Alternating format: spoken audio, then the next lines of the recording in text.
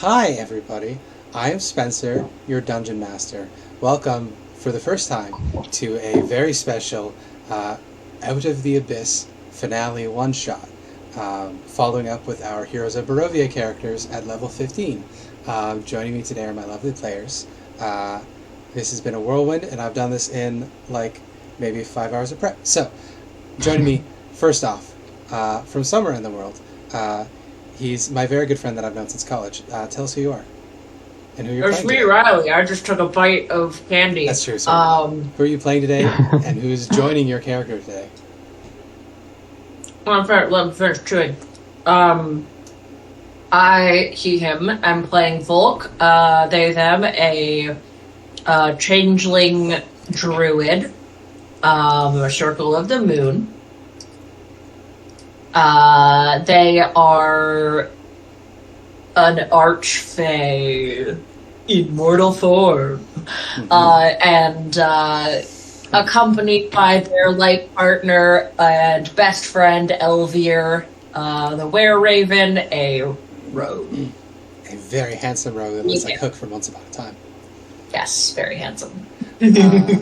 And joining me from somewhere else in the world, the baby of the group, our very talented, Wow. very intelligent young woman. Tell us who you are and who you're playing and who your player's character is being joined by. I'm Abby. I'm playing Serena Moonsong, Pathfinder of Eilistraee. She is joined by her faithful squire, retainer Casimir, the Dusk Elf from Castle Strat. Yeah. That is correct. That's and then me. last but certainly not least, my very good friend who is just as old as I am, equally as decrepit and angry at the world. Who are you, and who are you playing, and who is your player being joined by in this adventure? I can't believe you forgot equally as gay and equally as poly. Also that, yes. Although I think... Hello, I'm more Mia. poly than that. I think I feel like a she-her. I think I'm a she-her. Sometimes. I'm playing my lovely... She definitely did nothing wrong ever in her life. Not quite tiefling, but actually physics lady, Rory Aurora. She would be joined by her lovely, beautifully stunning and amazing wife, Irina Aurora, but unfortunately, in the story of this module happening, whatever, she has met her end, and Rory is a bit miffed about that. Yeah. So she got the help of another friend of hers, of Ciela Quintrell, usually known as Quinn, which is an old friend of hers that was part of the Xanathar Guild together with her. That was a tiny bit very crazy for some time, but then thanks to Rory coming back and having found enlightenment on the side of Lathander, was brought back to the side of the sane people, and now is back to being a good Nagi. That is And correct. she's a bard. So I got two very, very supportive characters here. So basically, if you die, it's basically my fault. Yes. Okay. So, all that introduction shit out of the way, I'm going to catch you guys up on what your characters have been doing in the past 10 years. So, lots of shit's gone down. We know that Serena and Casimir opened up a temple to Eilistraee at the entrance where Serena first entered the overworld, and from there they've been running a outreach program, a halfway house for Drow that want to become less evil to come to the surface and find the healing light of Eilistraee. In the process of all of that, of course, They want to take alignment into their own hands. exactly. And in amongst all of that, at some point, you got a lead on your sister, who you may remember, Sabal. Back in the day, you had two older sisters who were competing to be priestesses of Lolth in the city of Menzoberranzan, capital city of the Drow, in the Underdark. Sabal and Greya had a big duel between each other. Sabal ended up showing a bit of mercy to Grey, or hesitancy, we'll say, rather than mercy, and didn't kill her sister when she had the chance to. Grey, in turn, killed her sister and managed to ascend through the ranks. But But Sabal, for having failed to show mettle and mercilessness in the name of Lolth, was resurrected and transformed into a Drider as punishment. This was the thing ultimately that led Serena to run away from her home and her family, which I think is Health Lothran. I couldn't find in my notes what the actual Drow last name is. I think Lothran was the name of the ranger you met. Is that correct, Abby? No, that is, you are right. Lothran is was the house name. Thank goodness. House Lothran was left in disarray because of that. Greya, of course, continued ascending up the ranks, eventually joining House Ben Ray, which you would have found out afterwards, which is the current house that sits at the tippity top of the hierarchy in Menza Baranzan, famed for producing people such as Darlaxel and Drist, who, not really your classic Drow anymore, but House Ben Ray is pretty big. So Greya switched over after House Lothran fell into disrepair, and as far as you were aware, for a very long time, your mother Misery disappeared off the face of the earth, and Sabal was just lost amidst the other Drider. Eventually, you ended up finding out where Sabal was, and we'll get into that in a bit, but that is the catalyst that drove you and the Auroras to head down into the Underdark that started this whole mess. Switching over to the Auroras. Rory and Irina, you guys got married. You settled into a nice little farm on the outskirts of Waterdeep. Short correction, that already happened in the campaign. We got married there. Well, we had the proper nice wedding where people don't get murdered. We can have another wedding. Beautiful A ceremony. renewal of vows. Exactly. A renewal of vows. Outside of Waterdeep, you got a nice homestead, the Aurora homestead, where you, in memory of Redmond's mother, who you met, a memory of in a flashback. I don't know if you necessarily were referencing her in memory, but she also ran an orphanage, so I just figured it might carry through, since Irina does have a deep admiration for Redmond. You guys basically became an orphanage of love. You adopt many wayward misfits from the city and the region who grow up to become adventurers in their own right. We've met at least one of those in our Tomb of Annihilation campaign in Lucia. Now, generally, Irina and Rory do get up to shit. They go on adventure, but for the most part, they're settled into farm life. The exception is one of the kids gets in trouble, which happens a lot, because there's a lot of them, and all of them are assholes. Serena coming to you to tell you that she knows where Sabal is, and she needs help going to get her, is what prompted you and Irina to head out into the Underdark with him. Along the way is when the Death Curse triggered. So this would have hit you guys like a wave while you were in the Underdark. It is quite a trek to get down there. So you guys kind of got fucked over.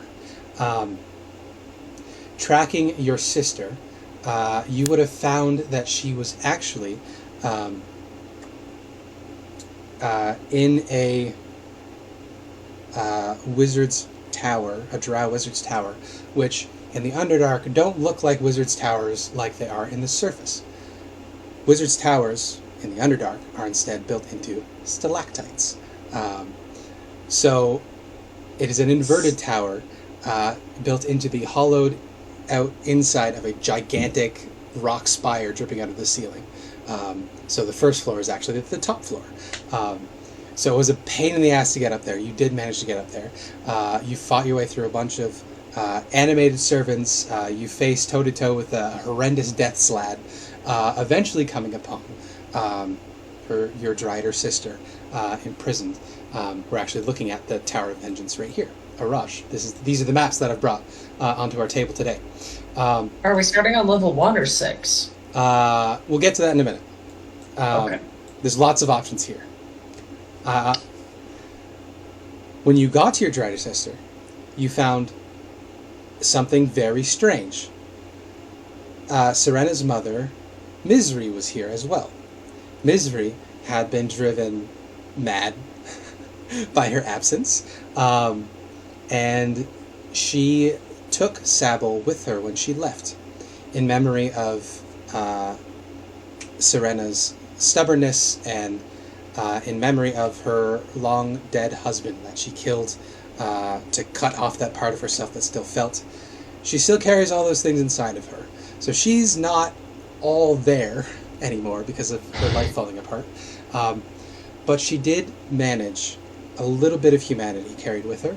So she managed to take Serena's sister Sable out of the city when the house was destroyed and established this wizard's tower, killing the old recluse that lived here, of course, because, she's still a drow priestess. She is out of favor with Lolth,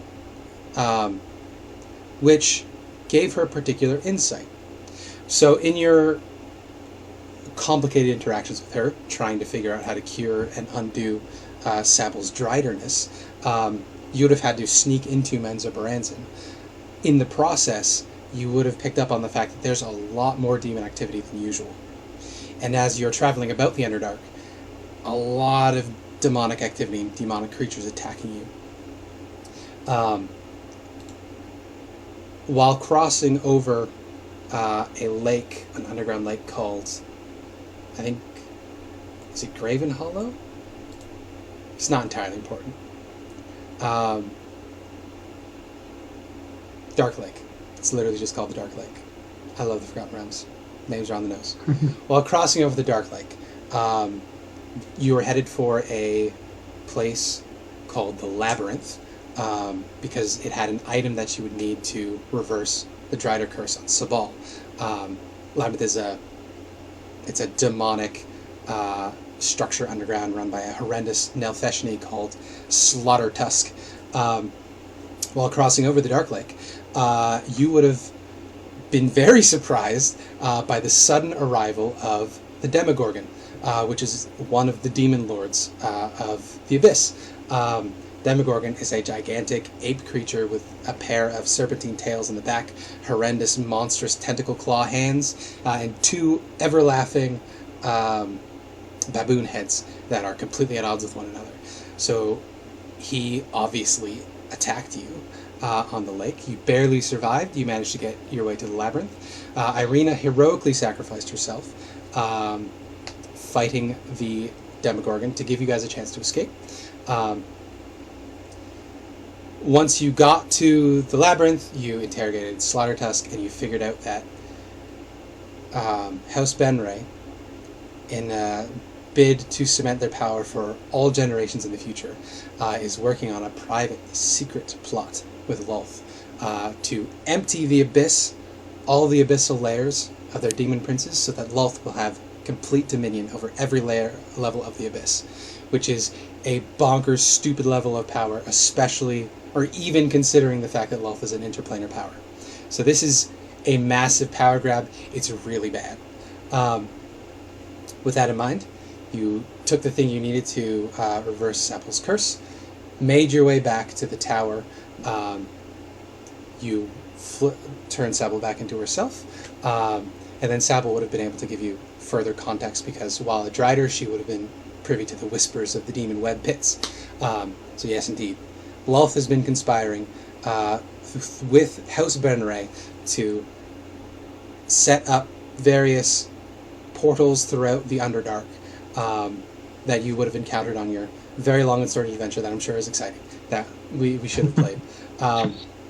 Which means, one by one, each of the demon lords has been sucked out of their layer of the Abyss and plopped down here into the Underdark. It's bad.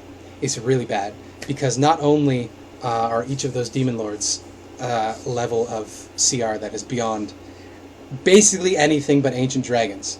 The other problem is Lolth will have unprecedented power. If Lolth has complete control of the Abyss, there's literally nothing that could stop her. The Blood War will be over, which means all of the forces that used to control the demons to funnel them into the hells will instead get funneled into the material plane.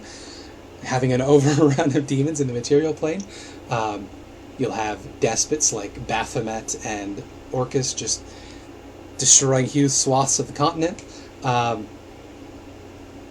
it's bad. It's real bad. And this is the reason why you guys have not been helping with the Tomb of Annihilation stuff. Because who cares if you don't you go right away to your afterlife after death when the material plane is about to be dead. Yeah.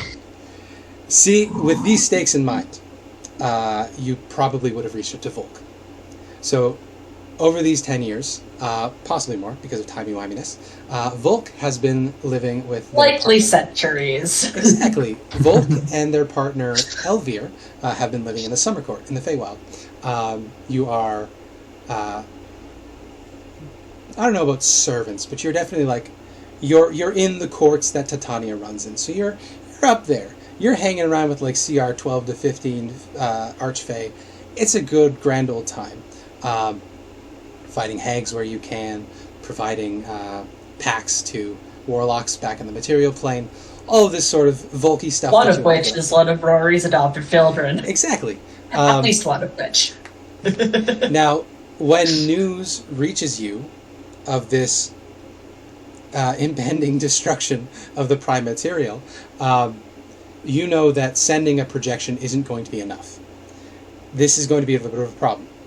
Entering back into the prime material plane is going to mess things up a little bit for your power, because part of the way the Archfeyness works is you exist outside of time. You exist in Feywild time, which is where your semi-divine powers come from, which lets you do things like grant warlock pacts.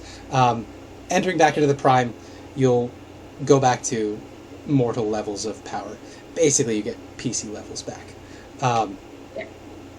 Do my warlocks lose their powers while I'm in the mortal realm? No, because Okay. your Archfey power remains there. It just can't come with you, because that's tied to the Feywild. In the same way that like gods can send avatars into the world, but they can't bring their full divine power with them. So you enter the prime to help with this. You also knew that doing so, you would become afflicted with the death curse, which you're just vaguely aware of being a thing in the air that, you know, somebody important to you that you're watching over is taken care of. You have full trust in Lucia. Sort of. That you lost, by the way. Yes. So you would have I haven't. Yeah, my little cat brain hasn't gotten back to me lately. Exactly, yeah. It's just somewhere, because it didn't come with us when we teleported. Yeah. No one thought about that. So you entered back into the world at the level you would have been at. You leveled up alongside the party. You went on a disparate adventure to get a bunch of complicated pieces of things. You had to get the heart of a Garistro. You had to get the larvae of a purple worm. Horrendous, massive things that cause your levels to balloon like they have. All of this was to create an item called the Talisman, the Dark Heart Talisman, which is a very powerful anchoring item that you would have spent like 2 years doing. But for the purposes of our adventure here, it is a anchor, kind of like the amber prisons in Barovia, that will draw all demons of a significant CR threshold, so basically all the demon princes, into a radius around it, and slowly siphon off their powers and send it back to the abyss. So you knew this was coming, you've had time to prepare. The plan at present, the Dark Heart, once it is activated, is going to draw all of the demon princes in the Underdark, that are currently in the Underdark, to the Tower of Vengeance. They're going to arrive in random places throughout the Tower of Vengeance. While the Dark Heart is active, it is going to create a special Underdark specific area of wild magic called a Eilistraee. That's a hard word to say. Fucking, where's the journal? Journal.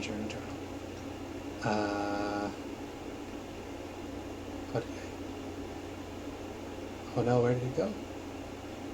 Oh, there we go. Farzris. Farzris. Anyway, this area of wild magic is specific to the Underdark, and it is a kind of abyssal wild magic. So regions of Farzris, they're filled with dim light. If you cast a divination spell while within a region of Farzris, or a divination spell is cast on you, you have advantage to save against it. and if you try to cast one while within the radius of Faerzris, you have to succeed on a Constitution saving throw, or you're prevented from being able to cast it. I fucked up one of these. I need to retype something in the description here. Faerzris, they're typically regional effects will have a DC of 10. The Faerzris is DC of 50 because it's a more advanced, higher level effect. Other things. If you try to teleport into or out of a region of Faerzris, similar thing, you have to beat a DC 15 Constitution saving throw, or the teleportation fails, and you suffer force damage as if you teleport into a solid object. Even the teleport spell, even if you're familiar with an area, if it's been affected by a Faerzris region, you still have to roll against mishaps. Does that count as within? So if you just Misty Step, does that? Yes. Any teleportation within a Faerzris. You still can, okay, but you have to beat a DC 15 Constitution save to do so. Got it. That is going to be good for you guys because typically very high level fiends all have innate teleports. So this is going to be good for you. It's going to force them to stay where they are, which is part of why their CR is so high. You can never hit them.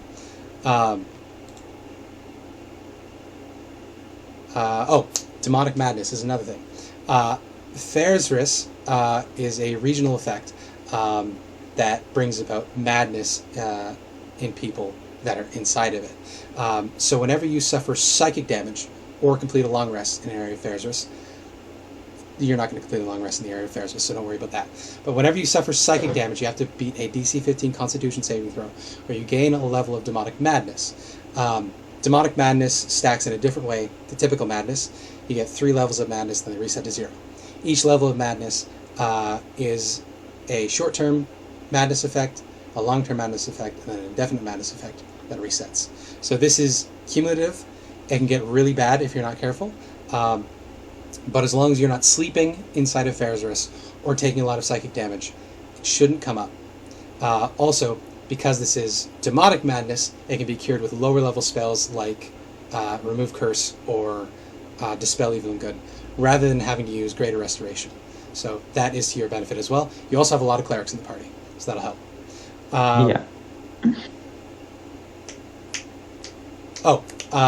This is still wild magic as well. So any leveled spells cast within a region of Faerzris has a chance to trigger a wild magic surge as per the wild magic surge table. Whenever you cast a leveled spell, you have to roll 1d20. If your roll is equal to or lesser than the level of the spell you cast, wild magic surge triggers. So 1 for first level spells, 2 for second level spells, etc., etc.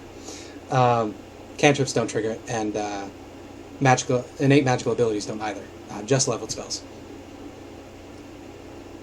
The only other thing that you guys would know at this point is Faerzris can be suppressed by anti-magic stuff, like an anti-magic field or a Dispel Magic. It doesn't permanently get rid of it, though. Dispel Magic suppresses it for 1d10 minutes, and an anti-magic field just suppresses it as long as the spell is active. So if you did want to create a little pocket in here where you won't be suffering the effects of the Faerzris, you would certainly do that with a spell of that nature, but it's going to be temporary. This region of Faerzris is going to be caused by the Dark Heart, so it's only going to be active for the 10 turns while the Dark Heart is on, or until you guys die. Okay, other things. I'm just going to continue reading this so we're all in agreement of how it works. While the talisman is active, Misery is going to suffer 3 levels of exhaustion, so she's going to be at half speed, disadvantage on everything. For the 10 rounds it needs to be active, Misery is going to be able to take special actions on her turn. One of those actions is she can cause all demons within 120 feet of the talisman to suffer -5 to their attack rolls, ability checks, and saving throws. She could also use her action to cause any creatures that aren't demons or undead or constructs within that same region to gain 2d6 at the start of their next turn. She can do this an infinite number of times. Doesn't really matter. It's just the effects happen for 1 turn only. The Dark Heart does need to be active. It needs to not be destroyed. And it also needs to remain within the field of the Faerzris. So if the fairs is suppressed around the Dark Heart, the clock pauses. Dark Heart has to be active for 10 turns, after which point the Demon Princess will be sent back to the Abyss. Alright, and the Dark Heart is immune to all non-magical damage. I think that covers the mechanical side of things. Items. So you guys have been on a long and storied adventure, which included a lot of shit that you may not have necessarily got in your character building.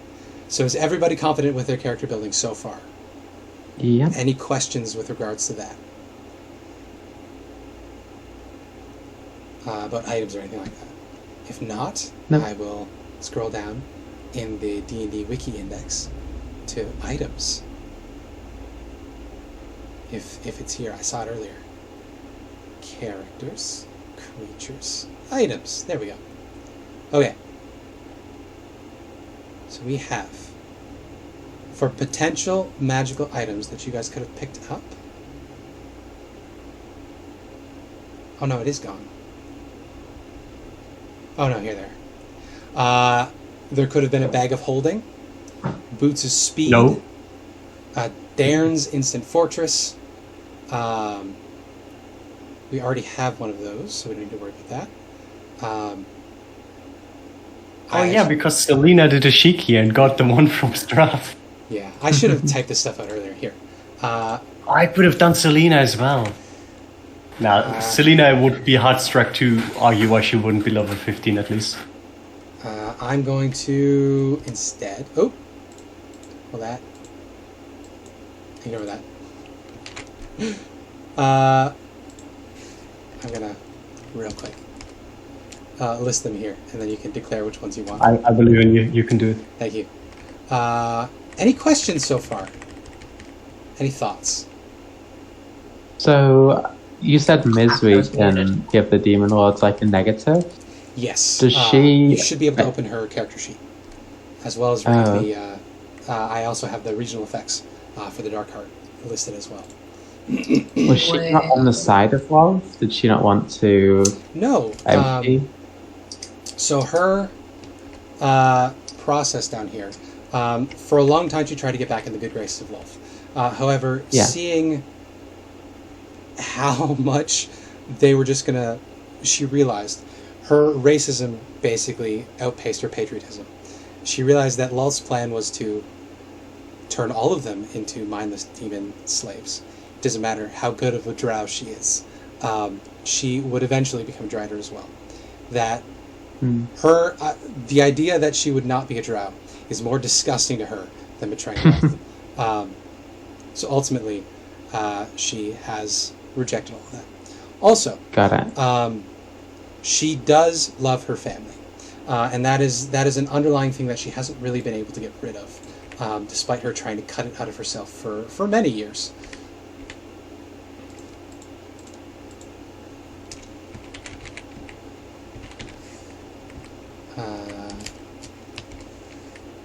Okay.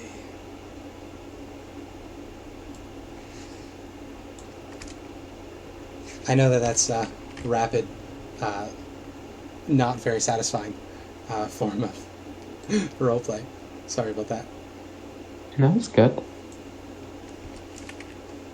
The alternative is running another multi-year long campaign. Yes. It would have been nice, but... Hey, if we run that game for like 2 years, it would be on in line with how long the campaign in the game Honestly, takes. yeah. But Rory would die 5 times over. Yes. To the Death Curse. Well, to be fair, the Death Curse is only going to be for like the first 50 days, because we are going to beat them. Because her daughter is fucking awesome. Hey, dude. Meow. What is it, Pepper? What is it? Sean? I think this is the highest level druid I've ever played. This is also and the I could be a highest level Triceratops. game I've ever played. This is the highest level Ranger Paladin Wizard I've ever played. But not any Not of those even the individually. level 20 I mean, we did that one shot where we were level 20 for but you were the DM for that one. I was. Oh, that's right. I completely forgot about that. That was bad. Warlock. That was bad. I did a bad job. I had fun. I just enjoyed the fact that, like, we paused for a minute to do some crafting because we had the supplies to make the time stop magic. Okay. So here we used it against the dragons. Here's a list of items that you could have potentially picked up. A Bag of Holding, a Boots of Speed, a Darren's Instant Fortress, Dust of Disappearance, a Flame Tongue Shortsword, Gauntlets of Ogre Power, Gem of Brightness, Goggles of Night, Have Disguise, Heward's Handy Haversack, Ring of Earth Elemental Command, Ring of Fire Resistance, Ring of Free Action, Ring of Protection, a Rope of Eyes, a Scimitar of Speed, Sovereign Glue, and Wand of Viscid Globs. Oh, and a Tentacle Rod. Which I believe is quarterstaff that can become a whip. The Absolutely. You can pick from this list of items here, magic items that you would have picked up on your adventure, distribute that as you see fit or not amongst your PCs. Gauntlets of Ogre Power? Casimir will take the Flame Tongue shot slot. Well, there you go. I have a cloak already, so I can't take any robe-related things. Mm-hmm. I was looking at the Robe of Eyes, but I have a Cloak of Protection. Yeah. Also, we're not going to do the no AC stacking rules like I did in TOA. As long as you're not in the same slot on your body, you can have multiple. You can benefit from multiple AC effects. Cool. Which is basically just because you happen to get a bunch of AC adding items for glowing, and it's just bonkers. It was just the shield and the ring, and then you were like, okay, we are going to have that rule because if I had the ring, I would have had the 22 AC Druid. Yeah, which is trying to think. But I didn't have the ring, so it was fine. Benefit me. Not all of these are particularly helpful. I just I take the ring of protection if no one wants it. Earth Elemental Command could be fun. Yeah. We should write who takes what, actually, so we are more in line with it. Ooh, I'm not going to lose her again. I don't have these added to the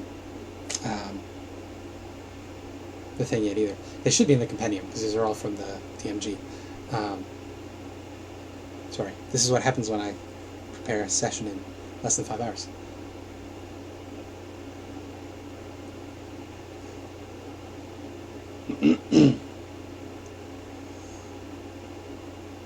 Very good. Scimitar of Speed, I think that lets you cast haste on yourself. Is that correct? No, no, it just gives you an extra. It's a +2 that gives you an extra attack as a bonus action. There you go. Oh, that's pretty good, so.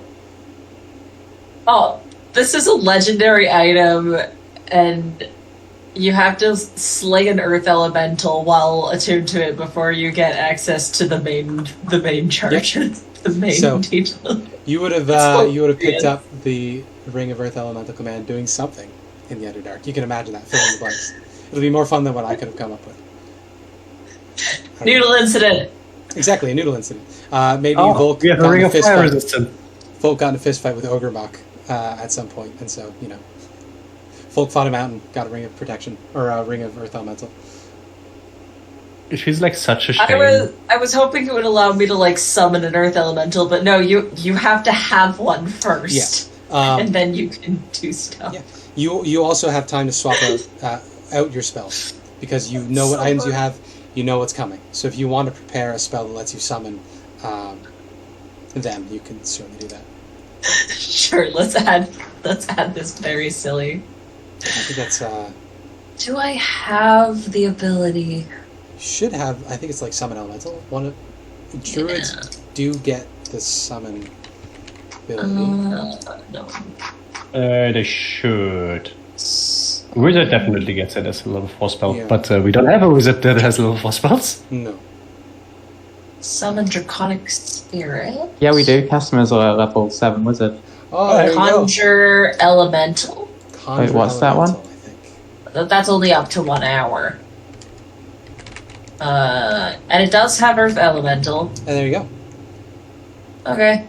I just would cast that right before Exactly. You know when this is happening, and you're prepared.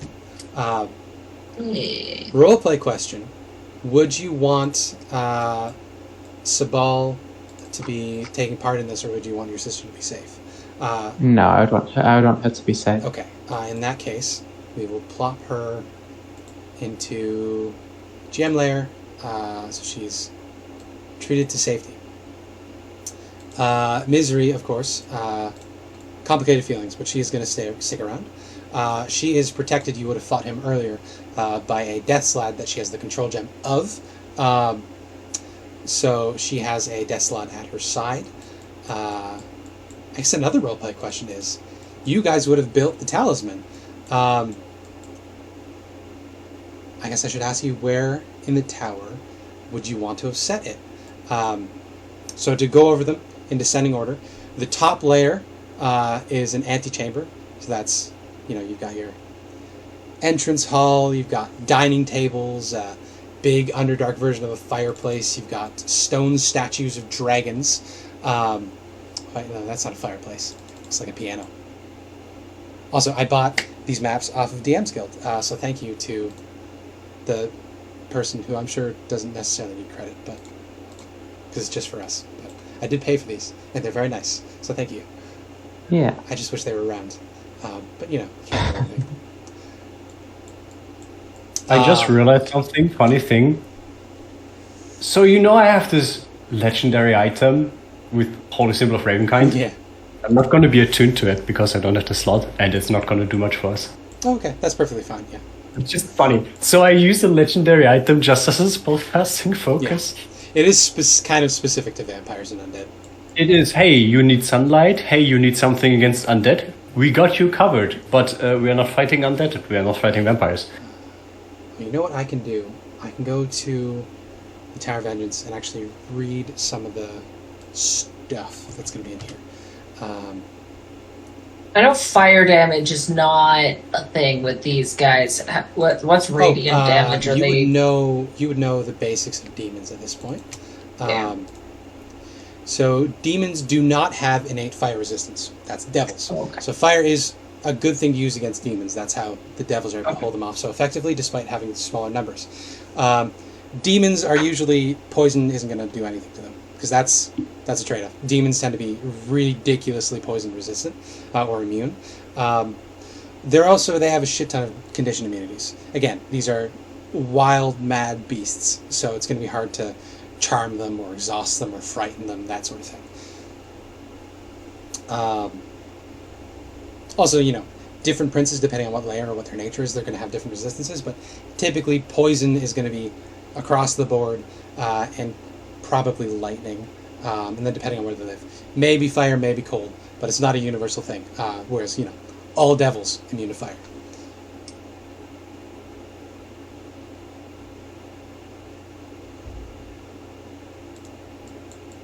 Were you at, Dance's Twin Blades or something, right? Yes. Yeah. Yeah, my broken homebrew item. Which Is that one weapon that is used in main hand and offhand, or does it count as two separate weapons? It's one attunement slot for two weapons. Yeah. I'm asking because holy weapon. Yeah. If they would count as one weapon. I would allow it to apply to both because they're specifically a twinned weapon. Yeah, but that's what I thought, because they're basically separate weapons to all, but they are one weapon. That's why I asked. Yeah. You cast on one of them and it applies to both weapons.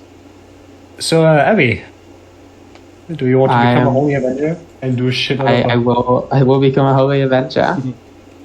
2d8 extra radiant on hit. I guess that's my go-to concentration spell then. Okay, so for a quick breakdown of the levels,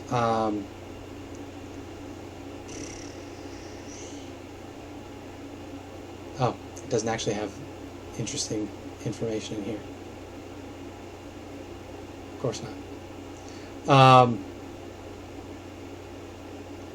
That's right.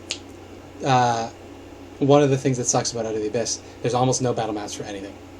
So they're really bad at that with alt modules in general. So this is created from scratch by the wonderful DM on DM's Guild, username I cannot recall. but I gave them like $2.50, and I appreciate it. The floors of the tower, you've got 30 foot high. These are fucking cavernous rooms. The floors are connected by the teleportation circles. Well, they're not. They're levitation circles. So the entire tower has a hole through the center. If you step into the circle in the middle, it's a force field on the bottom, so you can stand on the circle in the middle, despite it being a hole. You would know the command word at this point to ascend or descend as you wish. So you just say the command word and what floor you want to go to, and you will go there. I think it is, I want to say 30 feet around. You can move one floor around. I'm not seeing it listed anywhere. That's okay.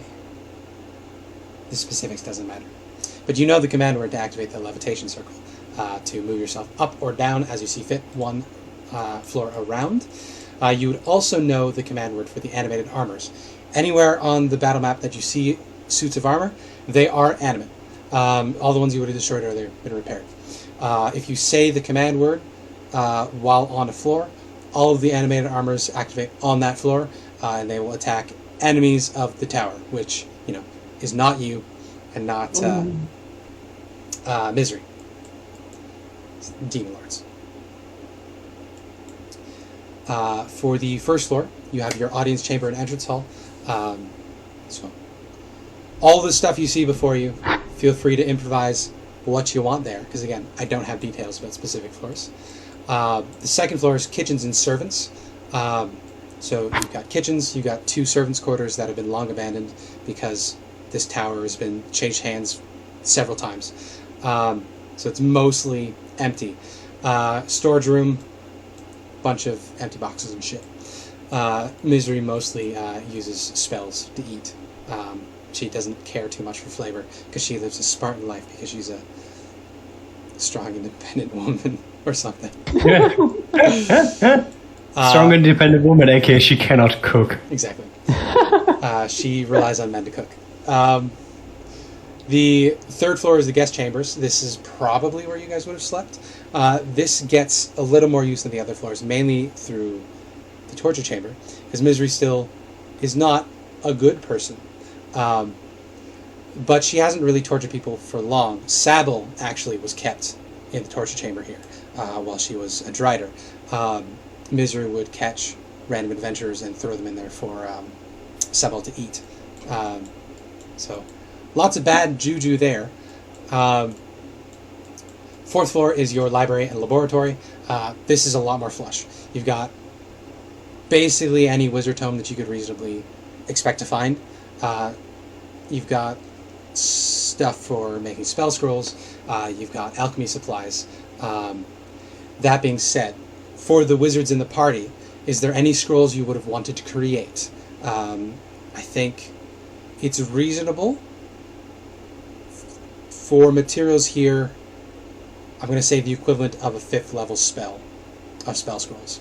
So if you want to create spell scrolls via your wizard, Casimir, you can have up to a 5th level spell scroll. So that can be like 1 2nd level spell scroll, 1 3rd level spell scroll. You divide that as you wish. He'll probably have made a spell scroll of greater invisibility. Okay. You can also, you should be able to open Misery's stat blocks. You can also prepare any of her spells as scrolls as well if you want. Mask your wounds. Are constructs creep? Is she the Drow priestess of Well? Yes. Yes. Oh, I should change the name on her stat sheet so you can actually find it. Sorry. I think Casimir would prepare a spell scroll of greater invisibility and Mage Arm. Gotcha. Yeah, Mage Arm. There you go. So she will have, or he will have more to work with during the day. That's a good idea. Cheeky thing. We can have a hero's feast in the evening, then do a long rest. And since it's up for 24 hours, we will still have it in the morning without using the spell slot. That is true.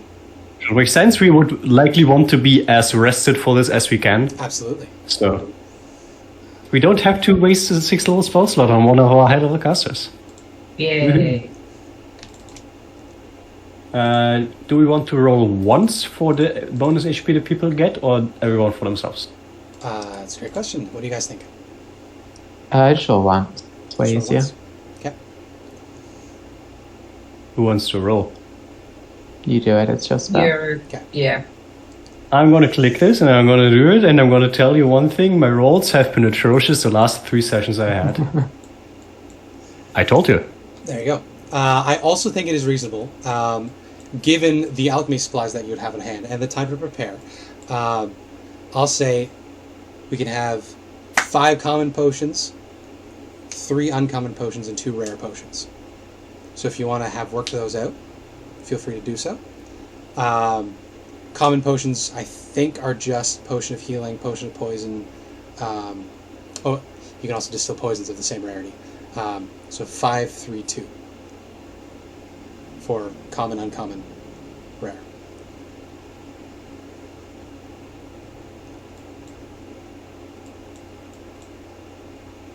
I'm not too familiar with potions. You should be able to just go to 5e tools. I'm looking at D&D Beyond stuff now. That works too. Yeah, I'm curious about the animal shapes, if I can use it on the That's right. pieces of armor. Would you mind It's just posting as that creatures. spell? Yeah. So it says creatures, they are creatures. I believe creatures just applies to any animate thing. Anything that can roll initiative, basically. Yeah, it doesn't So specify I could- everything. So yes. Yeah. So the night before, I gather up a bunch of the constructs and turn them into, I don't know, something. What's their existing CR? They are CR1. Okay, so I am making them stronger. Yeah. By doing Concentration up this. to 24 hours. Nice. And I'll just find a CR Yeah. one. I'll just turn them all into the same So, thing. I think... It doesn't specify a number. That is bonkers. It is 8th Yeah, no, level. it's just within 30 feet. 8th level spell is pretty crazy. Can we fit... There are 24 suits of armor. So if you're standing in one spot, how many suits of armor can we fit around you within 30 feet? Where's... I think that's all of them. 30 feet is... Well, it'd be basically a... Oh, absolutely, yeah. So Yeah, because it would be like a 12 by 12. Okay, so instead of 24 suits of armor, what do you want to give us instead? I'll just get rid Well, of the suits of armor. CR4 creatures are all huge. Okay. Okay. So you declare to me... There is the 2-headed plesiosaur, which is large, which would be easier to get around. You're not underwater. This is true. No, it has a movement speed technically. True. They are amphibious. Yeah, no. You could also choose multiple ones. This is true. I'll just have to make sure the stat blocks are controllable by you. Yeah. So you could let me know what you want to turn them into. Just go with stegosaurs. Stegosauruses. Okay, 24 stegosauruses. Or giant subterranean lizards. That fits the Underdark. Would you want to go with that? Is that stat? Do you like that stat block better? Is there much of a difference? I'm comparing them. Because these the demons will have the ability to fly and stuff. So having creatures that can climb on walls or fly may be helpful to you. Subterranean lizard does not have climb speed. It has a swim speed. Oh. Weird. Which is Okay. weird. Dear DM. Yeah. I would like to make this consecrated ground if possible. Ooh. Technically, this Palace is a spell? tower. It's a level 5 spell. What the? Okay. That should work. Let me read how Hallow works.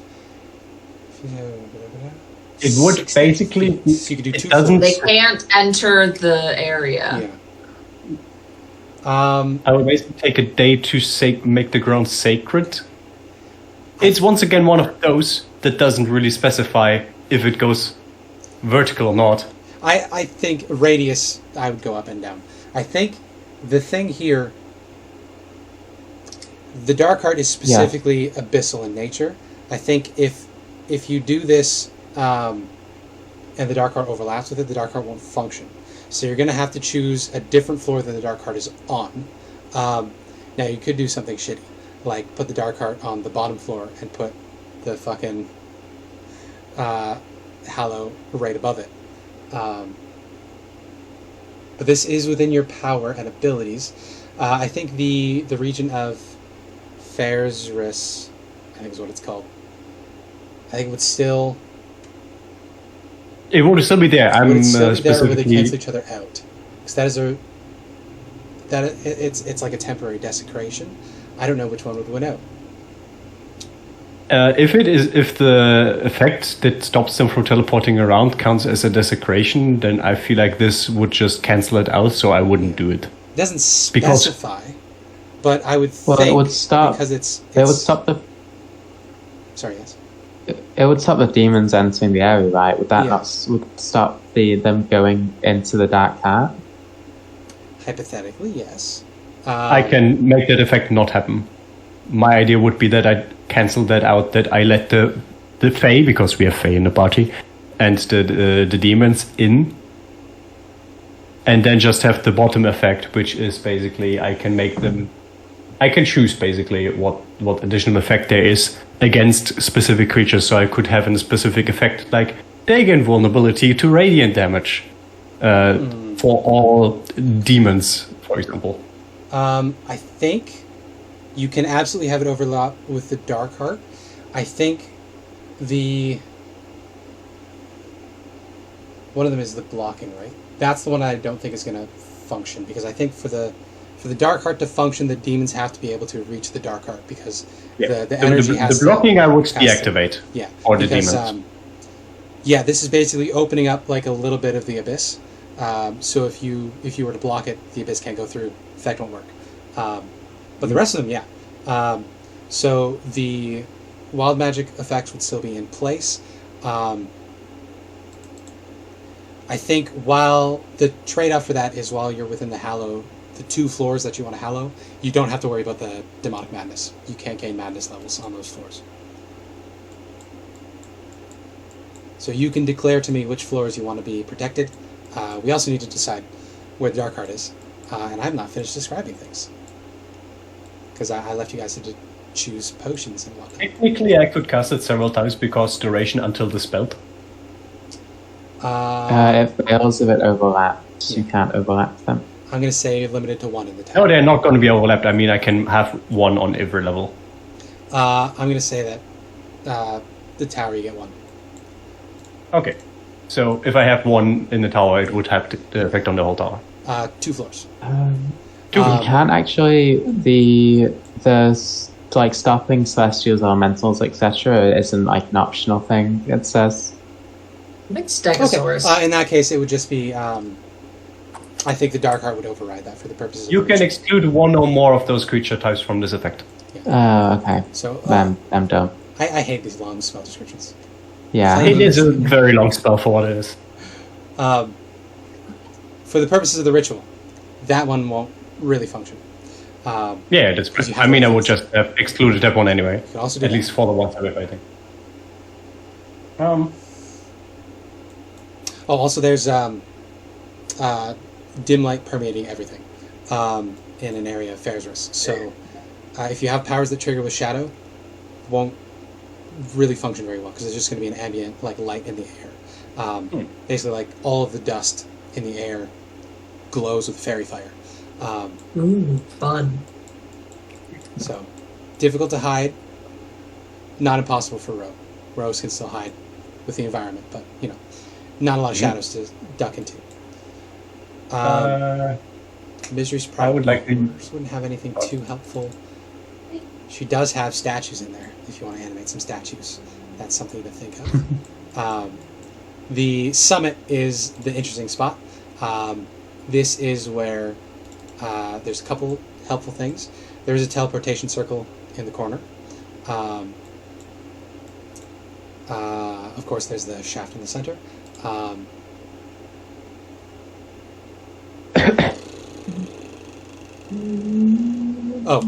Somehow I built Elvir and I did not give him proficiency in stealth, so I've fixed that now. Good.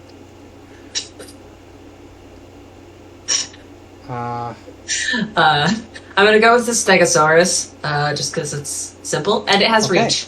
In that case, I will drag a Stegosaurus on, and you can do the work of placing them on the map. I will do that. They're still technically under your control, but I could roll for them. Yeah. I'm going to let you place them then. Cause it's... Yeah, just give me a token that I can control. Mm-hmm. And I will have fun with that. All players, save changes. I can either give the demons a vulnerability to a damage type, but not the basic ones, or give us a resistance to a damage type. But not. Before you copy that token, I'm going to fix the attributes so that we don't have hit points being reduced for all of them when they get hit. There you go. Okay. So you should be able to I copy and paste. Can you copy and paste them, or is that something I have to do? I cannot do it. Okay, I will do it. 1, Oh, this 2, is tiny. 3, 4, 5, 6, 7, 8, 9, 10, 11, 12, 13, 14, 15, 16, 17, 18, 19, 20, 21, 22, 23, 24. There's so many of them. So stupid. It is an 8th level spell. Yeah. I guess. I'm gonna buff the shit out of Abby, by the way. I will give you haste with Quinn because she's Lorbard. This is the sort of I will nonsense. give you the holy weapon, and then you already just smash. Yeah. This is the sort of nonsense where I'm like, it's probably going to be okay that your maximum hit points is reduced by 44. And then I can become a Triceratops, which is even stronger. The summit. There's a teleportation circle, as I said. I think this box in the corner, I think that's what the Dark Heart, I think that's implied to be the Dark Heart. I'm not entirely sure. It's not that important. It could also be his treasury, because it's listed here. It says, in the event that the characters have the opportunity to loot a Raj, they find the items listed under what Vazarin offers, along with any treasures suitable for a foe of the Archmage's power. So I'm supposed to go to the DMG and the treasure chapter and work out what a loot is. Decide what you want. Instead of providing it for me. Annoying. Yeah. Funnily How enough, the dare Hello they? could also do the thing with the people cannot teleport around. Actually, even better. It can just make it. They can't do it. Okay. What I was going to say about that is, on the top floor, Vizaran, the Archmage that Misery killed to take this tower, would have left his Wizard's Tome on the summit. So, if wizards in the party would like to, you would have had access to the spellbook of an Archmage. So if you want to swap out any of your wizard spells with those that would be on an Archmage's spell list, you can certainly do that. I will open up that right now. It includes Time Stop. I don't think Casimir can cast 9th level spells. Nope. So this would have been... what's the highest level he can cast with? 4th. 4th. Banishment, Fire Shield, or Stone Skin. He already has banishment. I think we're good. I selected them very. Counterspell, Fly, Firebolt, Misty Step, Mirror Image, Detect Thoughts, Magic Missile, Mage Armor, Identify Magic, Detect Magic, Shine. No, cantrips. He wouldn't be able to trade out. Okay. Yeah. Good. Good. I was looking at some of the wizard feats, or some just like general like feats for Pathfinder 2e, and there's a really cool like time mage archetype that lets you do the JoJo's thing, where if someone casts time stop, you can act during that time stop. Hey. Oh yeah, That's fun. it is thematically very cool, but practically is kinda ass. Yeah, you're never gonna. Chronomancer is such a bad one that I forgot it existed. Well, no, there's like Time Skipper or Chrono Skipper, which is like you're displaced from time, so you can see the future and the past simultaneously. Ooh. which is really That's fun. fucking cool. You I can think that might be a new one. I think it's one of the things they What does changed. that actually do mechanically? The first ability is you can decide to have your initiative equal 10 plus perception. I think it's 10 plus Arcana, maybe. That's Or very nice. you can decide to roll as normally, or you can make a check. If you fail that check, you act at 1 plus your initiative. And if you succeed, you act at 19 plus your initiative. Oh, that's fun. Yeah. Anyway, back to the game. So. Back to the game. Okay. I think that's all the set dressing that we need to have. And Where do I you want need the heart? tokens for my Yeah. Eldir and Volk. I think with the hearts, we want it either at the top or the bottom floor. I would say top floor. It would make sense. As floor? in first or second, because it's in reverse order. Summit. In The summit, summit. so the The bottom summit. floor. Gotcha. So that's Yeah. going to be right in the middle of the cavern then. So we'll set it there. Now, the reason I'm asking is because the demon princes are going to be summoned at random floors. Randomly. So yeah. when we do get to rolling initiative, I'm going to have each of you, I'll point at random, and we'll roll a d6 to see which floor the different demon lords appear on. Now, And yeah, they're going to want to rush to us to destroy the dark heart, right? it depends. They don't know necessarily what's going on. They might be able to figure it out. Orcus, for example, extremely powerful wizard, probably going to figure out what's going on. Fucking Jubilex, stupid slime monster, might not figure it out. The other thing to note, the demon princes do all hate each other. So as much as they're going to want to stop this ritual from happening, they could also just attack one another, depending on which floors they get summoned onto. Nice. Let's see. I still don't have tokens for Volk and Elvir. I'm sorry. We can do that real quick. Do I still have your tokens in my downloads folder? Let's find out.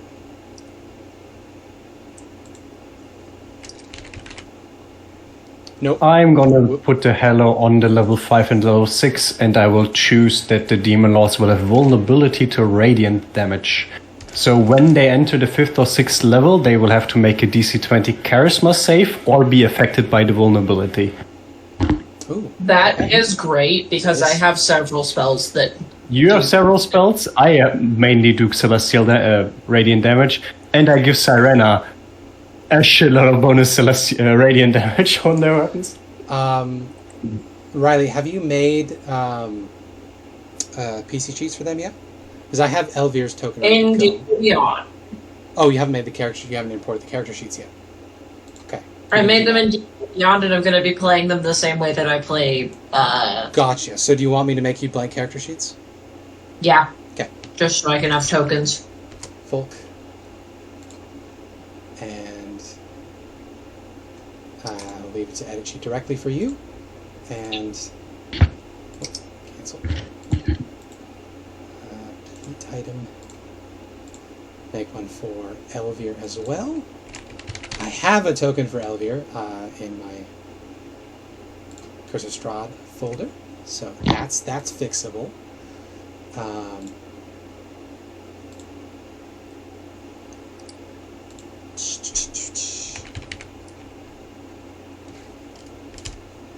If I can type it correctly. There's our handsome lad, Elvir Markov. You know what's funny? We met Elvir Markov in my Curse of Strahd game the other day, and they had the same reaction that you guys did, which is, oh, he's hot. And our little pixie I mean, it's really on point. He's just a sweet little boy. Mm-hmm. He's just a sweet little lad. Also, I've got to roleplay the Markovs for the first time ever, because it didn't really come up last time. And ditto for... I got to do a lot in... Up boy! Kresk as well, because last time, given the context with Irina being there and Matt having to step into the game for a little bit, I nuked Kresk. This time, though, I spent some time in Kresk. Ooh, spooky Volk. It's a fun. So you should be able to import your own art for that. I'm gonna keep this just because it's fun. I don't know if it'll give that picture for your token. Is the only problem. Yeah, it's there, right there. Ah, well, there you go. Just to make sure, Rory is the only one that has hit points reduced from the death curse, right? Volk does as well. Did Serena die? I don't think Serena didn't die. I don't think She Serena never died. So she doesn't have the reduction. Okay, I'm going to cast the Death Ward on Rory. Volk and on Rory. Gotcha. Because if they die, I instantly get sucked away, and it's not great.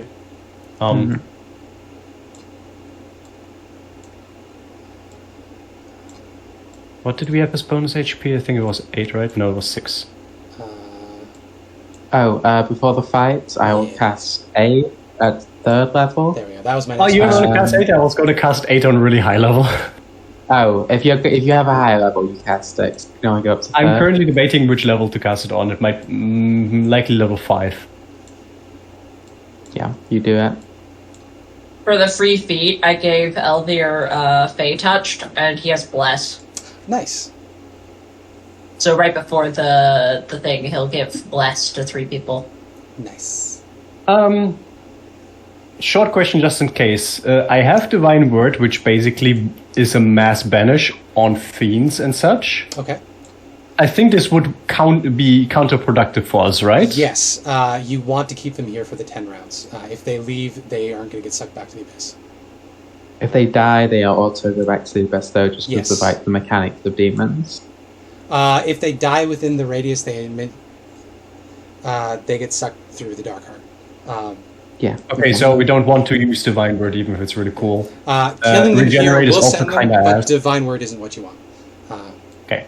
Then I might actually cast 8 at 7th level, because my reasonable 7th level spells are Divine Word, which I shouldn't use, and Regenerate, which is kind of ass in this scenario. Also, sorry about the sucking everything back into the Uta folder, but my issues are being triggered by the mess of my...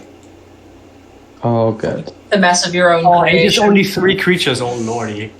I thought it was more. Okay. I'm still going to cast at 7th level. Which floors did you want to have hallowed? The top 2, or bottom 2. Floor 5 and 6, I put a little yellow outline on them. Put a little yellow note on them. Where? I don't see a yellow note. First and second floor, you said? Where's your... The 5th and 6th one, I already have it on the map. The summit and the one below that. Or above that. Oh, you outlined them in yellow. Gotcha. I had trouble seeing that. Good. We know. We're good to go. Let's see. Yeah. If you kill the demon princes in the aura, they get sent right back to the abyss. You're okay there. If they get sent back to the abyss in other ways, they're going to be able to come back on their own anyway. This way is basically going to lock them back down there, and they're going to have to fight their way back out, which is the point of the Dark Art. Funny thing, I managed to almost have my proper full max HP back because of the hit at the Hero's Feast. Another That's question Yes. about demons. How are they with necrotic damage? Depends on the demon. Orcus is the demon prince of undeath, probably going to be immune. Right. Baphomet, also undead, probably going to be immune. In general, necrotic damage and fire damage not good against fiends. Actually, you know what? Or I could just. You've got time to repair. It's not like the I demon would princes legend are lord unknown. of all 6 of them. There you go. If you wanted to take your time in preparation, you absolutely. I mean, can. in the story, we had time to craft a heart, time. which normally would take years. So Yeah. You got 6 days, so. Also, not necessarily years. It's been about the same time as Tomb of Annihilation. This was happening at the same time. Might as well just make all the demon princes visible to you guys then, since you could just know. So I mean, Rory's job was yeah, I forgot gathering about information. legend. She knows how to do this. Fraz Urbaloo, who is the demon prince of... Deception. Thank you. And illusion. So resists cold, fire, lightning, immune to poison and non-magical damage. We've got Gorast, who is the father of a lot of things. He's the pretty one. Grazd is... Show players. There you go. Grazd is resists cold, fire, lightning. Is immune to poison and then non-magical damage as well.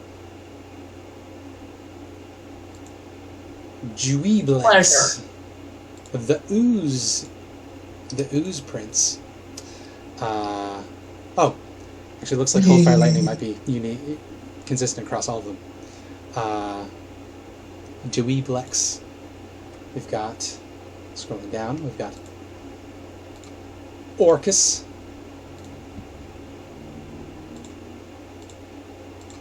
Classic.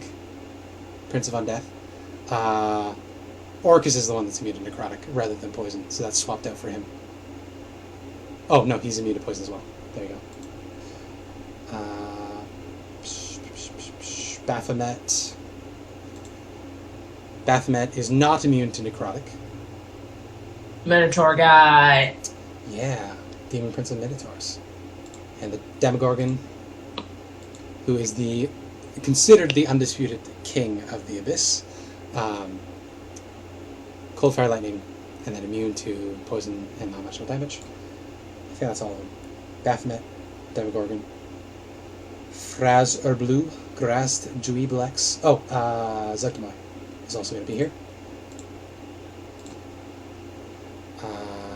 Yeah, nothing special in Zugtamoy. So the only extra immunity is Orcus is immune to necrotic, which makes sense as the origin of undeath. Yeah. Oh, fuck. Yinobu is going to be here too. Cold, fire, lightning. So many baddies. Yeah, it's a lot. Is this the right? This is We're an hour in and we haven't started yet. It's a lot of moving parts. There's so much setup. I just found another spell, and now I have to figure out how to place it. I can make a temple to Lathander inside the tower. No, that's not gonna. That's not gonna work. In a 30. It's a level 7 spell. It's cool. How big is it? Up to 120 feet on each side, but it can be smaller. All right. I can make a temple to Lathander, and only I and creatures I designate can open the doors to it. Could you have done that while also? Yes, it has a cast time of 1 hour and it has a duration of 24 hours. So I could do that in the evening after having the Hero Feast. That's so funny. The thing is, it also stops teleportation and fiends from entering, or rather they have to make safe, so I can't do it. But it would be cool to put the heart inside it as a protection, but can't do that. No. Useful, fun, not in this particular context. What were the hit points we got from Hero's Feast? 6. Oof. And another 35 for the main character's quotation mark from my 7th level 8. Ah, there you go. I'm not going to put a temple on that, it's just too much stuff to keep track of. Yeah. But it's a fun one. Also, I will definitely have a Temple of Lathander at my farm. Walls in here. So, like, you could put it on one of the floors to have, like, a safe zone. But you wouldn't want to overlap the levitation circle in the center, and you wouldn't want to overlap any walls. So I could have a temple that has an open garden in the center that is not part of the temple. I mean, do you want to make a small temple that doesn't overlap with any walls? Because I don't think it destroys walls, so it would have to be on a flat surface. So I cannot have the... Yeah, I can have... Yeah, you could move furniture out of the way, but you're not going to be able to get rid of walls because they're structural. How about we have one on the guest chambers? Actually, guest chambers like down on the south part or the north part. I don't care which one. Okay. And that is in the safe zone where they can't enter, and we get increased healing in there as well. Ooh. Okay, how big do you want to be? You know what? Just full on make a square. Yeah, you can do that too. So like this. Very good. Inside it is like bright sunlight. Very nice. We'll move the With Stegosaurus. murals of Lathander. Move the Stegosaurus over here. There's an altar in front with burning incense. You can see that to the map layer. I'm going to move this one to the map layer too. Move this one to the map layer. There we go. So we know. Did you guys declare what potions you wanted to have? Alright, we can have potions. No. Yeah. 2 rares, 2 rares, 3 uncommons, and 5 commons. I forgot. that That's was the thing we can do. Let's see. I can also just hand them to you rather than trying to work it out. Yeah. Potion. Potions of speed, yay! For rarity. So for common Potions of potions, speed you can of, have 5 of of- these. You can have, these are potions of climbing, comprehension, healing, and watchful rest. Probably just 5 feel like potions the of only- healing. 5 potions of healing? Yeah, probably the one that's Gotcha. helpful Yeah. there is healing. Fun fact, the bonus action to feed yourself a potion is so popular, it's now official canon in the new Hey, Player's nice. Nice. That is the official rules now. Uncommon, much larger list. We got Like all the resistance potions. Bottle of Breath, Oil of Serpentness, Filter of Love. We got Acid Resistance, Potion of Advantage. Is that just flat advantage to anything you do? It's on What's your one in next? the next hour. So it's basically... That's not... that's annoying. I don't like that. That should be a common. Anyway, A lot of potions are kind of ass. so Acid Resistance might be helpful. Oil of Slipperiness might also be helpful. Oil of Slipperiness gives you freedom of movement for 8 hours. But it takes 10 minutes to apply. So you get... How many can we have of those? 3 of these. I would say yeah, sure. I mean, Selena always has freedom of movement. Yeah. Yeah, it looks like all of the resistances are on here. So if you want to have a damage resistance as well, that would be uncommon. So we got 1 Oil of Slipperiness. Other interesting things. Potions of Hill Giant Strength is uncommon. That raises your strength to 21 for an hour. You got Potion of Growth, that gives you the Enlarge effect for 1d4 hours. We've got Potion of Greater Healing, is also uncommon. Imagine wall trooping into a Quetzalcoatl, which is 4x4, and then taking the potion of enlargement. I wouldn't be able to move around. Potion of Psionic Fortitude gives you advantage to save against charm and stun, and you can use an action to end it on yourself. Is I that something you think guys would want? I think Serena will take That we'll is take one of those. That Okay, so seems we got- important. Oil of Slipperiness for Mia, and we've got a Potion of Psionic Fortitude for Abby. That's from Pabzo. See, I have to go to 5e Tools to see what that does.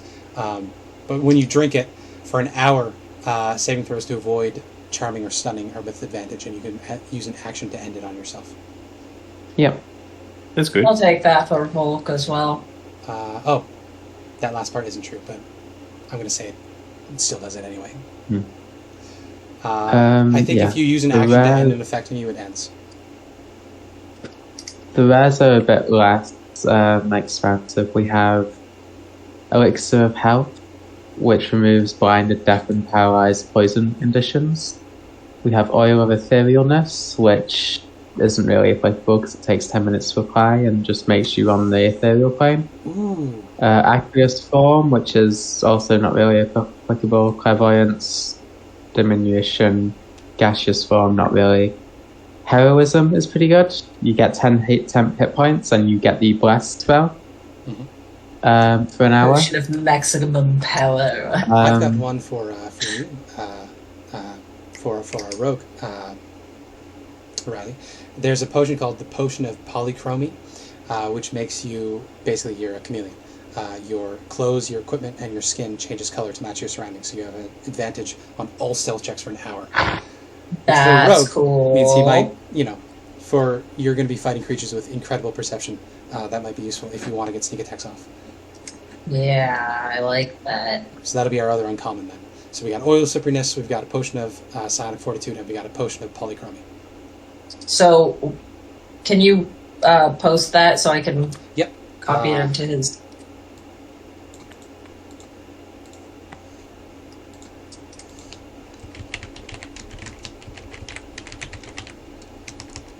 I've just posted it. Oh, there you Take on a burn by fusion, but you make it as bonus action. go. So we were talking about rares. Okay. Yeah.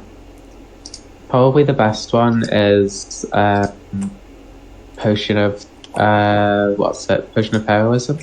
Heroism is pretty good. You get 2 of these.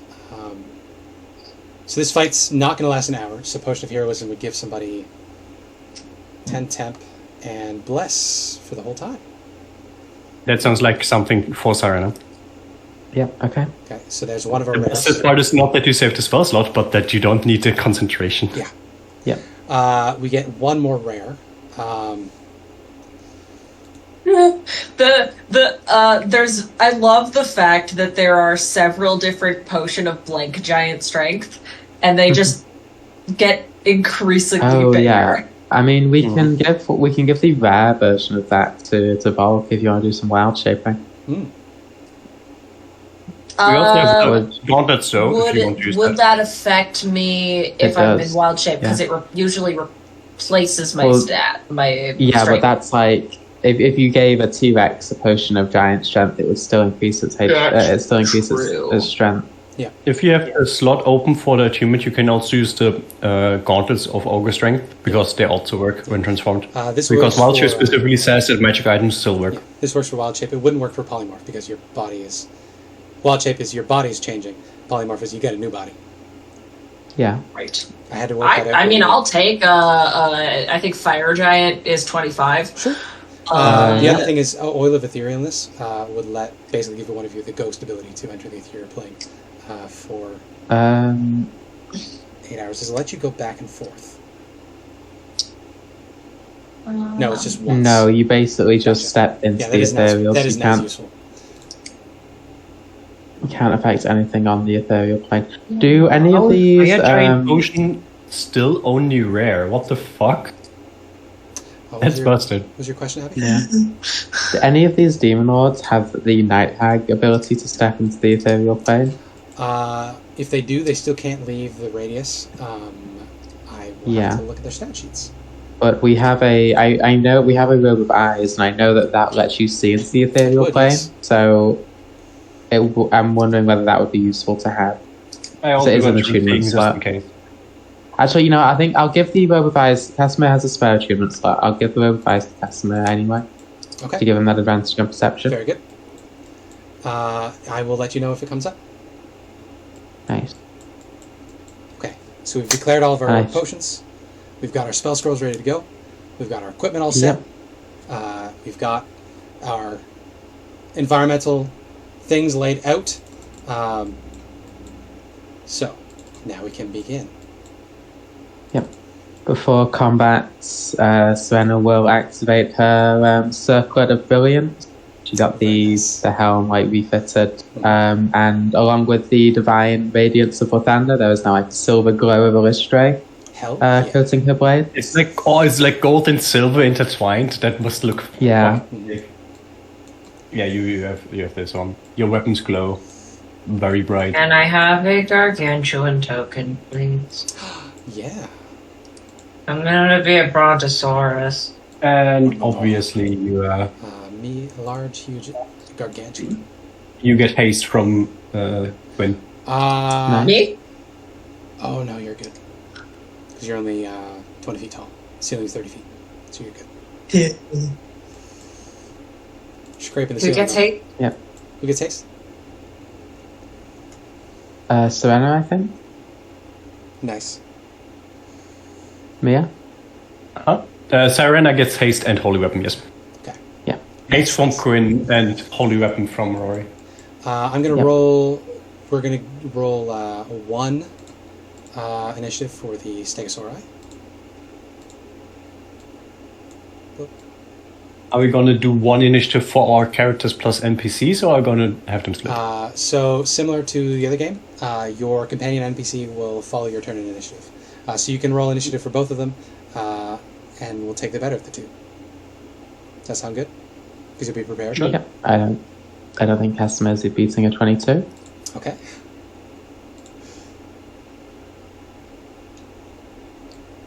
Actually, you know what? That's it. You guys have been fighting together for long enough. Some of you are life partners. You can take your turn in either order on your initiative slot. But you'll share an initiative slot for the combat. How do I do this? Stop the...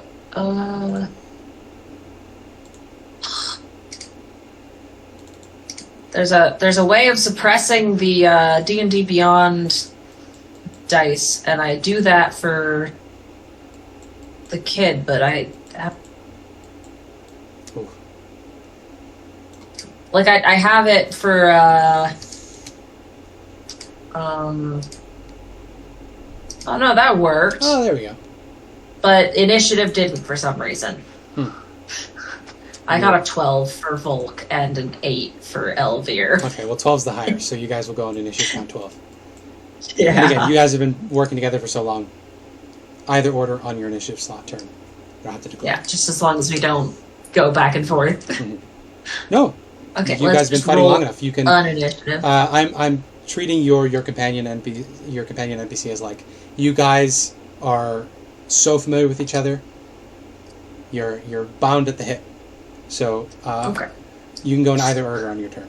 Just one at a time. I mean just so long as it isn't like I move, then Elvir attacks, then I attack. That's what I mean. Because you're still going to be reacting to each other, but We did that with Rory and Irina, which was really cool. And I think our reasoning was that they shared a body, so they were perfectly in sync with their mind. Exactly. It was also really fucking busted having two characters basically have initiative at the same time and then changing who's doing what at what time. I know, that's why I'm saying I'm not going to do that. You're going up against 6 monsters that are above CR20 here, so, I mean, you need help.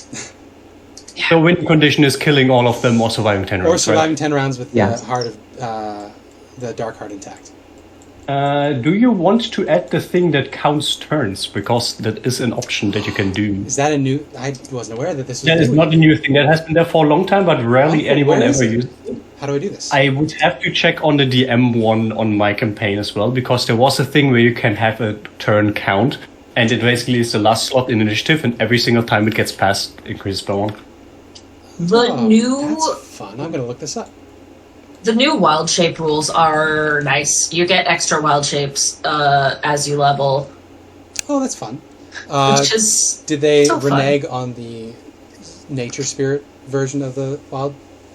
I forget. So I remember they basically nerfed the hit point benefit by making all wild shape forms have the same hit points. They did get rid of that. That's annoying. You don't get the HP on top. You get just bonus HP. Okay. Apparently it doesn't exist anymore, or maybe I'm full of shit. One of the two. But you can add a custom item. You gain temporary hit points when you shape.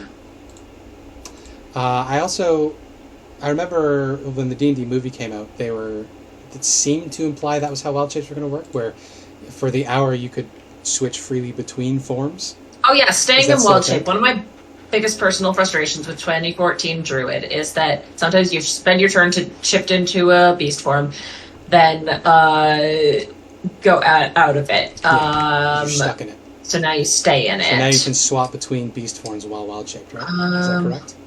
If that is correct, then that is very something about that. So I thought this was a proposal, but I haven't been keeping track of it. Where is it?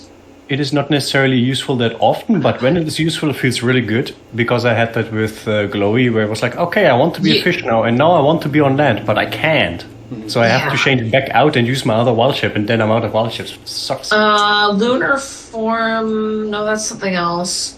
I don't see anything about being able to, go in and out of... Honestly, I never thought about that, but if that is not an official rule, I would make it an official rule if I ever run D&D Honestly, again. I was annoyed when I saw the movie, because I'm like, that's not how wild shape works. And then I checked myself and I was like... It would be so nice if that was how wild shape works. That's how wild shape should work, really. It makes more sense. Like, instead of having a form for up to X hours, you should have a state for up to X hours, where in that time you can switch into any wild shape. Yeah, otherwise it's just polymorph.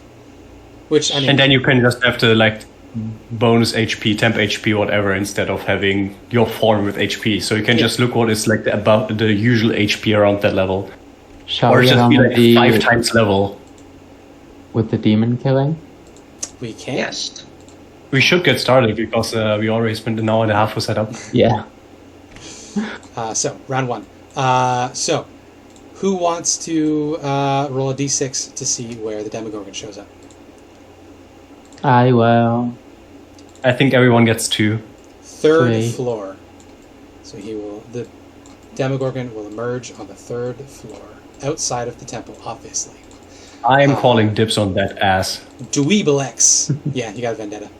Who wants to I mean, roll one of the for Dweeblex? nice things is you get to start casting spells at level 3, which makes the wild shape so much more versatile. Dweeblex. Baphomet. Okay. I could do that one.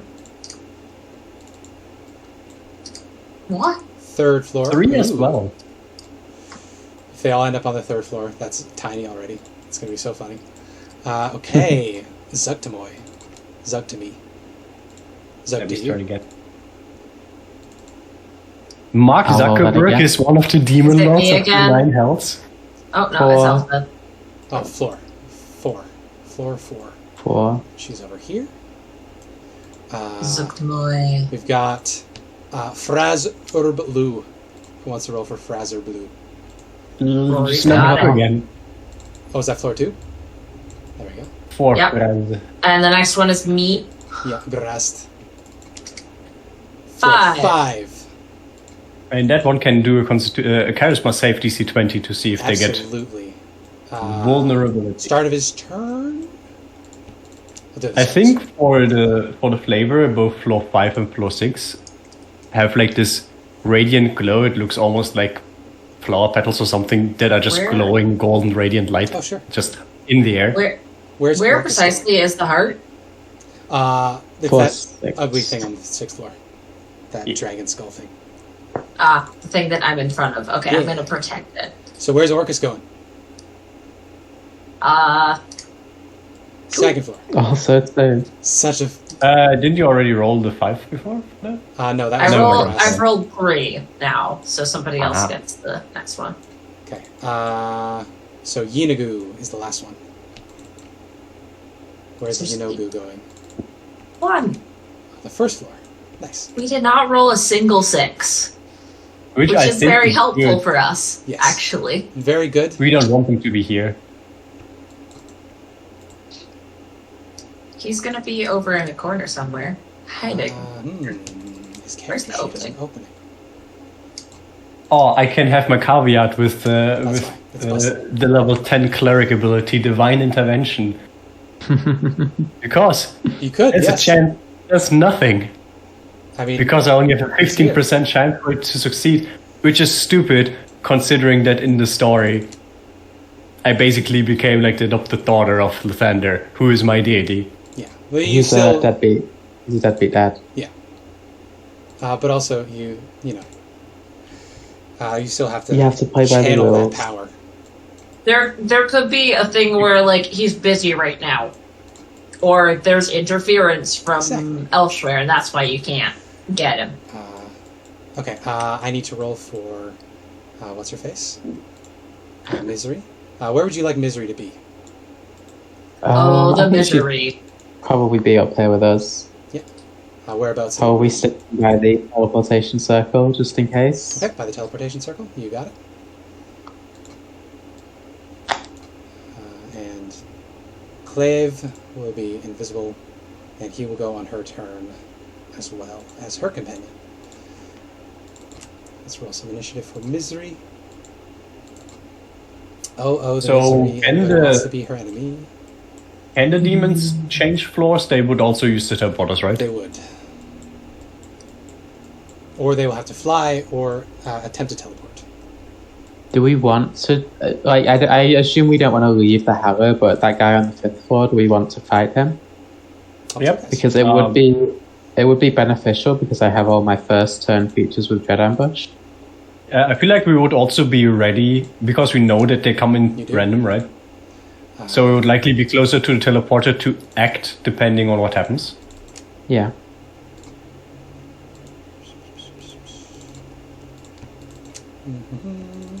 With you likely being in the front because you're like, you and Rory I think are the frontliners. Yeah. Oh boy. Quinn can only give assist from behind. She also has counterspell, because why the fuck not? Yes, Casimir does have counterspell too. I'm going to give you guys a surprise round because they were not expecting this. So, Stegosaurus go. very good. You would also have a bardic inspiration from Ciela. Nice. Who wants Bless from Elevator? Because I want to use. I think also Sirena. Serena Sirena is has going to be our blast. main damage dealer. She already has blast. They can't stack. Ah. Was Bless only attacks or? It's Attack attacks roll and or saving throw. throws. I can take it. I'm gonna take one of them because I have to keep concentration on these Stegosauruses. Okay. Okay, I guess Ciela resilient constitution so that she could be better at keeping concentration. Because if we lose the haste on Sirena and then lose a turn for Sirena, it's not great. No, that's not good. Yeah. But the Stegosaur, I do get to go first. So the Yay! Let's go from Misery top is floor to bottom. chanting. She gains the 3 levels of exhaustion. She swoons a bit, and you feel the evil presence push through, even through the Hallow. Make that charisma save for Grast as he appears, of course. Come on, fail. Charisma save from Grast. Fail. They're gonna have like plus 20 He or has something. magic resistance, so So he has advantage on this. Charisma save. They also likely. Not Oh, proficient. hey! That is a fail, What's- I think. Is that correct? That is a Yep, failure. I have a DC 20. And what does this do? He gets vulnerability against radiant damage. Oh, he's 100% going to use a legendary resistance on that. So he's 1 down. yeah. Success. All right. The So you got Yeah, I Stegosaurus. don't is know not- that we can blast a shitload of radiant damage, but we blast a shitload of radiant Now, damage. he would be aware something's trying to make him vulnerable. He's like, absolutely not. Under no circumstances. All right, Stegosaur. All right. The Stegosauri. Sorry, just making the. So on the first floor, poor Heck Unigo is fuck. going to get fucking demolished by 6 Stegosaurus. Although those ones in the entryway aren't really going to be able to do much. All right, so they have 40-foot speed, so all of them will be able to get to Very him. good.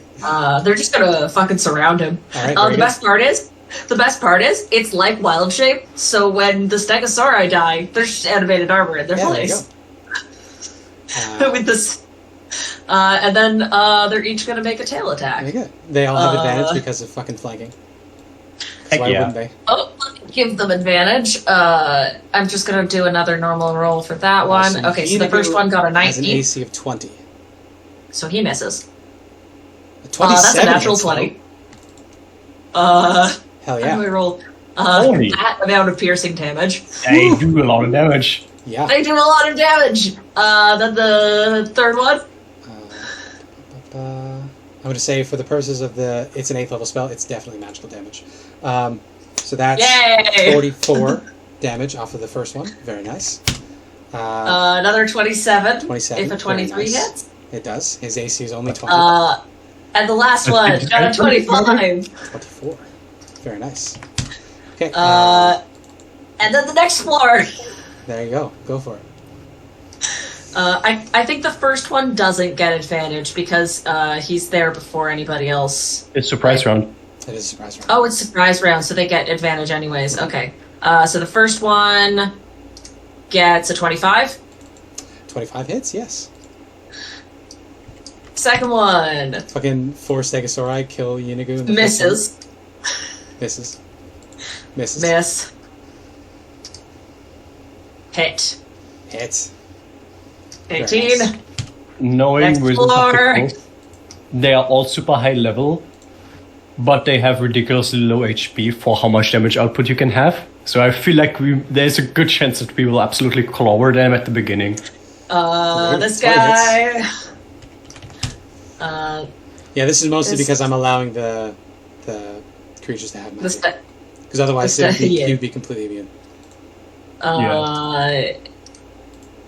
2 more that both hit. And then they're just gonna focus.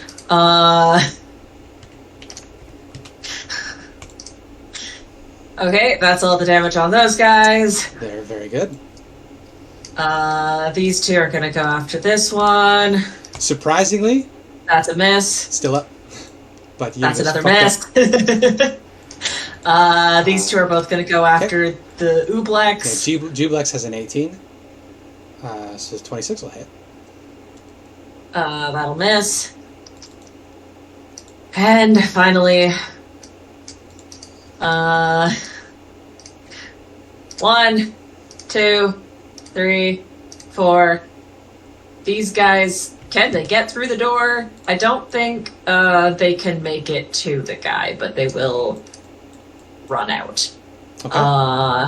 And So the damage for 3 of those, I'm assuming.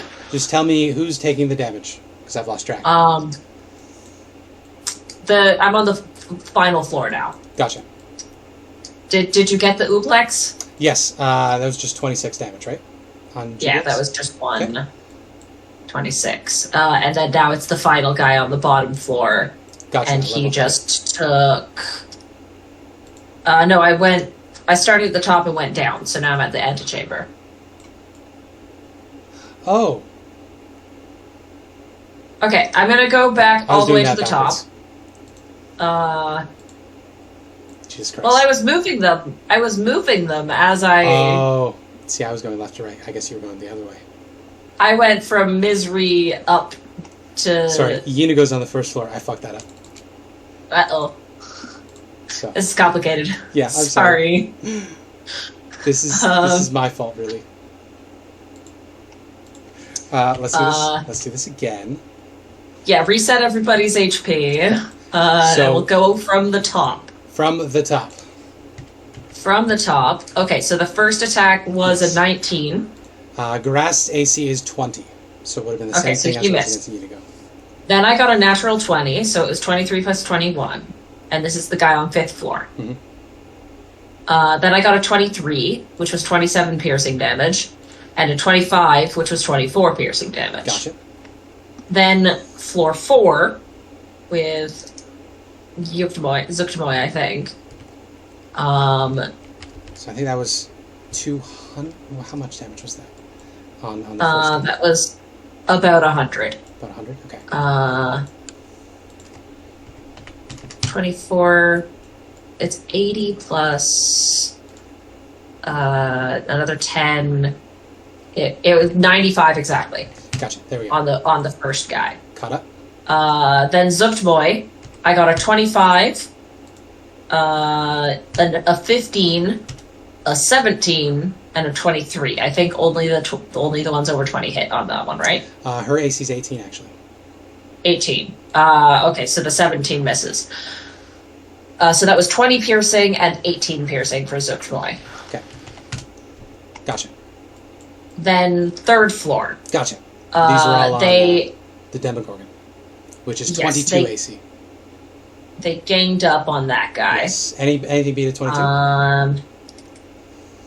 The first one is a 20, so that missed. Mm-hmm. Then we have a 22, another 22, and a 20. Okay. So the 22 and the 22 both hit for a total of 50 damage. Gotcha. And then we had the... And then we go down, Gotcha. and we have the 1 token guy. Mm-hmm. Frazer Blue. 20. I got a 14 and an 18. His AC is 18, so the 18 hits. Okay, so the 18 hits. And I didn't roll an attack for that one, so that is 30. Gotcha. And then Ublex, whatever his name is. Jublex. I got a 25 and a 17. Gotcha. And his the 25... AC is 18, so the 25 will hit. Yep, the 25 hits, that's a 26 piercing. Gotcha. And then the final... I'm sorry, everyone.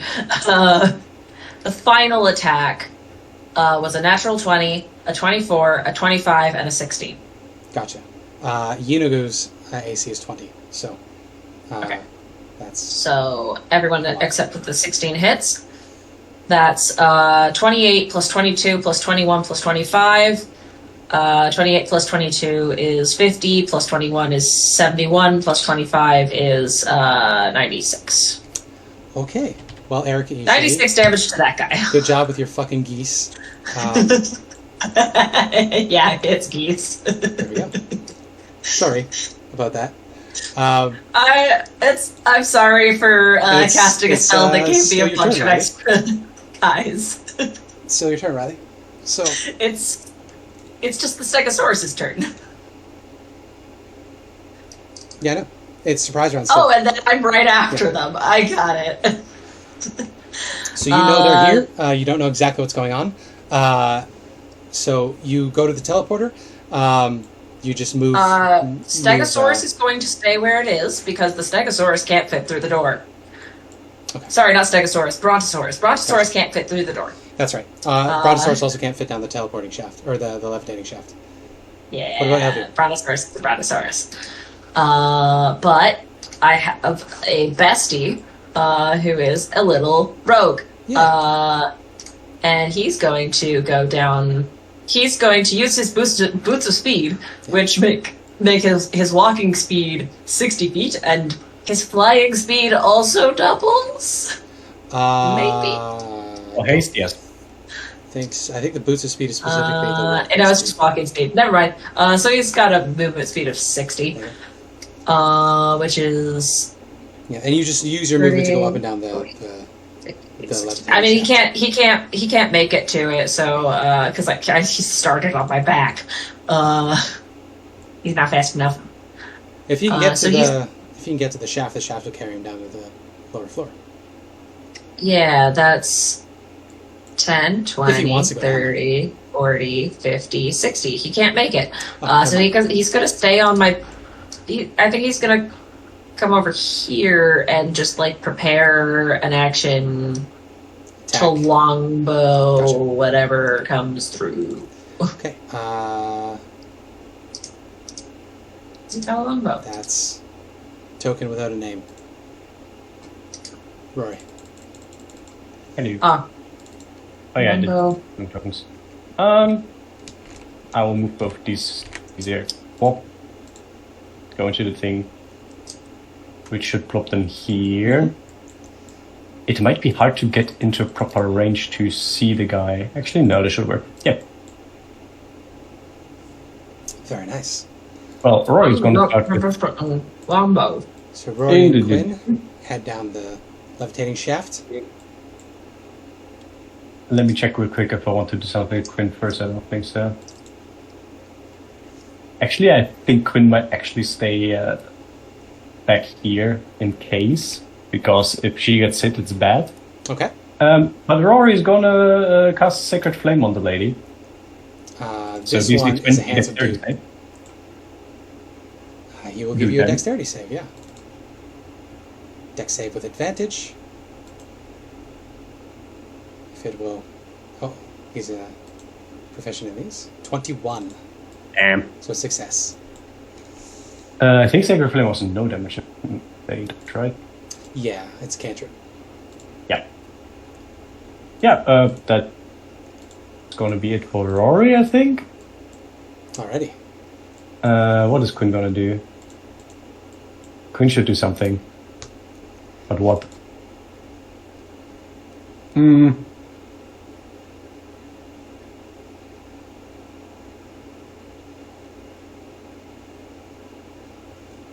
I think Quinn for now is just gonna dodge. Okay. So Quinn takes a dodge action. More surprise rounds. Or surprise turns. Misery is going to go.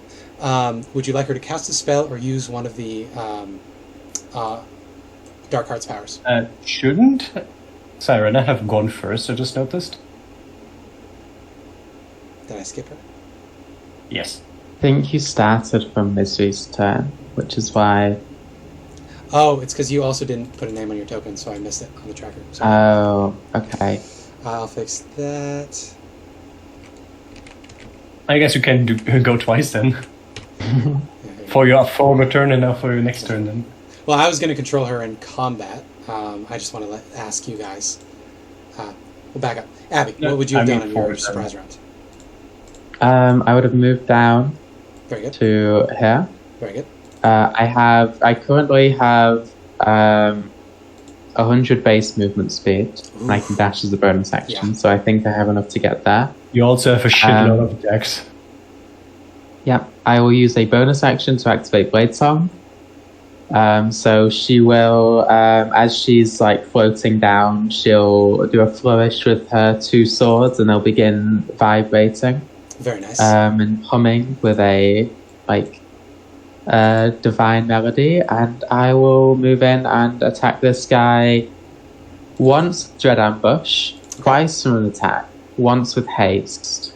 Ooh. So that's 4 attacks in total. Okay. First is Dread Ambush. Okay, so he is absolutely upsettingly gorgeous. He's like 12 feet tall. He seems to be made of like liquid onyx. He's got just beautifully appointed individual. Looks like a living Greek statue. But you head up to this creature and attack him. Yeah. You monster. Damn, that's Yeah. So his AC 30, is 20. So unfortunately, You have advantage. You do have advantage. I have For Dread advantage. Ambush. Okay, I'll roll that one again and the next one. That's exactly 20. There you go. So that's going to be 10 slashing and 17 fire/radiant.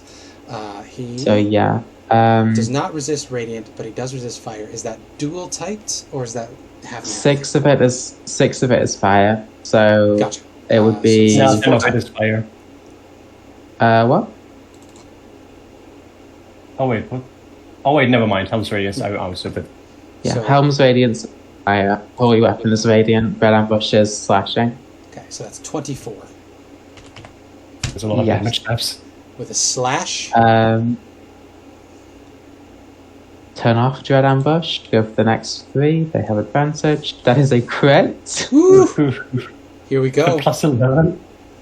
And we'll start off strong. 3rd level smite. Okay, here we go. So Absolutely. a 3rd level fiend, smite so you get the extra. is 4d8. Plus the 1d8 from being a fiend. That's correct. So it is 34, 5d8, which was 10d8 damage. Crit. Yeah. 44 radiant. Fuck yeah. I think this guy's not gonna make it to a turn. Oh, he's still doing all right. This was the second attack yeah. out of like 5. You hit him, and he looks down at you, and he just smiles. You have made him. I believe listen that. to people that way. Serena's, 2 more attack. as we all know, Serena's into no fan. And no, Serena is asexual. Ah, very nice. He's the demon prince Your of, powers of have- pleasure. You have no power here. Your Yeah. powers mean nothing to Damn. Those are some low rolls. me. Yeah. 28 will hit though, as will your fucking 31. Yeah, so that in total, Let's get that a would copy. be 9. So that third one is 20, and then that last one is 17. Gotcha. I'm trusting you guys on those rolls. All right, he is bloodied now, so he's just gonna look down at you and smile. He's got like too many teeth for his face. Now he is the demon prince of desire, so though he does not stir sexual things, he does hold many types of horrendous promise, and that may come up in his turn. Okay, that's the end of my first one. I guess I'll do my next one. That we. You will have to move to get flanking. Well, we still haven't gone through the surprise run yet, because Casimir's got to do some stuff. Yes. And then it's Misery's turn.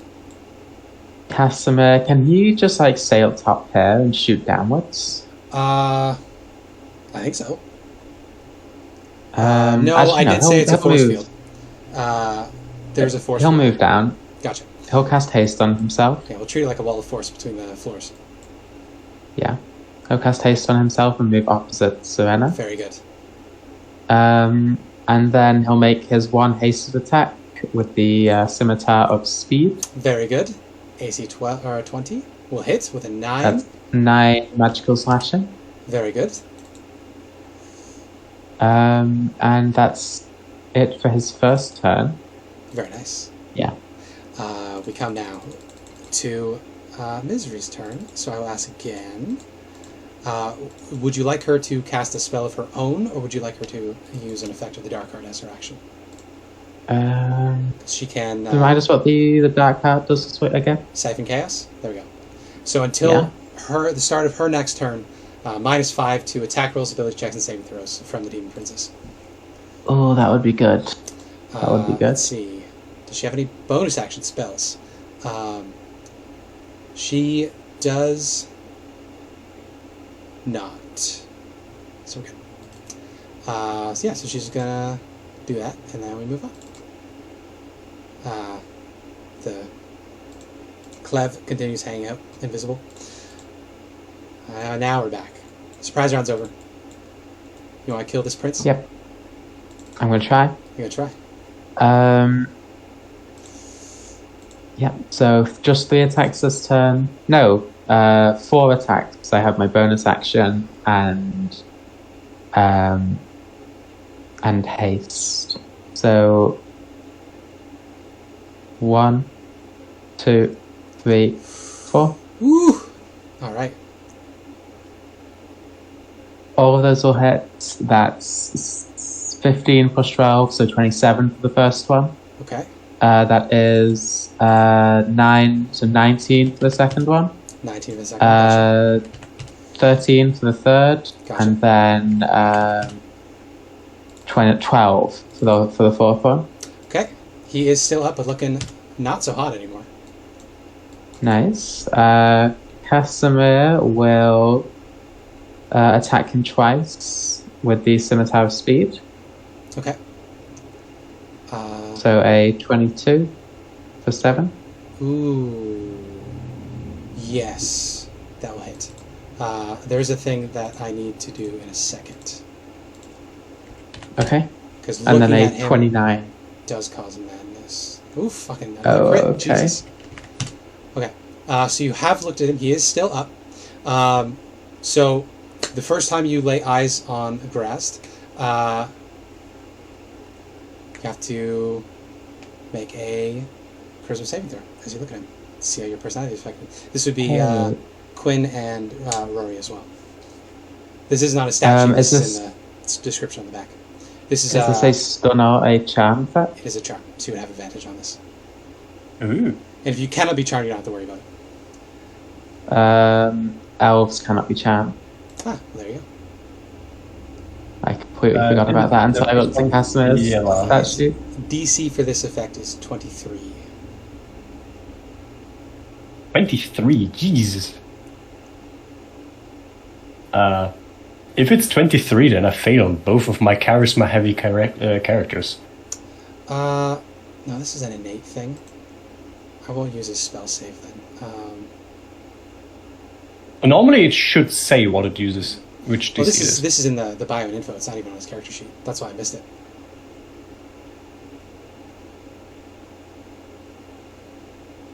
Oh, no. I misunderstood. This is just if you go mad while within the presence of Garast, you get an additional madness effect that is unique to him. Ah. Sorry, I fucked that up. Nah. Never mind! So, no save. No save. Forget about it. Okay. I fucked that up. Okay. Oh, good. Abby, you good? Yep. Okay. Mine is done. Oh no, I need 1 bonus action attack from Casimir with the twin That's tongue. correct, yeah. That will be a 20 to hit for 5 Gotcha. slashing and then 5 fire. Yeah, he's not looking too hot. That is Abby's turn. Baphomet is our Now it's first starting to be scary. prince to go. Baphomet is on a floor. There we go. He's with all the Stegosi. So he sees the Demogorgon getting ganked. They're all with all the Stegosi. True. Baphomet is going to laugh. Yeah, I think he likes the idea of the Demogorgon getting ganked. So what he's going to do Is he going to join them? Actually, before Baphomet goes, Grass is going to use a legendary action. I need to remember this. For his action, There's so many. he's going to cast.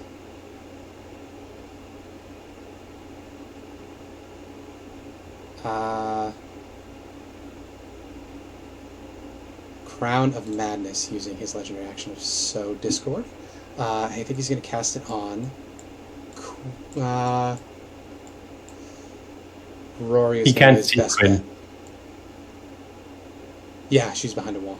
Rory is going to be his best bet. So he's going to cast Crown of Madness on Rory. So that's going to be a DC 23 to save, or you become Crown of Madness. What save? Wisdom save. Wisdom. Oh, I don't have to make a wisdom save. I can make a wisdom save. How nice. I have advantage on a wisdom save because of... So you're not thingy. affected by the spell. That is his legendary action. Nice. Okay, this is a lot of legendary actions. I've made a terrible choice running this many legendary actions. Enjoy. Most of them will not do anything yet. Technically, they don't have legendary actions until they had the turn, I think. Oh, that does help things a bit. Baphomet is going to go. Baphomet is going to dominate beast. So this is how many creatures? He's gonna control my Stegosaurus. He sure is. I think it's just one creature. It's just one. Yeah, and he can't upcast it because it's innate. Yeah, so he's going to declare this one. So please roll a DC 20. What is his save? If you or creatures are friendly to you or fighting it. Okay, so it doesn't have that advantage because you're not fighting it. I think you'll have advantage because it knows the demon princes are its enemy. Okay. Let me open up the Stegosaurus eye. His DC is and then 18 to there's a save. wisdom. DC 18 to save. Okay. Wisdom advantage. Nope. Nope. So this Stegosaurus is dominated, so it's going to keep on attacking the Demogorgon and ignore the Baphomet. That's Baphomet's action.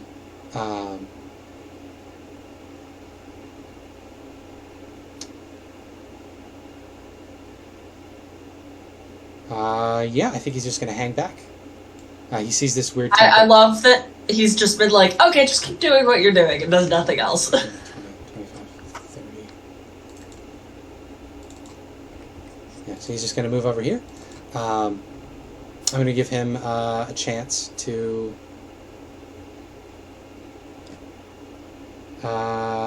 tell what's going on. He doesn't have a passive arcana. His intelligence is only a +4. So 19. I think he figures out that there's an item here that he needs to break. He doesn't know where it is though. Demogorgon gets to go.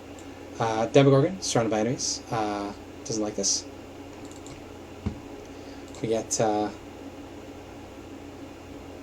2 tentacle attacks.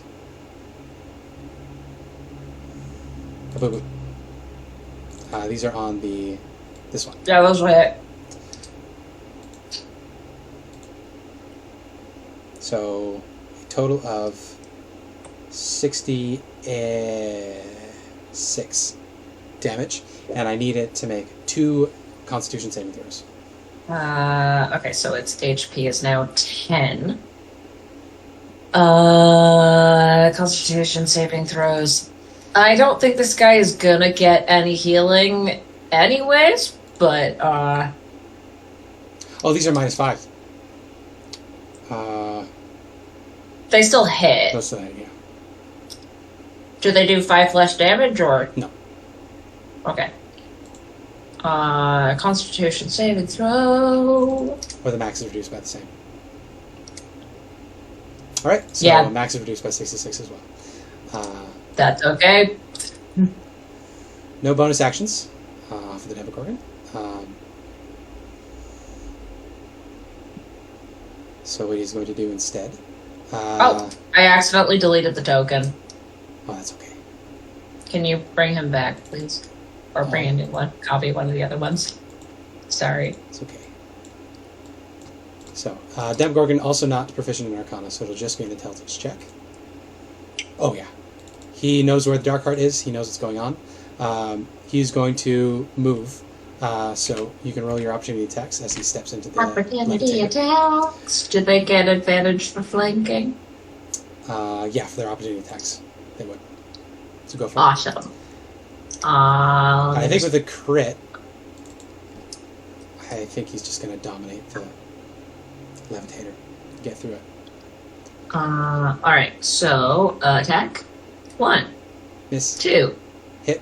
3. Hit. 4. Hit. No, miss. Sorry. 2 hits. 2 hits. They deal damage. 63. No. I'm 63. looking forward to murdering that fucker.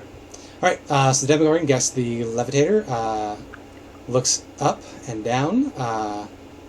He has True Sight 120 feet.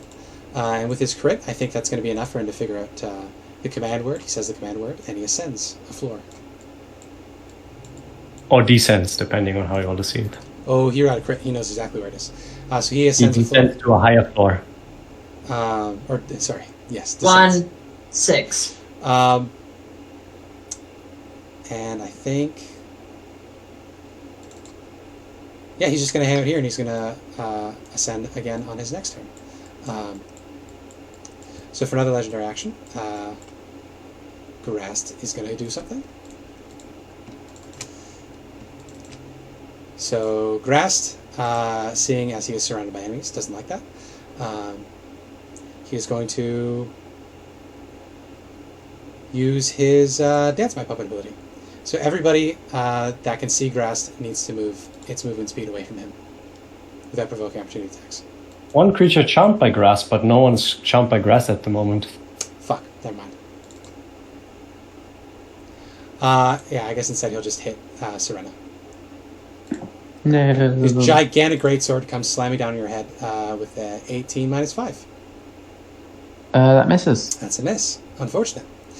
He is frustrated. I think Serena just literally appears to be in one place, and then as the greatsword comes down, she's just stood right next to it. Nice. Like, you don't even see her move. Very nice. We get a cleaver on 24 against the damaged Pegasus. So I think the Pegasus is gone. Or not the Pegasus, the Stegosaurus. Stegosaurus is gone. And that's all for legendary actions. Zug to me. Zug to me is surrounded by Stegosae. She senses the Demogorgon arrive next to her. She is going to... Did he attack the 10 HP one? Yes, it's gone. Well, no, it's not gone. It's, I'm sorry. An armor. It's now animated armor.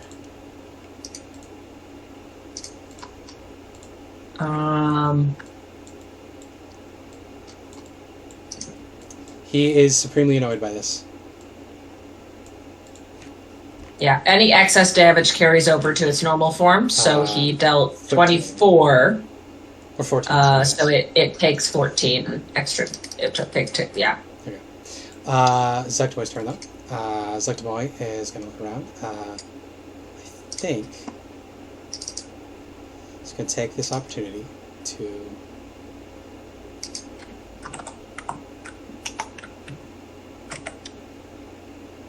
I guess she's just going to pseudopod the things around her. She doesn't see much point in... No, she's going to use her mind control spores. So all of these Stegosaurus need to make a DC 19 Wisdom saving throw. So that's 4 Wisdom saving throws. Please. Okay. Wisdom. That one's fine. That one's also fine. Damn. Some wise Stegosaurus. That one fails. Okay. And that one fails. So your choice, pick 2 I of them. love how they all got a 19. Yeah. It's your choice, It's pick just 2 of whether... them. the bottom 2. There you go. The south 2 fail. So they are her ally. So they will no longer attack her. And they will attack her enemies instead. She's then going to make her Arcana check, which she is not proficient in, so it's just flat intelligence. She does not know why she is trapped here yet. Her turn is over. Demogorgon. Does the Demogorgon have movement as one of his legendary actions? He does not. So Demogorgon stays where he is. Grast is going to use one more very frustrated legendary action on you, Serena. So he's going to chop you with his greatsword one more time. No, what a shame. A 20 He misses. minus 5 for 15 is a miss. Very nice, good choice. He would miss even with advantage, even without the -5. I I guess I Baphomet. mean, what is is your going AC, to- like 25? My AC currently is 24. Damn. Baphomet is going to use his charge. Making Oh, actually, your no, attack. it's 26 because of haste. Even damn. 29 against the Stegosaurus for 18 piercing plus 3d10 piercing. Which layer? That is the Minotaur one. So it's this. Oh, there's Baphomet over here. So that is 34 piercing damage, and I need that Stegosaurus to make a strength saving throw. 6 minus 34 is 42. Can it make a DC 25 strength save? I can crit. I mean, it's a strongish dude. DC strength save. It can if it gets a natural 20. It didn't have advantage. No, unfortunately. So it is prone as well. He's on his side. Yeah. Okay. Stegosauruses get to go again. All right. So right, demolish me. We'll go in order from level 6 From down, top. right? Or level 6 Yeah. up. Yeah. So These ones The are two on the- charmed. So, no, No, these they're ones are not. not charmed. I'm sorry. That's the other floor. yeah. So these 4 at the top are gonna go. I think Grass They have is done. advantage because of flanking. He has 23 hit points. No reactions. They have Oh, advantage they because got of murdered. He flanking. has reactions, but none. The first one has a natural 20, He's gone. and he's gone. With that, Garast, having not even had a turn, is gone. The other, these guys are gonna kind of clump up. This guy already had his attack. These guys are gonna move over here and prepare to attack any enemies that get within range. Very good. Next Next floor down. Next floor down, 2 of them are charmed, but the 2 that aren't charmed are going to go first. Yeah. They don't have advantage because they're not flanking. Nope. The first one is You got 16, the second damage one is also a flanking. 16. Both miss. And then these 2 go and attack the other Stegosauruses. Sounds right to me. They're attacking their queen. They are protecting their queen. They have an AC of 13. That is a miss. That is also a Hey. miss. Alright, next floor down. We got 3 and an animated armor. Yeah, if you One can. of them is charmed. Do you want to roll for the animated armor, or? I'll roll for the animated armor real quick. Yeah. This guy is charmed, so he's gonna attack his buddy. That's gonna hit.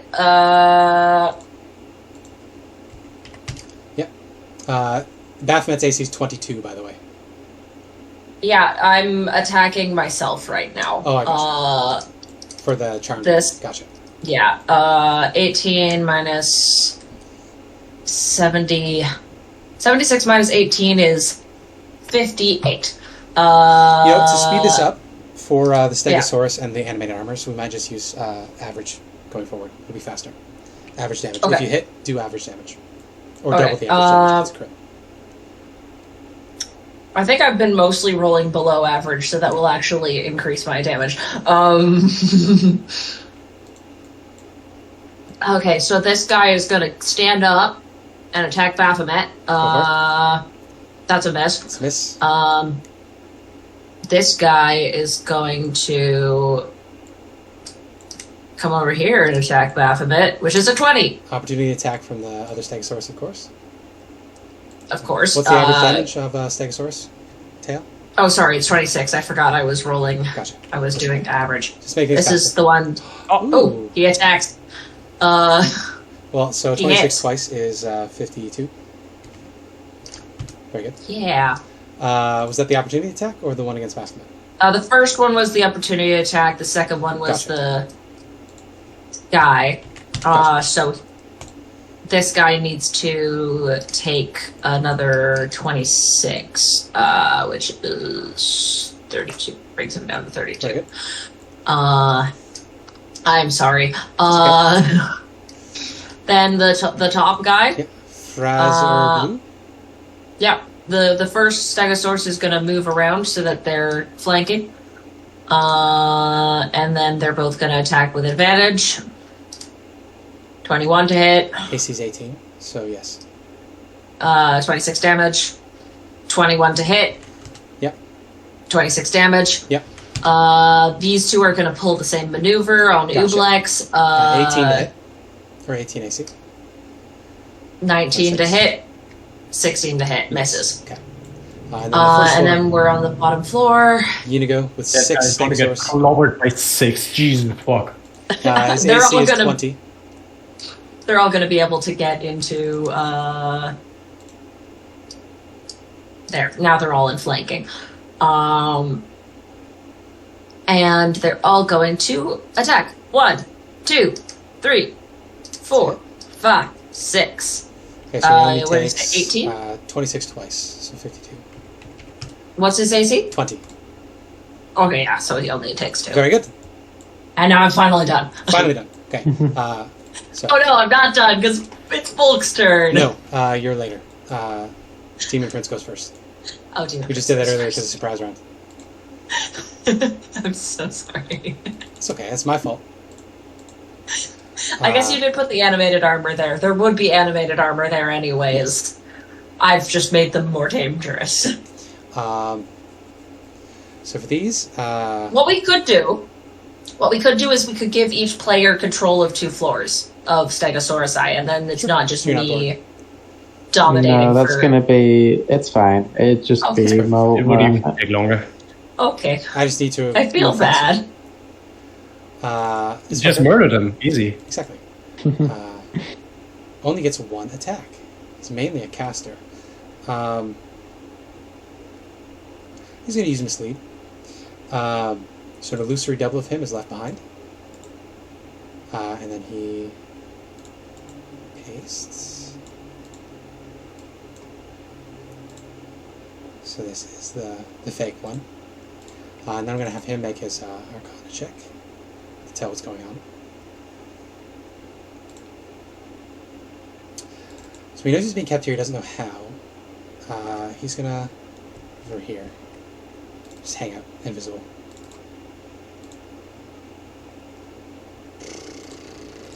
Fraser Blue, who is a nasty gargoyle type creature.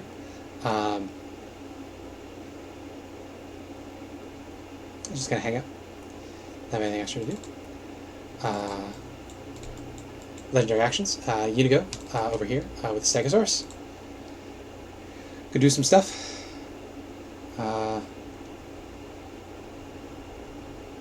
Bite attack, savage.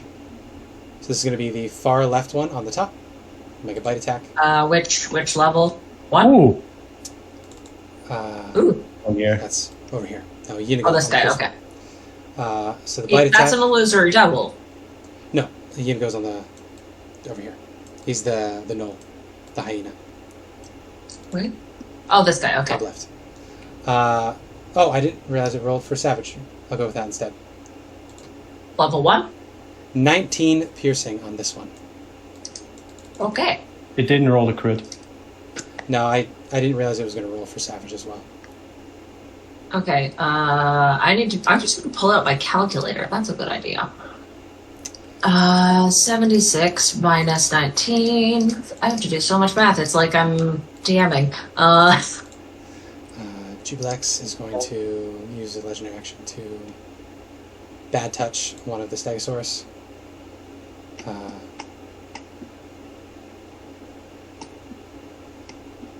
It didn't roll that one. Level. These stat sheets are really inconsistent. Which one's Jublex? The slime. So that's this one here. Oh, Ublex. Yeah, 25 got to it. hit, so that's going to be... I've been calling it Ublex.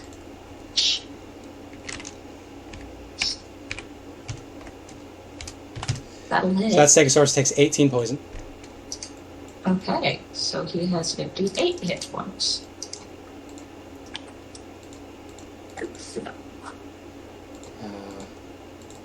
Our undead gargoyle creature, or our demon gargoyle creature, is going to take a... Not going to take a legendary action, just going to hang out invisible. Baphomet is out of legendary actions. Demogorgon is out of legendary actions. Zektomoy is not.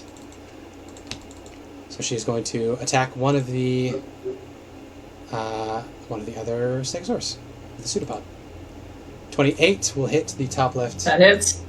That is 18 bludgeoning plus 5 poison on this fellow.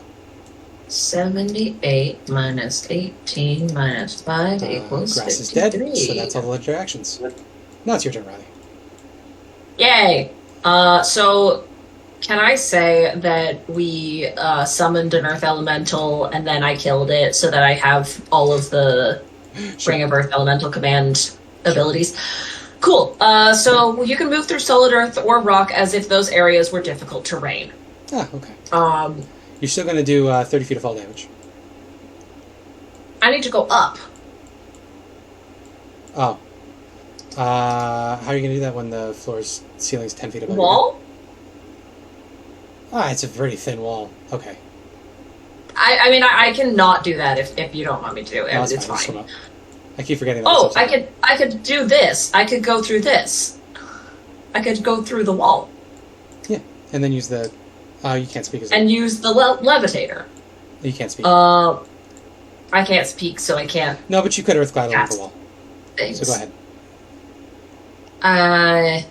What's my speed? I'm only 40 feet. I don't think I can make it to any of the enemies it's 30 anyways. feet, so you could get up to this floor. I could get up to this floor. I'm going to get up to this floor. That's all I'm going to do. Right, and Elvir? And Elvir is going to run into the doohickey. Okay, movement to Get go up to up this one level. floor. And get out. Can he see this guy? Yes, but there's a force field above him. Okay, he's just going to prepare action to short bow as soon as he sees him. Gotcha. As soon as he can attack. Mia. Actually, he's going to go over here, so he's less vulnerable. He's going to climb up on top of one of the roll a Stegosaurus. stealth check with advantage as your bonus action 9. Might as well. Yeah, stealth check. Wow. All right, I have advantage. Wow. 25. Good. Rory. And so, above Quinn is the Demogorgon. Looks like he is descending to you. Mm-hmm. Well, Quinn would point it out. Yep. I realized that I forgot to add back all of my subclass things to my sheet real quick. Since Quinn doesn't want to be absolutely murdered, you cannot shoot something down there, right? No, it's unless the levitator's active, it's a wall of force between floors. Could I Vicious Mockery the guy, though? It can see and hear you, so yeah, I think so. Go for it. Vicious Mockery of the Demogorgon. That's a wisdom saving throw off the Demogorgon. Yes. Why did it not do the... Oh, it's a fail. Look at that. For some reason, it doesn't post a Vicious Mockery. So something's wrong. Oh, no. Supposed to say that spell card. She's... Anyway, I think maybe... No, there we go. So, Quinn just looks down there and is like, I saw a lot of really, really ugly people in Underdark, but wow, you're beating them by a landslide. Mother must be really proud of this one. And then she one runs. of the baboon heads starts laughing, and the other one just grimaces at it. He has disadvantage on the next, I think it was attack. Yeah. And he takes a whole 6 psychic damage. And if I'm not mistaken, there was an effect that happens if someone takes psychic damage. They're already mad. Or is it not for They're them? Demon Princes. That doesn't really affect them. Aww. It's the chaos energy for you guys. Anyway, Quinn did the funny. Rory knows what is coming. Although, I mean, no, it's a good thing to do anyway. He's fine. 34. He's okay. Damn. -5. -5, yes. 29. I know it will likely fail, and the main caveat I have with Divine Intervention is that if you fail, you can't use it. Try to use it again until your long rest, so you just waste a turn in like 80% of the time.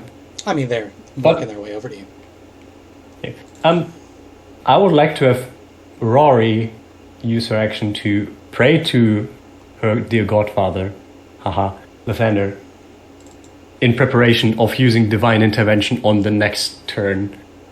basically being like, "Hey, I'm just letting you know, kinda the guy that killed your beloved daughter, my beloved make a wife." religion check. And If you beat a Wait, 20 wait. on your religion check, you can have advantage on your D100 roll. heck yeah, 23. Let's go. So next time you'll roll your D100 twice and take the lower result. For your Yay! very good. Is that the end of Mia's turn? Yep. That's going to be my action. Praying to Lathander, making sure that we Gotcha. bring divine retribution down on the Demogorgon. Gotcha. Okay. It will still fail, but okay. You know what's weird? None of the demon princes regenerate. Do you think that would be something that you'd want to give legendary creatures? But okay. Regardless. Regeneration's very rare. Still, for demonic princes, I don't know, you know. I think he's gonna flail, and bite. So first, he's going to flail the Stegosaurus that he hit earlier. 19 will hit that Stegosaurus. So he's going to deal 16 bludgeoning damage. First, 6th floor. Oh, Very top. Yeah, got it. Top left, 16 bludgeoning damage. I think he's also going to 26, attempt to 27. paralyze it, so it needs to make a Constitution saving throw as well. Okay. I think maybe giving the Stegosaurus magic damage was a mistake. It's also like, I think they're also being very helpful for like taking up the time of the demons so they don't immediately run away. So give me a Constitution paralyzed. saving throw as well. DC 17. Oh, he makes it. Okay. Unigo's going to attack him again with the flail. 18 bludgeoning. He's going to do his additional 2d12. Okay. So that is 31 minus 18 minus 31 13. damage. And then one final flail attack. Crit. Got advantage be left? I He's think dead. this Stegosaurus is dead. That Stegosaurus is Rid gone. of it. Bonus action for Rampage. We get an animated armor there as well. You can drag one onto the map. Oh yeah, there's another animated armor. Where's the Bonus action to move animated half armor? his speed and make a bite attack. So he was going to move to the levitator. Then, go away. Right, the opportunity attacks from Yes, 4 different you may. Stegosaurus size. 4 and an animated armor. Animated armor. No, it'll be... No, you're right, it is 4. And he will bite this one for 32. Do they have 19% advantage or are they success. normal? I'll just... Just flanking. Do they have advantage from flanking or is it They normal? would, yes. Okay, advantage 1, 2, 3, 4. So 3 hits, so 26 times 3 is... 3 hits, one of which is a crit. 270... Oh, so 26 times 4. It's 26 times 4. 52 twice is 104. And the animated armor does a slam. And it misses. Oh, he should also have advantage because he's also flanking. Still misses. Very nice. With that, Unigo is going to make his Arcana check. Not proficient in Arcana, but he is decently okay intelligence. Does not know what's going on, but does know he wants to get out of here. Orcus is going to go. Orcus, who's been hanging out, having a grand old time. Hasn't done anything yet. Finn, I need you to get out of the way, please. Ben! Okay. Well. Oh, he's going to cast Time's Up. Oh boy. Oh, that's I terrifying. completely forgot about the wild magic effects. Just scrap that. We're not going to do that anymore. It's annoying. It's too much going on. During this time stop, he's going to take a chance to look around at things, figure out what's going on. So he's not even going to need to roll. He's just going to, with his passive Arcana of 22, he knows what's going on, knows where to go. So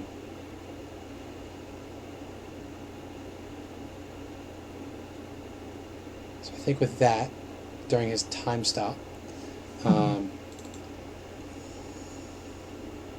We got to roll for how many rounds he That's gets. right. If he interacts with another creature, it ends. 4 rounds. Very nice. Or an object being worn or carried. Oh, well, in that case, he's not going to do any of that stuff. He figures out how it works. He's going to... Does he have any special movements? He's a fly, obviously. Yeah, I think he's going to...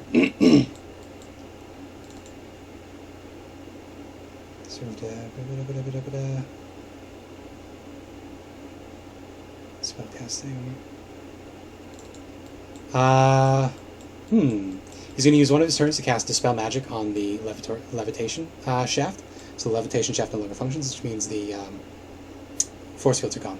So anybody that is standing on one of those circles will need to make a dex save at the start when the time stop ends, because there's no longer a floor under them. Orcus is then going to use his fly speed to ascend 1 floor, or descend 1 floor. He sees what's going on. He doesn't really care. Next round of his time stop, he's going to dash to get to the Demogorgon. He's going to squeeze his way past the Demogorgon, fly up to the next level. And then he's going to use the last round of his time stop to get up to this floor. He has an action remaining. So he's going to emerge, see what's going on, and he's going to end his time stop as he casts Circle of Death. Oh no. So all of a sudden, emerging out of seemingly nowhere, Orcus appears in the undefended 6th floor, and he casts Circle of Death. At which level with the wand? I think it's just the first one. Yeah, it's just the first one. So he casts Circle of Death. 6-foot radius sphere. So this is going to descend into the floor above him as well. So this will be this Stegosaurus, but the rest of you are mercifully fine. So this Stegosaurus, and Misery and Clev need to make some saves here. This is going to be a DC 23 Constitution saving throw from 3 Stegosaurus. Yeah. Including all the party members as well? 6-foot radius. Oh, 60-foot radius, you're correct. No, he's going to center this right in the fucking middle then. Yeah, it's everybody. And that would reach down 2 floors, so it would also be the Stegosauruses in the library and the laboratory. It's 30 feet between floors. It is 30-foot radius centered on himself. So, just one. It's a 60-foot radius centered on himself. Yeah, so it would just reach the bottom. Centered on a point within range. Yeah. So he's going to, point it at his feet. So it's going to be 2 floors total, which is the floor he's on and the floor above him. Well, no, wouldn't it be 30 foot would get him to the bottom of the floor below him? Oh, yeah. Yeah, 60 feet would get him to the ceiling of floor 5. So it wouldn't. I guess he's gonna shoot at he's gonna center the point at the ceiling of floor 5. So you're correct. It is the entire bottom row of floors that need to make con saves. Roll the damage first. It's 27 necrotic. 18. That was really low rolls. Okay. So they can survive it. Oh, they'll all survive it. It just depends on how badly. Okay, Constitution. It's a 23 to save. Half on a success, 23 to save, so I do not save. 1, 2.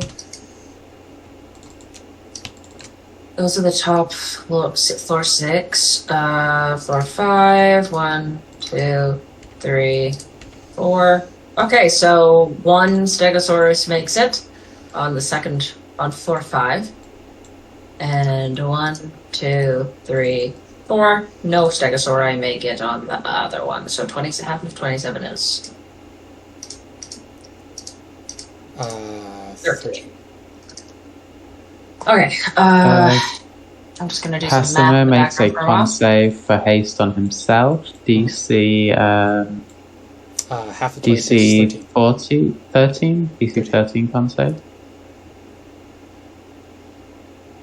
He fails. Okay. So haste drops. Yep. He is slow. Stegosaurus really gummed us up. But this is more what I was hoping for. Yeah. Rory and Quinn need to make con saves as well. Yeah, your haste is gone. No. That's And your holy weapon is also gone. Oh. Those were some god-awful constitution saves from me. Holy shit. Yeah. Oh, pardon. Rory has an inspiration, which I think you cannot use on saves. Oh, Check. true. You can. Good to see that I never removed that inspiration from the counter. Do I have anything? Did Casimir have bardic inspiration? No, only Rory and Tyrena had it.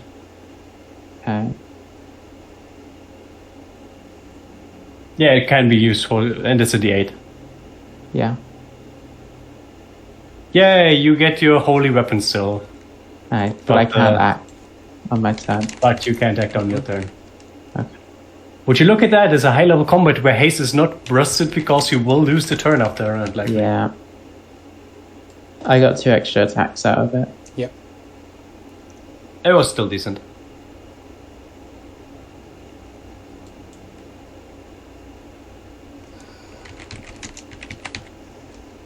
Okay, beautiful, wonderful, great. Quinn does not have a way to get up or down. When the time stop ends, the force fields are gone because he cast a spell magic on it. I also need to roll for the Hallowed as Orcus got up there, which I will do in a second. Hey.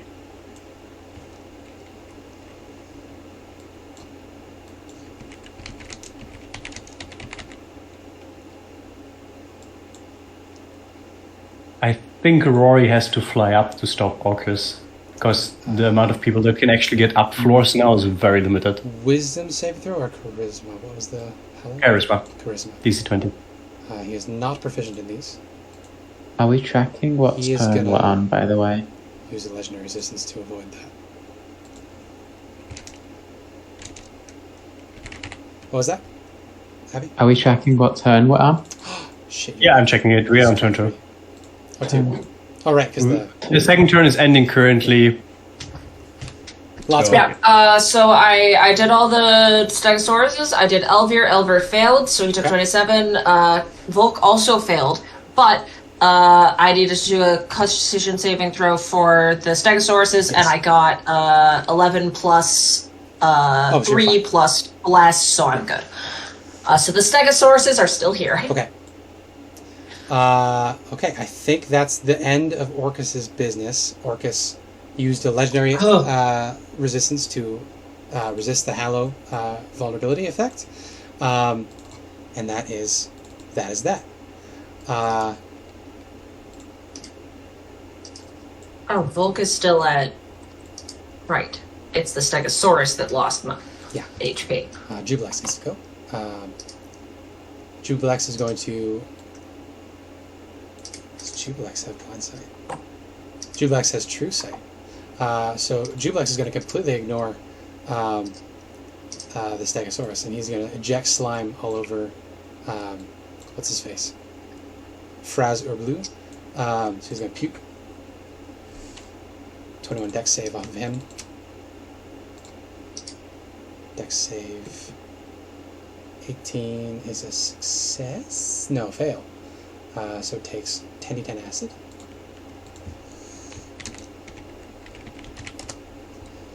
$62 acid.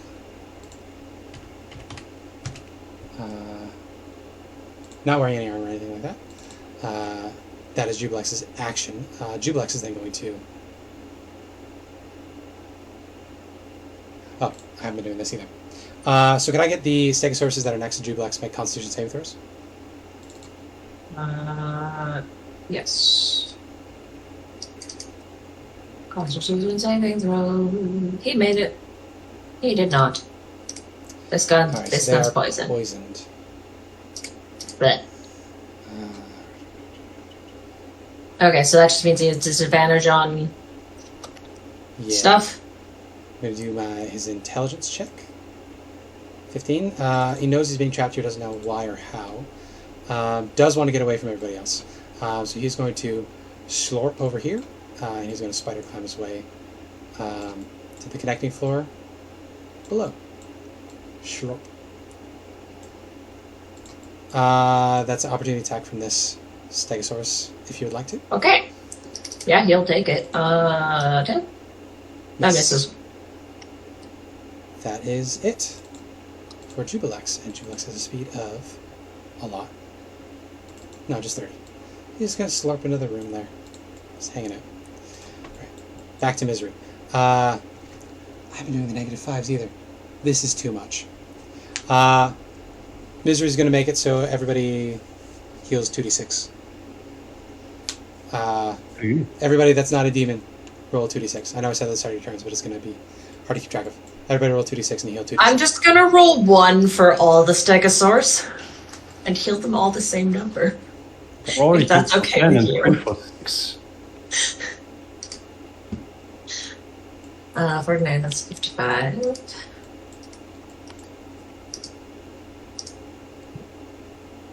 Mm, 69. Nice. Quinn will not be able to hold that much more, even after just one spell. It's unfortunate that the guy was out of her sight. Okay, She's this also one stuck on the is floor for now, Volk. so It's same number. And this one is for Elvir.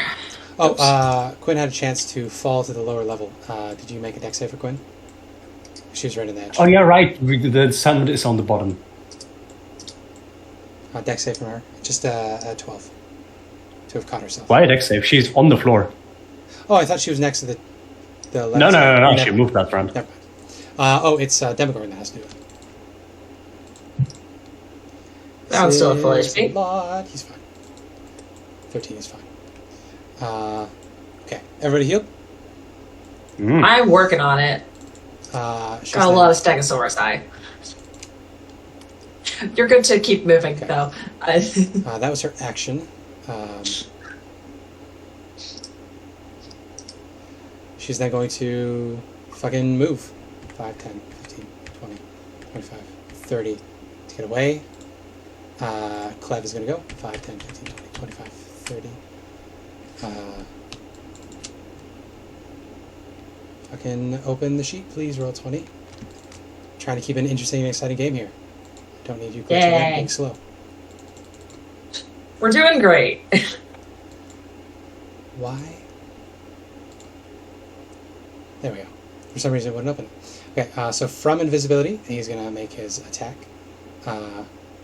First, his attack with his bite. No, he would know that resist chronic, or immune to chronic, so. That's a miss on Orcus. No, that is a hit on Orcus. 12 slashing. And is visible now. He's one further. He's going to follow up with his another greatsword attack, and then a bite. Oh, there we go.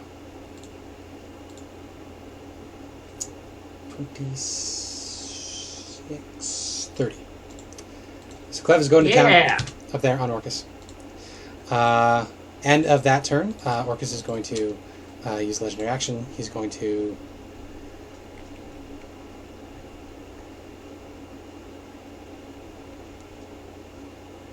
chill touch on fucking what's his face? Guy in front of him. Slot. As if he's 17th level. So this is actually 18 will hit the slad, I think. Yep. And that's 48.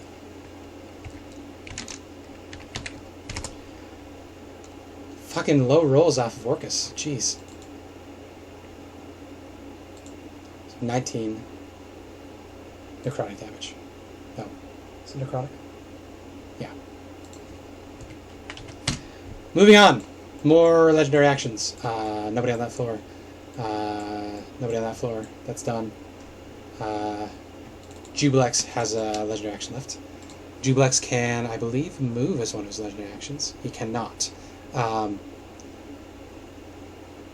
he can Acid Splash the Stegosaurus. So the Stegosaurus that is charmed is going to suffer 20 acid.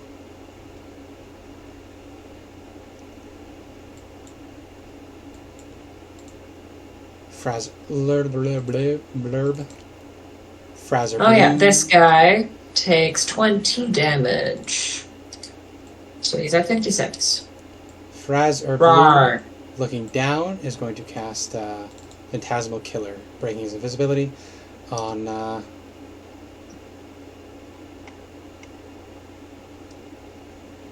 it's not on a stat sheet. These legendary stat sheets are so busted. That's the point. No, as in, like, they're not finished.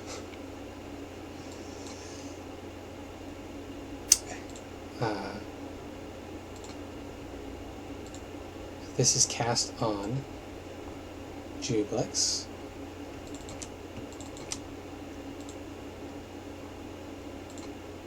Oh, he's plus a bunch to that. So he succeeds, because he's proficient in them. So he only takes 12 psychic. I don't think he gets the ongoing effects.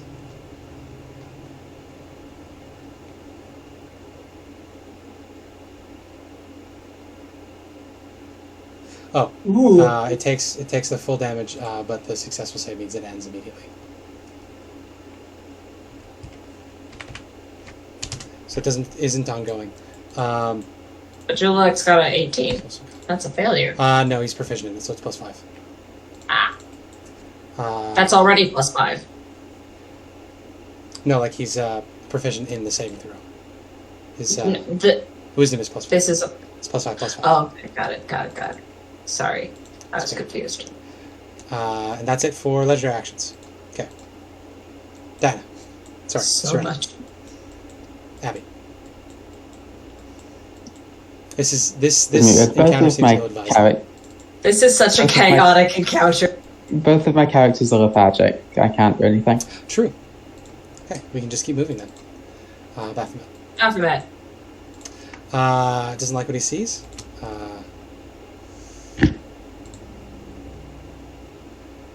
I think he's going to attempt to teleport. So he needs to make his check here. Constitution saving throw. Which he is proficient in. He's fine. So he is going to teleport. I still need to roll for the mishap.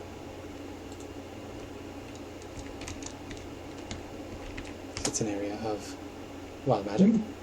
That is a mishap. Very nice. So he takes 3d10 force damage. Nice. And we'll see where he goes. Then you re-roll. Oh, one more d10. So he was trying to teleport to the bottom of the spire. You have to roll for where you show rolls up again. If you roll another mishap, you take more damage. I think it's another mishap. These are remarkably bad rolls. Beautiful. We'll roll a d100 again. Finally, I believe that passes the threshold. He doesn't know any of this at all.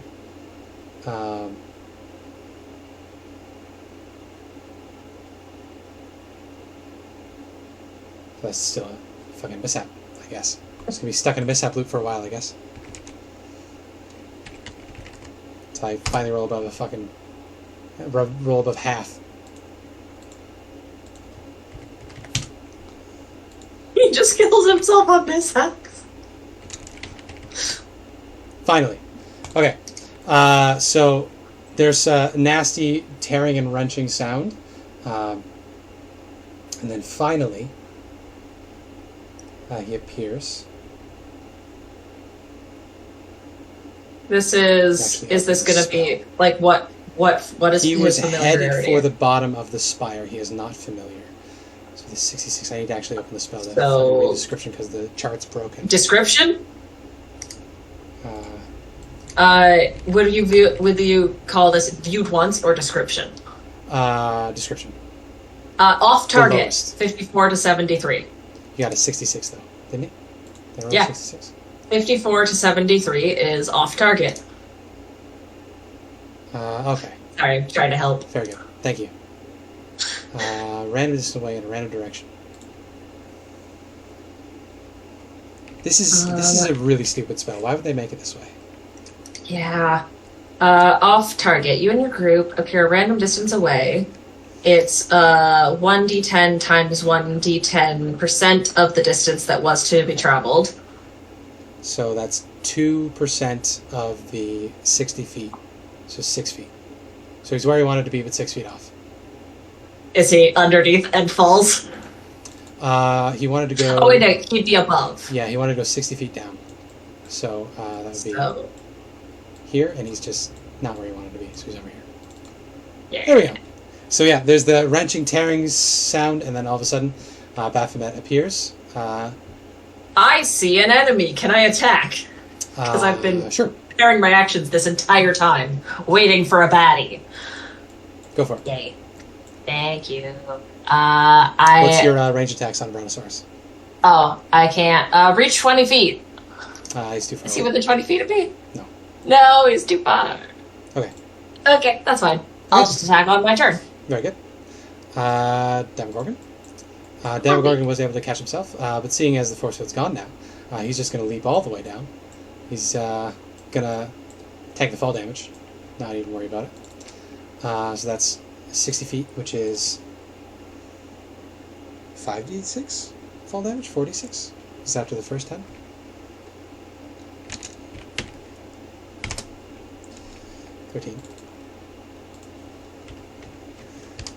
Finally, in the fight proper. He's going to run up behind fucking Orcus, and he's going to attack Orcus. No, he's going to... Orcus is a big problem. He's going to feeble-mind him. Mm-hmm. So Orcus is going to make his wisdom saving throw, which is proficient in. He succeeds.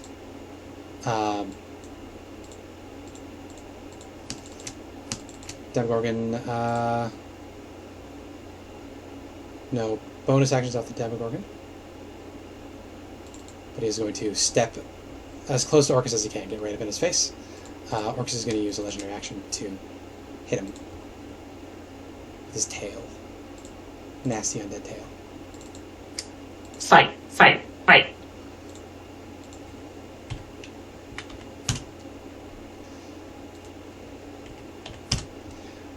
Stegosaurus. Stegosaurus eye. Okay, let's do this. The two on the top are going to attack Orcus. They are flanking, so they have advantage. Actually, you know what? The floors that you're not on, just assume each of them hit once. Okay. So what do you mean by your? Like... So there's no player characters on the first floor of the antechamber, so Unigo takes 26 6 times. Okay. Well, 26 5 times. He has 81 hit points. He's gone. Okay. Second floor. So we get 4 times 26. Is this guy still invisible? No. He became invisible. Although he is flying. They have a bit of range, I think. No, he'd be flying up near the that's ceiling. why I chose them. They're 10 feet. Yeah. They're 15 feet tall, So and they have a 10-foot reach. They can't hit him then. So that's 104 twice, so 208 damage. Twice? He's dead. Yeah, because I'm assuming that 2 of the hits, each of them hits once. So they multi-attack, right? No, they don't. Oh. Halve the amount of damage you just gave them all. Too late now. Okay. Jublex. Jublex is going to take... I'm fine with this. 2 of those attacks, so he's only going to take 104. And the limited armor. Up here, Zektomoy is going to take That's 2. 5 damage. Or take 1, so 26. And those Stegosae are each going to take... well, I guess you can roll for the Stegosae against each other, if you want. Okay, I will roll for the Stegosae against each other. Although Wow. these Stegosauruses No. would have attacked Zektomoy, so just the ones that are attacking themselves. The one that attacks itself got 17 because it's not at an advantage. It hits. Okay. And the other one got a 17 as well, so it also hit. That is 32 minus 26 is 8. Okay, pummeling. Yeah, 20. Sorry, I have to do math. Okay. I'll let you handle that. I'll handle the Stegosauri on this floor while Riley is counting.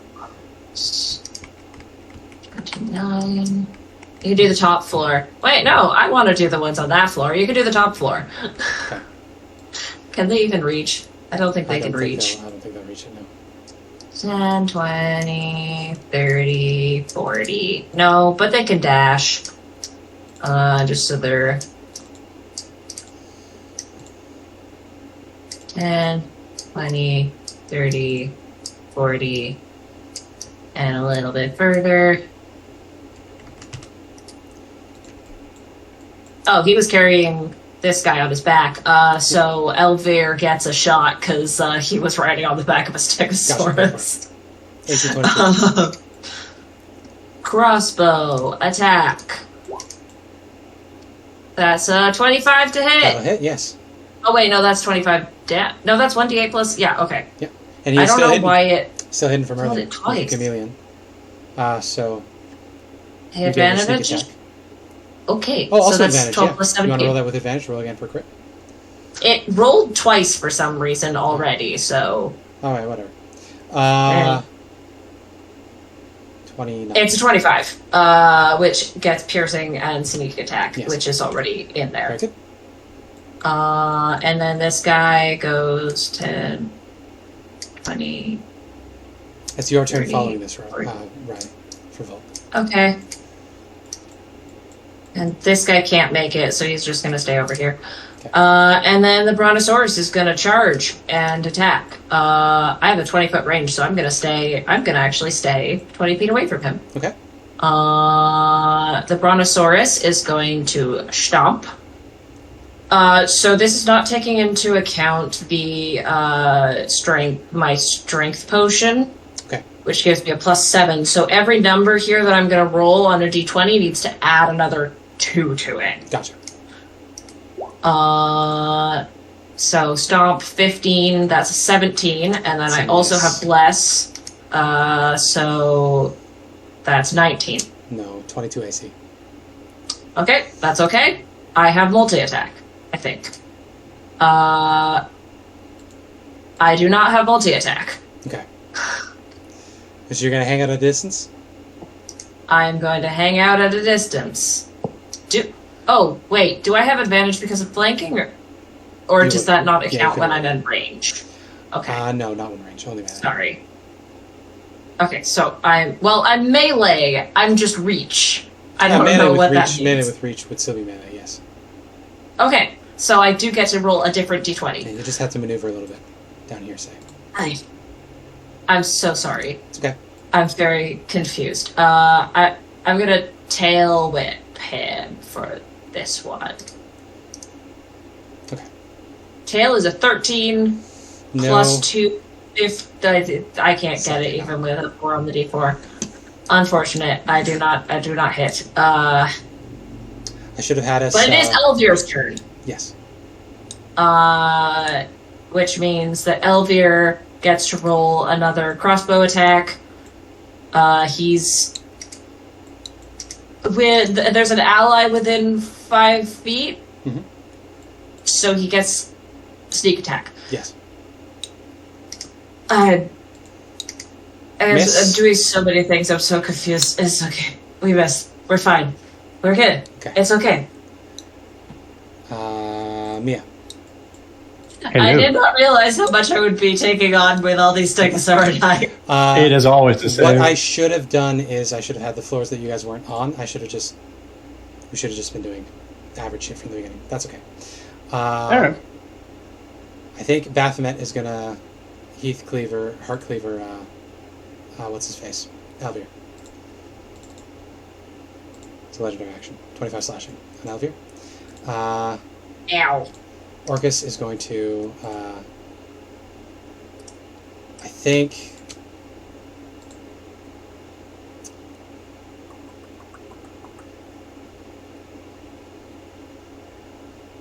Orcus did chill touch last time. I think he's just gonna slash.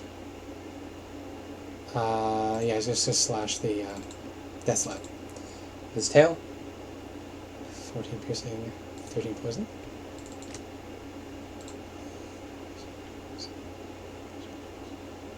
Not resisting poison, so 27 from his tail attack. Demogorgon is going to use a legendary action to attack Orcus. It's going to be a tail attack on Orcus. 23 bludgeoning damage on Orcus. And we move on. Hello. Now it's your turn, Mia. This might be very sad. We will see. I'm gonna move over here. I'm gonna check real quick. So you can see the Demogorgon below you. Yes. Before I do some cool RP shit, I will see if I absolutely fail. I absolutely fail. So, nothing happens. Did you roll twice? Did you succeed on Yes. your religion check last time? Fuck. Okay. That's the... I hate that feature. It is cool when it happens, but it will never happen. The chance is ridiculously low. I rolled 3 times below 20. It's possible. Yeah, you... It's a 15% chance, and then you can't do it, and you don't get your turn action in that turn, basically. So it's like, hey, should it's have a thing where you could... had you guys play the Demon Princes fighting each other, and then the survivors who you fought at the top floor. Oh well. That would have been interesting. Just been way more Rory's not gonna do complicated. anything. She's gonna step back.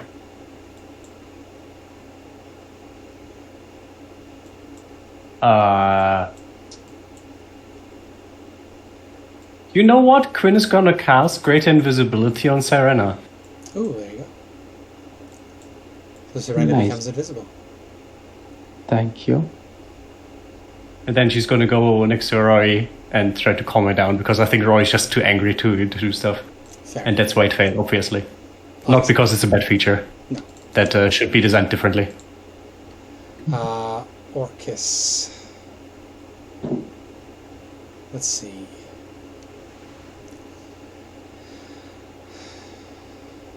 He wants this fucking thing done, and he's annoyed that the Demogorgon is not focusing on the Dark Heart. Circle of Dead already.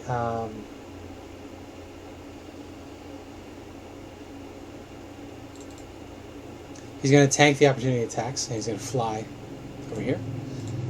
So opportunity attacks, please, from 2 Stegosaurus, and then I'll also roll one for Clev. Advantage because they were flanking before he left. Yes. I guess it's only the one because right now he's still in range of the other one. It misses. Okay. Yeah, now that Orcus has floated over here, he can see Misery. He's going to take his opportunity Oh, to... the misery. Exactly. He's going to point the wand, and he's going to whisper Finger of Death upon Misery. Oh no. So he's charged. Everybody wants to be my enemy. So if she fails, she dies. Yes. So that's going to be... Constitution saving throw. She's a saving throw. Can she even make DC 23? She can get a crit. Yeah. She does not have counterspell. Fey Ancestry doesn't have this, so it is just flat. Hello. Hello. Hello, Yusuf. Oh no, it's Hibiki. Hello, Hibiki. Hello, Hibiki. Just here to spectate Nope. my favorite Curse of Strahd. Yeah. Nope. Oh, well, I'm sorry. So Misery is dead. Orcus just killed my mom. Yep. Good, she was a bad person. She dies. She will rise as a She could have zombie been next time. redeemed. So her soul goes She off was to not the, reading, she's still a bad person. her soul goes off to the Soulmonger. And now Orcus has 5, 10, 15. He's going to leave. So Stegosaurus opportunity attack. Opportunity attack. That hits! 26 piercing. I don't know why I rolled, that's just the average. Does the dex slot get a... Alright, I haven't done that yet. I can do that now. Up attack? So I'm trying to do a big legendary fight, and I'm doing a very bad job. It's not very exciting. I mean, good. I'm having fun. I started this fight with 24 Stegosaurus. Yep. How Too many are we much. down to now? We only lost 2. We're just going to ignore the ones on floors that aren't occupied, because they can't get between floors. They can't fly. That is the end of Orcus' turn. Jubilex is going to go in the initiative tracker. I don't believe Jubilex has a teleport.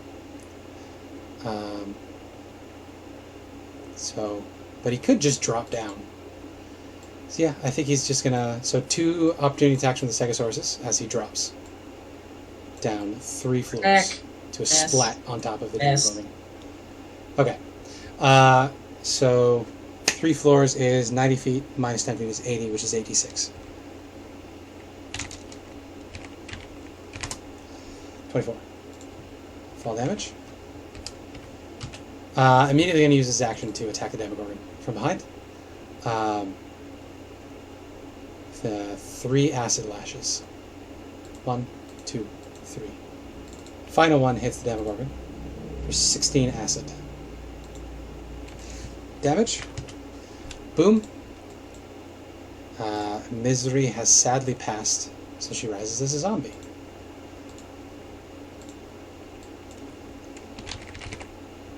Oh, what fun it is to be a zombie.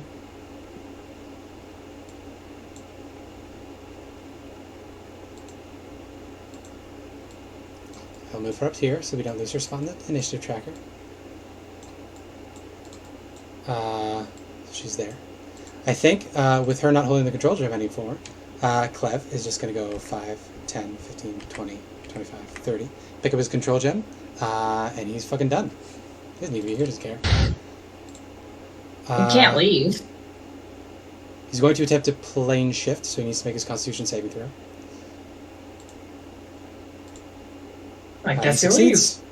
leaves. So with that, he plane shifts away. Can start. No, not Stegosaurus. So We're 1 more turn advance. Aye. That's 3 rounds. Yeah. Wow. Okay, Diane. Or Abby, I should say. I think. Do you think cast haste on Serena again? I think you just stay out of harm's way. I Yeah. already casted invisibility, so I can't. I think he's going to cast haste on her. I cannot see her. She's invisible. He has the web of eyes. He can see Never mind, invisible he can see creatures. invisible creatures, you're right. Damn. Synergy. Ooh. So he's concentrating. Let me go over there. Hasted And invisible. these what's it? The elevator shaft thing in the middle. It is that dispelled? no longer has the Yeah, no it one is has the wall of dispelled. force, So so the you wall can of force drop is down. gone. You drop down. Okay. I'm thinking I can drop down put a big A. Into Jubilex.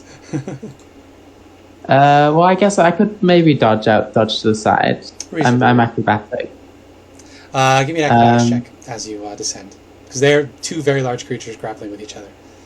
We'll call it a 15, because Jubilex is pretty big. I have advantage because of Bladesong. Oh, go for it. 24. 24, you're fine. So yeah, you could drop I down. would like to land by the Stegosaurus here.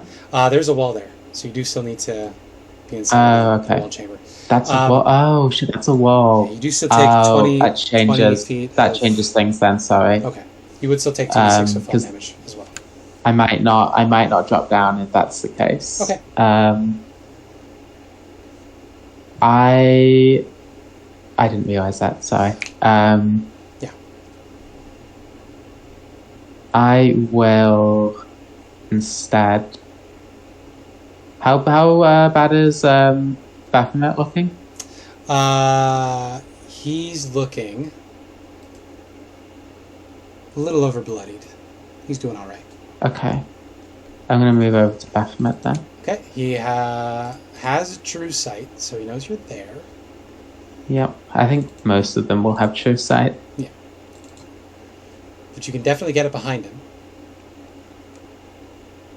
And let's see. Yeah, I'm just going to attack him 4 times. Okay, go for it. His AC is 22. 22. So the first one definitely hits, and that's it. Do I use Bardic No, I'll say Bardic Inspiration for some saves. Okay. Yep, so that is 8 slashing.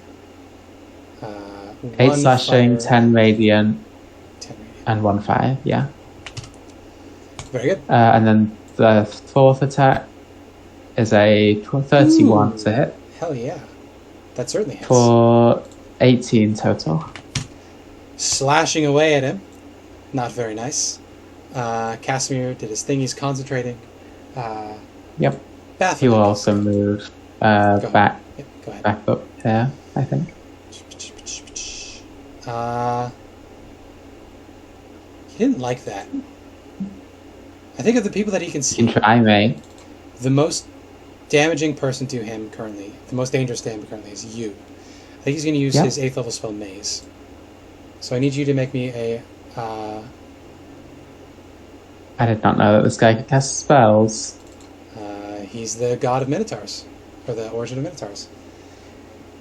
And I can see him because the stupid wall is in the way. Banish a creature that you can see within range and do everything depth. The target remains in the further duration of... So Hippie can come watch.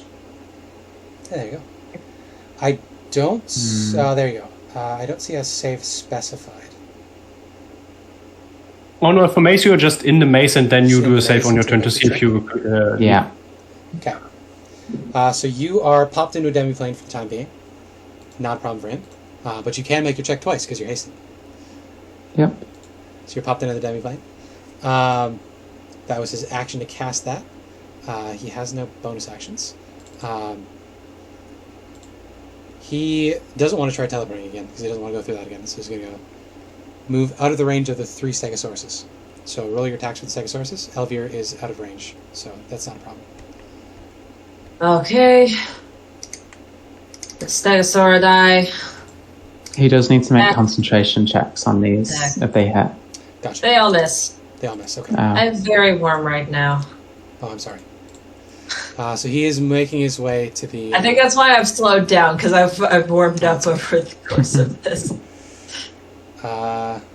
Demogorgon gets to go. Oh, right. Fucking... legendary actions. Chublex has to lash again. It doesn't hit the Demogorgon. Demogorgon. Tentacle. 25 hits. No, 23 does hit. 31 bludgeoning.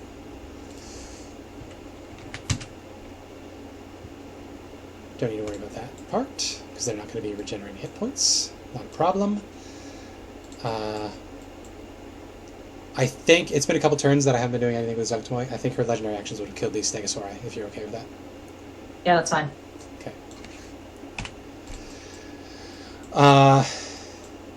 Baphomet. That was Baphomet's turn. He can't use any legendary actions. Orcus is out of legendary actions. So, Demogorgon's turn. Demogorgon. Seeing what's going on. He particularly hates Orcus. Gonna disentangle himself from Jubilex and move away. So Jubilex gets opportunity to attack, of course. These Stegosauridae have not had their turn yet, so they do not have a reaction. That was 5 feet. used a few of mine already. How fast? He moves 50 feet. 5. 10.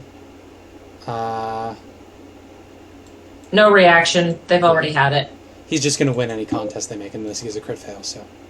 Just a quick athletics check to shove past this guy. He's fine. Yeah. 15, 20, 25, 30, 35, 40, 45. Running up behind, he's going to make 2 tentacle attacks on Orcus. Let's get something better. No, 2 tentacle attacks on Orcus.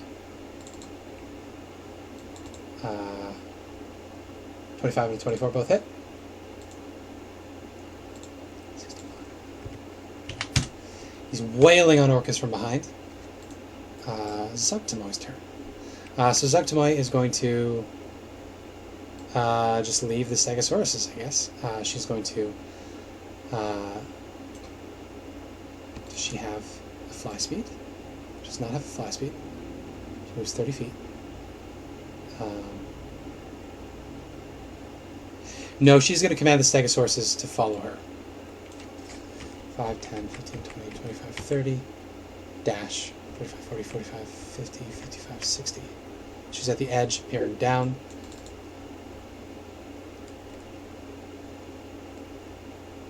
They'll follow on their turn? Yes, indeed. I might as well roll for her spores, too. Oh, she gets them back. That's nice. For next time.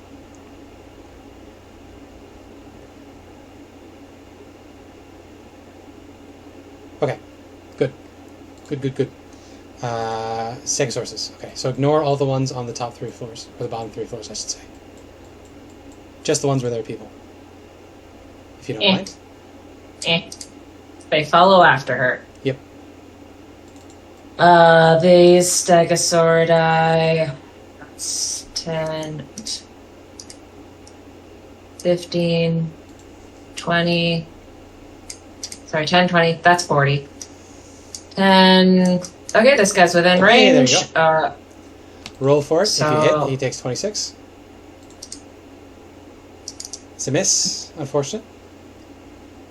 Elvir drops off of the Stegosauridae and does not come with it. Gotcha.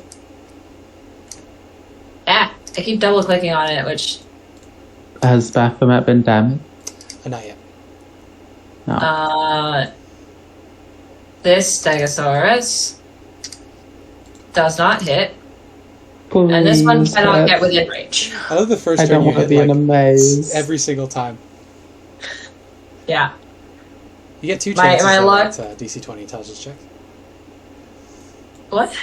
Oh, I was talking to Abby. Abby gets 2 chances Oh. at DC 20 Yeah. intelligence check. But I have a +3 intelligence. Good luck. Okay. What about the ones on the top floor? Would they... Oh, yeah, these guys. They'll go... This guy will go after... If he can reach. 1, 2... Oops. I keep double-clicking on it, which then gives me the HP stock thingamajigger. He's gonna go after the scariest, Okay. fellow here, and this one's gonna go after Jubilex, because Jubilex is the only one within range. Go for it. So this is against Orcus. Gotcha. Miss. This is with Jubilex. Miss. Okay. I think the reason I was rolling so well in the first turn is because I had Up to advantage. flanking. Riley, it is now Volk's turn. So you can see Baphomet is concentrating on the maze spell. So if you have a way to break the concentration, that would be fantastic. You also have your crazy long range with your neck. Also, Elvir can go in either order. Yeah.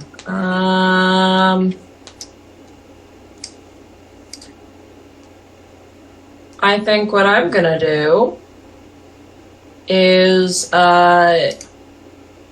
drop my Brontosaurus form and cast a spell. Okay. You shrink back down. Yeah. And I'm going to not worry about the fact that the Stegosauridae are going to get hit by this as well. But I'm going to cast an 8th level spell. Ooh, okay. Brilliant sunlight flashes in a 60-foot radius centered on a point you choose within range. Each creature within that light must make a constitution. Actually, that's gonna hit my buddies too. I'm not gonna cast that spell. But there is a very similar one. Where's the other one? Sunbeam. 5 foot wide, 60 foot long line. So I'm gonna do a 6th level spell instead of the 8th level spell. Okay. Blast a beam of sunlight at Baphomet. Yeah, basically. Cast. Could probably upcast it for damage if you want. It's almost never That's worth true. it to upcast. But whatever. He succeeds, so he takes half. It takes half. So he takes 14 radiant damage. A DC 10 concentration check. Is he undead? No. He's a fiend, though, if that matters. No, it doesn't. Maintains He's not. concentration. Oh wait, this is concentration. I cannot have cast that spell. It's a concentrate. I didn't notice that it was a concentration. Oh, okay. What would you like to do instead? I'm sorry. It's okay. I'm going to cast all of these are. Let's go with Firestorm. Or is this guy one of the ones that's concentrations? Resist fire, yes, but resists still fire? takes damage from it. Sure, let's do Firestorm. Firestorm's just for radius. Yeah, a storm made up of sheets of roaring flame appears in a location you choose within range. The area of the storm consists of up to 10-foot cubes, which you can arrange as you wish. Gotcha. I can get multiple squares that this guy is on, technically. Does that mean he gets hit by multiple hits of it? No. If he's in multiple squares? Only affected by it once. You Okay. can draw them if you want to. Little slashes. On the There's one. Why is it so hard to see? There's one. It says you choose within range. Yes. It does not specify that I have to see that spot. Yes, that's correct. Just have to know that's there. I can hear them below me, so I'm gonna put a bunch below me. Okay. I'm here. Kind of randomly. Because you don't know. I got you. Yeah, I know that there might be a guy in here. You also hear Zuctama coming from up above. Okay, I'll get the square that's on. That's 1, 2, 3, 4, 5, 6, 7, 8, 9. I'll get one more above me because I don't know where Zuctama is exactly. There. I got some of the Stegosauridi as well, for fairness, because I don't know where things are. So I've gotten every single one of the baddies at least once. Nice. That's 28 fire damage, and they have to roll a DC 19 dexterity save. I'm trying to see, is that at the start of their turn? Or when it's cast? It's just right now, because it doesn't stay. Gotcha. So dex save off of Baphomet to start. Yeah, Oh, it doesn't stay? It's not concentration? It does not stay. It's just here. I forgot Beats use it, provisions, that's unfortunately. +5. So that's a 24. Meets it, beats it. Anyways, it's DC 19. Okay. So he takes 14 fire. damage. Needs to be at a DC 10 concentration check. Ooh. Oh, I did that already for the earlier one. I'll roll again, what the heck. He's fine. He's fine. He has a +15 to his constitution saving throws, so. Ooh. Hard to fill that one. Yes. Zuctama needs to make one. Dex save. 2 of my Stegosaurus I have to make Succeeds. dex That's a saves. 14. Fail. And then, of course, these fuckers. So this isn't concentration. The firestorm goes away after this. No, it's just right now. Then I'm going to say that Right here, right now. multiple cubes will affect them multiple times then. So 2 off of Okay. the Demogorgon. Success both times.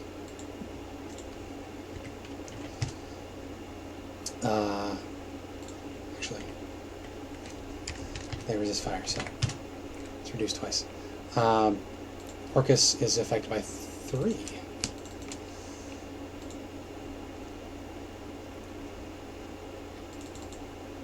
Oh, they have advantage on this too, because fucking everybody has magic resistance. It's too much. Okay, I'm gonna start deleting my my little dudes. Okay, Zookmoy, has she been... Yeah, I did her. I haven't done Jubilex yet. Do Jubilex Okay, now. I did Zookmoy, so I'm gonna get rid of the ones that are near her. 5.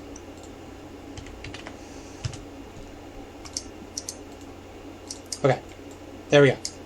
Firestorm erupts in the area. Volk, you have done a considerable amount of damage, even past their resistances. Spellcaster! Yeah. What about your rogue? My rogue is going to... can we say that he had one of those healing potions? Yeah. Okay, he takes a regular healing potion. Or whatever the healing potion was. That's what he's gonna do. I need to... It's 1d4 plus 4? 2d4 plus 4. 2d4 Or 2d4 plus 2. 2d4 plus 2. Okay, that's 8 healing. And then... Oh, before Elvir goes, Volk is going to make haste and get away from Baphomet a little. So you would have sneak attack against Baphomet with Elvir. Oh yeah, because the bonus that's a bonus action. So yeah, he'll shoot. Crossbow. Miss. Twang. Potion of speed, right? Or did I imagine that? No, What? that's not, never mind. He had boots of speed. That's I have a boots of speed, and he had a potion of hidiness. Mia's turn. But I'm done now. I'm going to have a short turn because all of my spells are supportive and I don't have anyone to support you at the moment. So Just I'm try gonna and stick break with him. concentration. Okay, Sacred Flame. So that's a wisdom save off of Baphomet.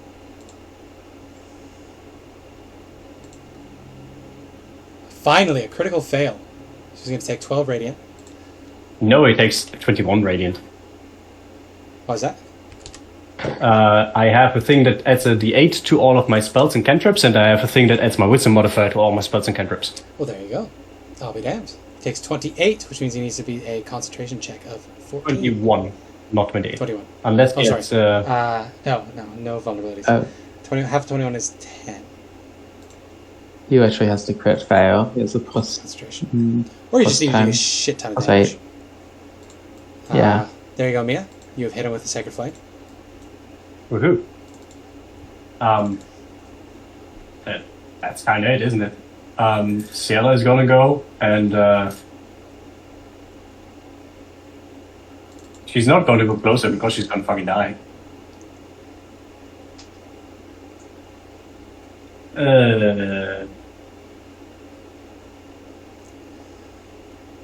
I realized the Greater Invisibility was a fucking stupid spell to take because all of them have true set anyway. Yeah. It's alright. I kind of didn't think about it, so I'm gonna cast Slow on Baphomet. Okay. He's 100% going to use a legendary resistance if he fails. Yep. Let's see. Wisdom? Con. What saving throw is it? Why doesn't it say at the bottom? It should say at the bottom. Fucking long ass spell descriptions. Oh, he's advantage, of course. He's okay. No slow. What's your trap? That's my turn. Okay. Orcus now. Orcus. Orcus is going to raise his wand and he's going to attack the chest twice. 30 and 21. Both of those hit. 30 and 58 damage. The necrotic does nothing. But 58 bludgeoning damage to the chest.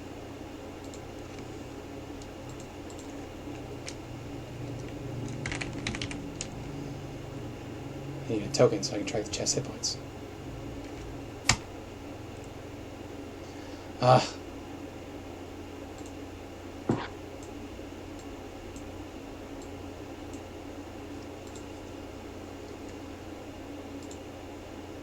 $58.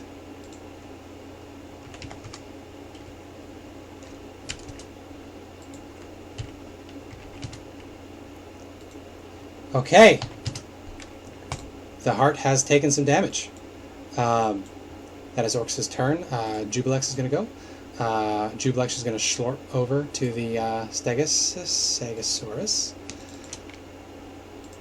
Roll for its slime recharge.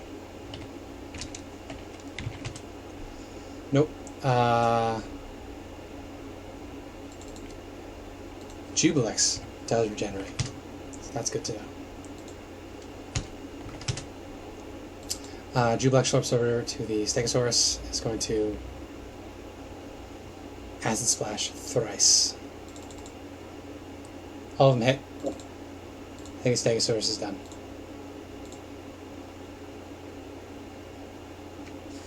10, 15, 20, 25, 30, 35, 40. Zombie turn. It's a normal ass zombie. 5 bludgeoning on this poor Stegosaurus. They get punched in the butt by a zombie that used to be Serena's mother. Okay, Serena, you are in the maze, so you can make me a inhaled check. I'll have Casimir try and break concentration first. That works too. So he's going to cast a 4th level magic missile, which is 6 missiles. Yeah. I'll roll damage, but he needs to make 6 concentration checks, and if any of them are a 1, fails. Why don't you roll that damage? I will roll his concentration checks. 25 damage in total. Nope. Damn, he didn't even roll below a 10. Nope. Well, he has a plus 15, so. Wait, he has a plus 15? Yeah. I could have sworn before he had a... Oh, okay. You might have... I think you rolled a... I keep clicking the wrong thing. Yeah, I think you might have rolled a check before, and I saw it as plus 8. Yeah. Okay. Big stat sheets. Well... Yeah. The 25 damage, there's not... Baphomet's looking real bad off. The Stegosaurus might finish him. Okay. Intelligence checks. Yeah, you gotta make 2. Because you're hasty. Nice. First one. So you solve the maze and you re-emerge in your space. I will immediately move over to him. Of course, yes. He's got 31 hit points, which you should be able to take out. Yeah, I will attack him once with my haste. Oh, you had to use your action to solve the maze. Yeah, but I have haste. You do have your hasted action. So the hasted attack. 9 plus 3, 11 slashing, and then how much is that one broken down? 2 fire and 11 radiant. Gotcha. So 24 in total 7 for that. hit points left. I'm gonna smite. Okay, go for it. A level 2 smite, which is on a fiend 48. Yep.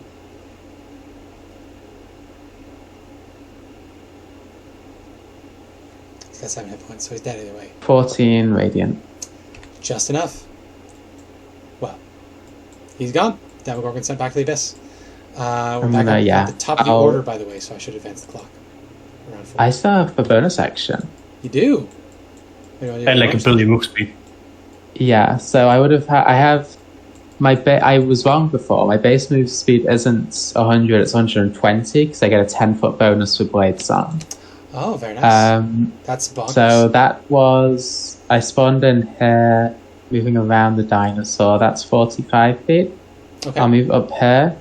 and that's just one movement action. Okay. That's just one movement. Then you use Right there. I'm looking. So down is the level 6, and up is Zugdemoi Yes. staring down at you. Yes. I'm gonna wait. I'm just gonna bonus action dash, get back here. Okay. Oh, and I will have. I'll have Casimir move closer as well. So Okay. he will move 30 feet to get behind Rory, Gotcha. and that's it. Gotcha. All right. So Demogorgon gets to go. Demogorgon is going to have the Demogorgon make an intelligence check just to see if it can figure out what's going on. Oh, Yeah, I think it's... Yeah. What were you going to say, Abby? rather than I'm not concentrating. Rather than dashing, I'll just cast Shield of Faith on myself. Okay, good. Demogorgon figures out that destroying the idol is the way to go. So instead of attacking Orcus, taking advantage of this opportunity, it's going to attack the Stegosaurus instead. 229s. That's 49 damage on the Stegosaurus, which kills the Stegosaurus. It becomes an animated armor.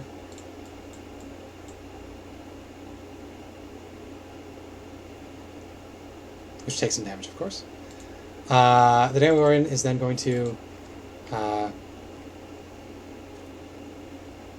doesn't trust Orcus, so it's just going to stay still behind Orcus, letting Orcus do the hard work. Zugdemoi's turn. Zugdemoi is going to take this opportunity to...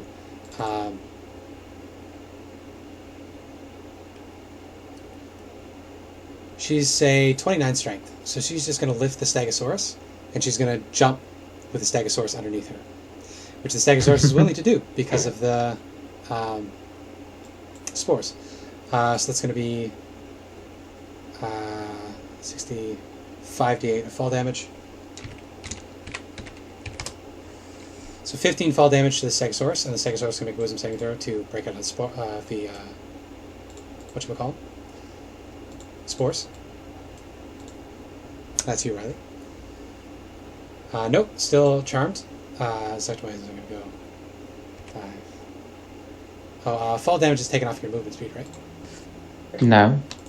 You just have to make an acrobatics check to not fall prone. I think the Stegosaurus is taking the brunt of the fall to that. Yeah. Yeah. So that's 5, 10, 15, 20, 25, 30. I think she's going to shout an abyssal to the others. They're going to have a good conversation. They're going to figure out that this is the anchor that's stopping us from taking over the prime material plane. So she's just going to use this opportunity to... Actually, no. She's going to, instead of going that way, she's going to hang out right here. That is her actions, and she's going to hold an action. Stegosauruses get to go. Riley, that is you. You have a lot to do. Stegosauridae! They go. Okay. So the Charmed one hasn't been given a command, so we can ignore him for now. Okay, there's just Stegosauruses on a level with a bunch of allies. They can't do So they're not really anything gonna do because there's anything. nothing. So So I think attack. the Charmed one is just going to get back from prone and just hang out there. So it's just one animated armor. Yes. That's this one here, right? Yeah, and he's gonna attack Orcus. Orcus. He can deal 5 bludgeoning damage. Go for it. Hits He has multi-attack. and a miss, unfortunately. But the first slam So hits. he deals 5 damage. Okay. I think they're low that's enough it. now that we can roll damage again. It was just, for 24, that was a lot of rolling. Stegosaurus. That's it. That's all I do. That's right. Now, Riley, Volk, and Elvira get to go. So Volk, brilliant sunlight flashes in a 60-foot radius centered on a point you choose within range. So I'm gonna point down Oh, and very say nice. 30 feet below me. Oh, there you go. Well, 30 feet below you wouldn't hit anybody, but you know where the heart is. The dark heart is. So you could a 60-foot radius. Oh, well, yeah, then I guess it's everybody. It's everybody in this room. So what type of which save is is that? all bad guys. What type of save is that? What type of save? It is a Constitution saving throw, and I'm going to cast my spell now. That's 40. Okay. Zuktmoy fails and takes 40 radiant damage. Oh, did Zuktmoy make the save for entering the Hallow? Oh, she did not. Thank you. I don't think Jubilex did either. Charisma save. Is that every turn, or is that just the first time they enter it? Just when they enter. She succeeds. No, that's a failure. 19 is a failure. DC 20. They all fail, and they all right. just There you go. She use takes their 80 radiant damage. There you go. Jubilex's sheet is not loading for some reason, so I'm going to need to wait here for a minute. She takes 80 radiant. That's not nothing. That's a lot. She's So unless she wants to... But they didn't use the legendary And is action. blinded for 1 minute. Oh, she hasn't used any legendary resistances, so yeah, she'll burn a legendary resistance to keep 40 of her hit points. And is blinded for 1 minute. And is blinded for 1 minute. I don't think well, it they depends can be on... blinded. I will check. Okay. Now her sheet is Depends. Come on, roll 20. Undead and oozes have disadvantage on this saving throw.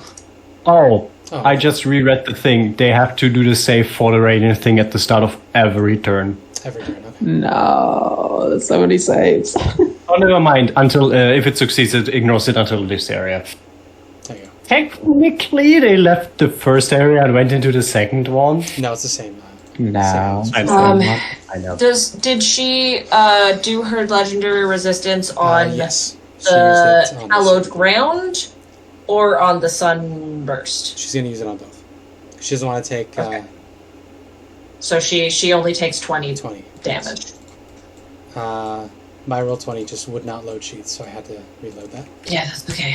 Just gonna. No, she'll take the full 40, but she's definitely going to resist the Hallow. Jubilex is disadvantage though, right? If Jubilex is an Just have ooze, disadvantage, yes. Gotcha. So Then yes. So we'll cancel out, so it'll be normal. So that's 11. So he is going to use a legendary resistance to resist the Hallow. Well, he is he's- going to make his wisdom save or dexterity save against his Constitution. Constitution. Fuck. They're proficient in them too. 15. He fails, so he takes 40. 2 complicated sheets, and roll 20 won't load them half the time. All right. Demogorgon needs to.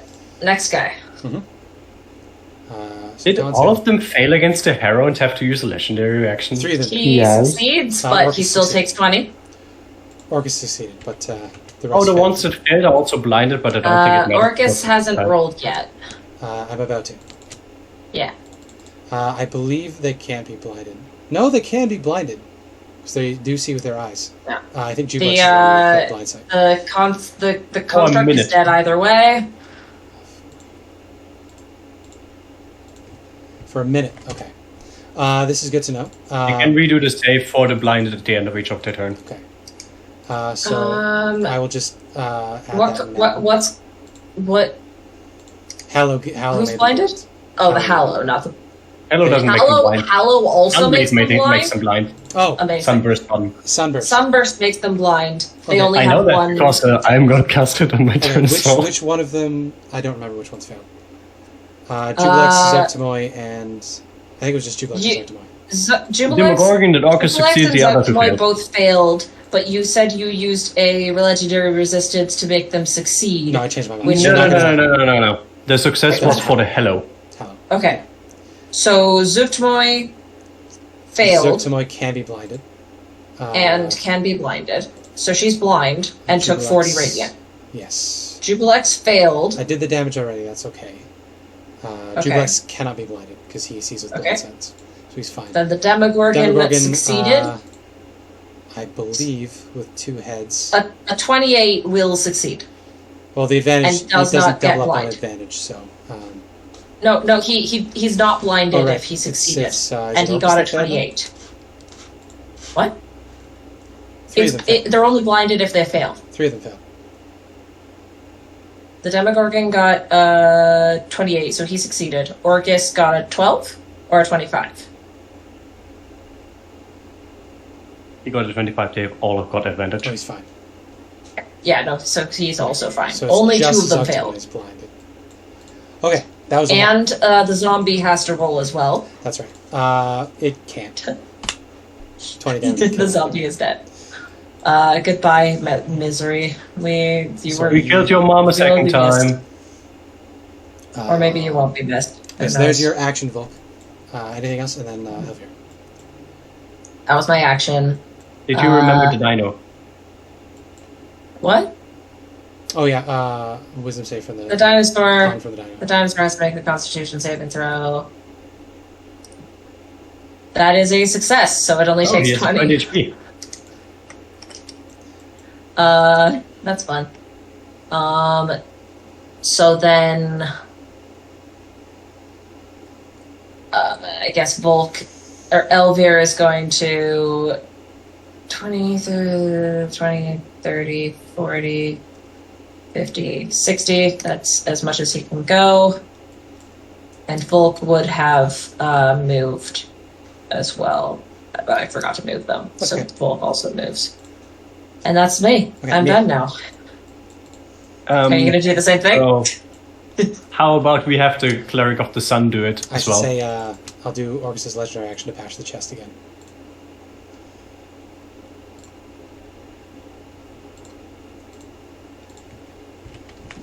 Right with the sun. Okay, I'll do those in a second. I need to double check. Do any of their legendaries is just let them move? No. The dinos did it. No. And no. Okay, so now we get more wisdom save or con saves.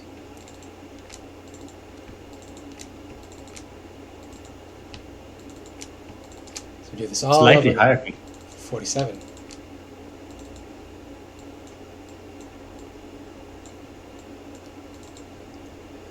.47. Good con save off the Demogorgon. He's fine, so he takes 13. 23. No, 23. Thank you. Zuctamore. Con save. Critical success. Jeez. 20. Still takes 33. Orcus.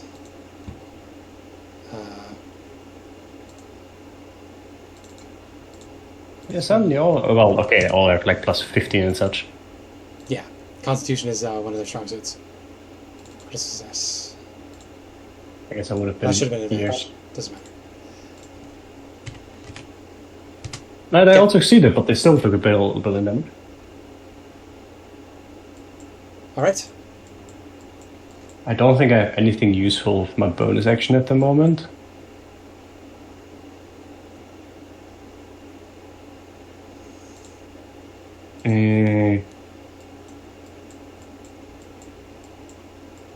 Looking at things, but I don't see anything useful. So funnily enough, I'm still concentrating on the holy weapon. Yes. Quinn is going to go here and is going to cast one of the most busted spells that they will likely save against. Hypnotic Pattern on these two. Okay. What kind of save is it?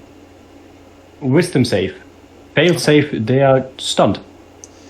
I'm going to say that Zuctamore... Oh, it's a charm, by the way. If they immune to charm, it doesn't work. Oh, yes, Zuctamore is, and I believe Jublex is as well. Yes, Quinn would know this. He would know this going in, that they can't be charmed. Oh. So if you want to choose a different one, you can.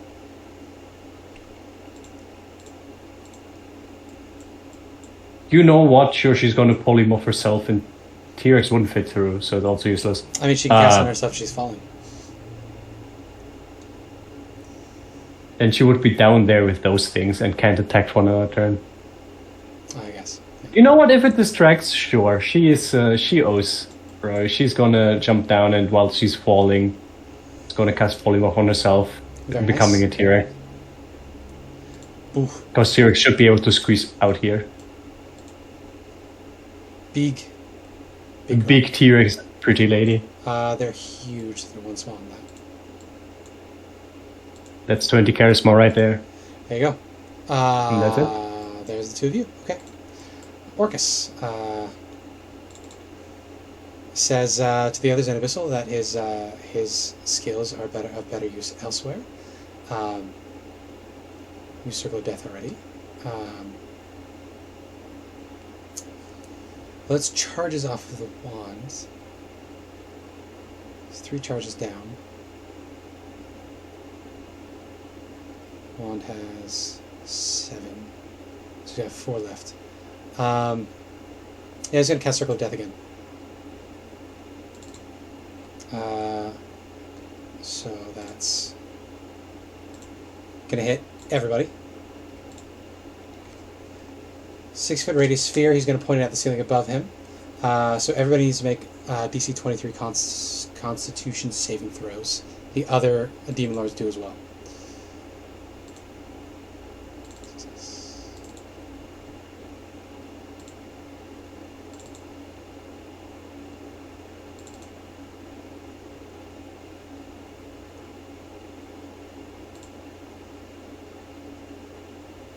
Holy Weapon's gone. Okay. With that, Circle of Death. Only 24 damage. Do I have a T-Rex sheet somewhere? I can make it shareable to everybody if it's not already. I feel like we might.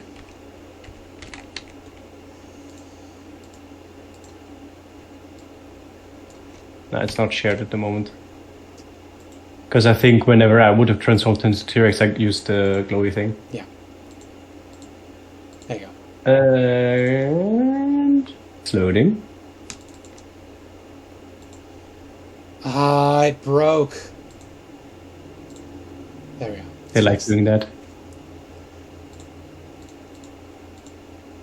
Okay. I'll close it and see if it works if I open it again. Oh yeah, it works. So 12 if you succeeded, 24 if you failed. I still have haste. Yeah. So I rolled a 9. But yeah, Broken Tyrannosaurus sheet. It says it has 46 hit points. That's not right. Elvier has a +1, so there's no way for him to succeed. I will check the saving throws. Yeah, Roll Tony's being fucky. Yeah, haste is still up. Cast my rolls a 9, but adds 4 because of his Bladesong. Just do that. Very good. Well, Quinn takes the full damage and has to do another con save, but she keeps being a T-Rex. I'm just going to assume that the Stegosaurus fail, unless you get any crits. No, I'm not gonna. They, the other demon princes don't like that Orcus did that, though. Yeah, they fail. I already took off their hit points, don't worry about it. That is Orcus's turn. So the Demogorgon shouts at him and calls him a traitor. So he's going to, for his actions, he's going to, well, his legendary action, tail attack Orcus. And then 2 tentacle attacks on Orcus. And another one. So that's 22 plus 20. Oh, that's a lot of crits. Jeez. Okay. 22, 48, 74.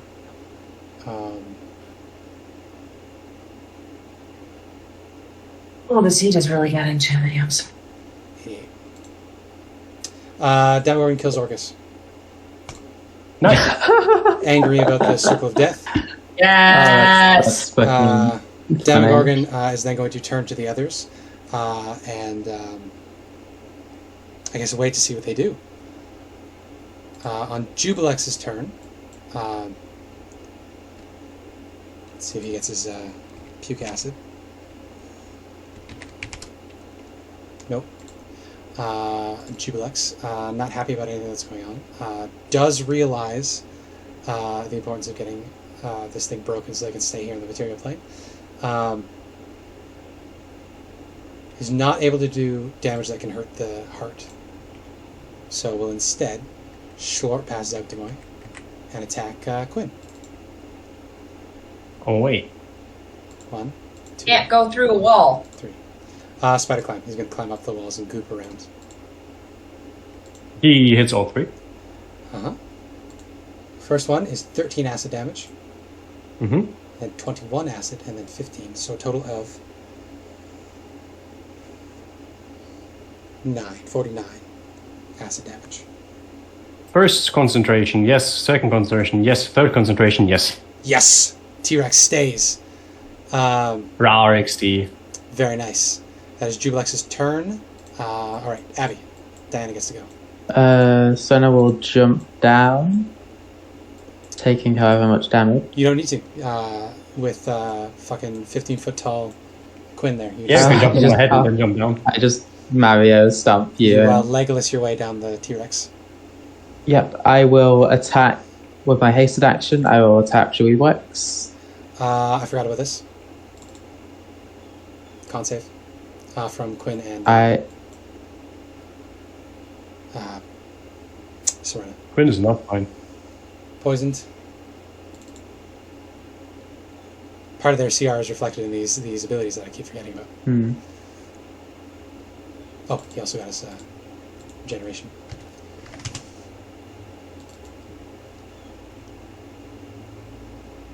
Who else needed to make the save? It's when you start, so technically you don't have to do it yet. That's right. Not Sorry. only technically. So you're not poisoned yet. So you're good to go. Yeah. I'll make an attack against him. Go for it. Do I have advantage? You can move it a bit yet. If you move over here, you have advantage because Quinn is on the other side. You have to be directly opposite an enemy. 1 down, then you have. I don't want to move one down. Oh, actually, no, I can move one down. Yeah. So that's good. There you go. I'll do this one against Weebwex. Okay. 28. Gotcha. God, yeah, a big number. Resist the fire. Yep. you So got it that's already. 23 damage. Yep. And I've forgotten the name of the fungus lady, but I'll do one against her. Zugtamoy. Zugtamoy. That's 26 to hit. 26 hits. For that's 15, so 29 damage. Okay. Very good. You have advantage neither on these because ones of because the- she's blind. So you can roll this again. Yeah. Oh. I know that you was already with had advantage. Never mind. Yeah. Yeah, so with mobile feet, neither of those can make opportunity attacks against me. True. So I'm going to continue my movement over to her. And then, so that was my hasted action for an attack and my bonus action for a offhand attack.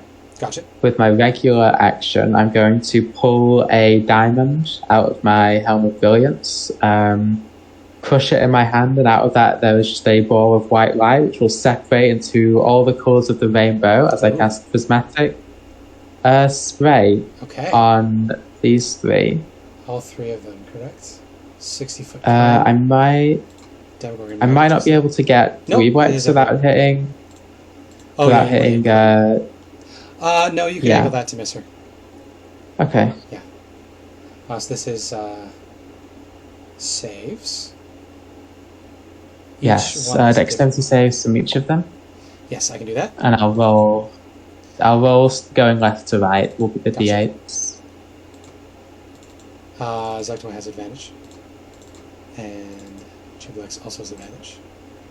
Yep. Magic resistance. Skill. It's the skill. Still not great. It's only DC 15 though. No, the save for this is 19. Jublex is fine because it uses the items spell save. Zugtamoy is fine. Demogorgon's fine. That succeeded. 17. Yeah. So it's the 5 is cold damage for the first one, which they'll resist. Then it's fire, which they'll also resist. And then 2 is acid. Which so acid on also resist on the Demogorgon. Yeah, acid on the Demogorgon. Is that all triple resistant? All the acid goes through. No.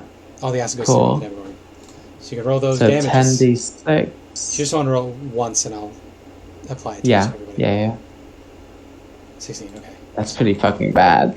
8. That was a not correct roll. You see how low I rolled for both of the Circle of Deaths? That's a potentially horrendous spell, and there was just 2s and 1s.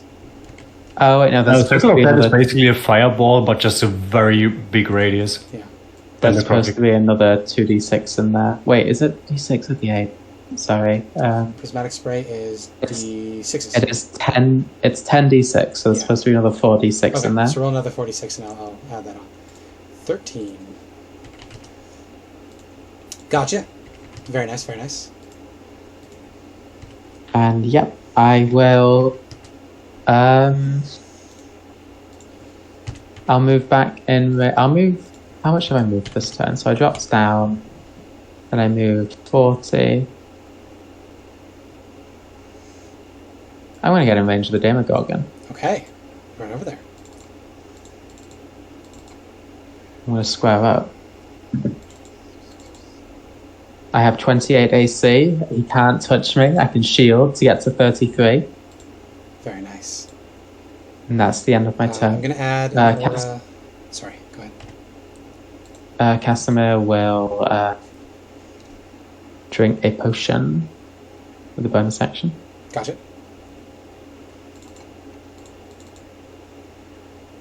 Recover 10 hit points. Oh, very nice. And then he'll move down to get line of sight on the 2 demon lords down there. Gotcha. He can see them. They're 30 feet below him. Yep. And what the hell? We'll go with a second level magic We'll missile. see how many minutes the left-handers down. On- 5 minutes. Sorry. Second level magic missile, all of them would be what? Okay. So you can roll those. He does not resist force damage. So Yep. these are all hit. 11. Woo! 2 1s. And that's it for me. That's Very it for good. everything. Okay, legendary actions. Now that I can actually, there's a few enough that I can actually tell what's going on. I think it's going to corrupting touch on. Jubilex is going to corrupting touch on Quinn. Oh, this is the one that isn't on the stat sheet. It hits unless it's a net 1.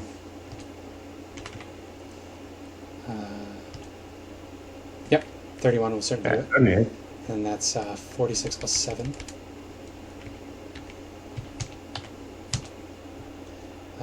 Ooh, that's really low. 21 acid damage. That's the average. That's the And last. she's not in Derek's anymore. Okay, but that is the last of Jubilex's legendary actions. Legendary actions: Zuktamoy. Exert will. Nobody is currently charmed by her. She can't see anybody to attack them. Demogorgon. Sees you, Serena. Going to use his maddening gaze. So this is going to be, I think, beguiling gaze. Oh, that's Yep. a long spell description. So you need to make me a DC 23 Wisdom saving throw. Unless you're incapacitated, you can avert your eyes to automatically succeed on your save. But if you do so, it has advantage against you because you can't see it on your next turn. I will avert my gaze. Okay. Automatically succeed on save. Gotcha. So it can't quite trigger. But that's okay. That is the end of Serena's turn. Now it is the Demogorgon's turn. Demogorgon gets his legendary actions back. Demogorgon towering over you. You cannot see it. So start of his next turn. Okay. So he's going to step, get behind you just cuz. And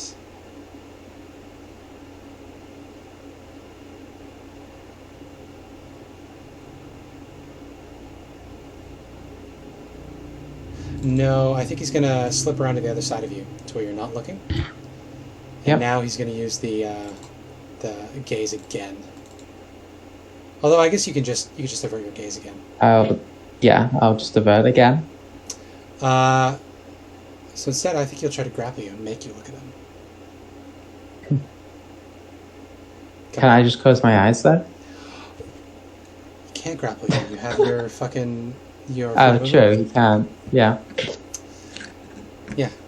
He's got a 20 intelligence, so he knows this. He can see your Yes. brain. Use a few of mine already. Just attack me. Give it a go.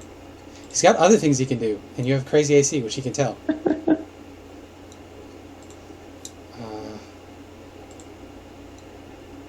No, I know what he's going to do. He's going to cast a spell magic on you.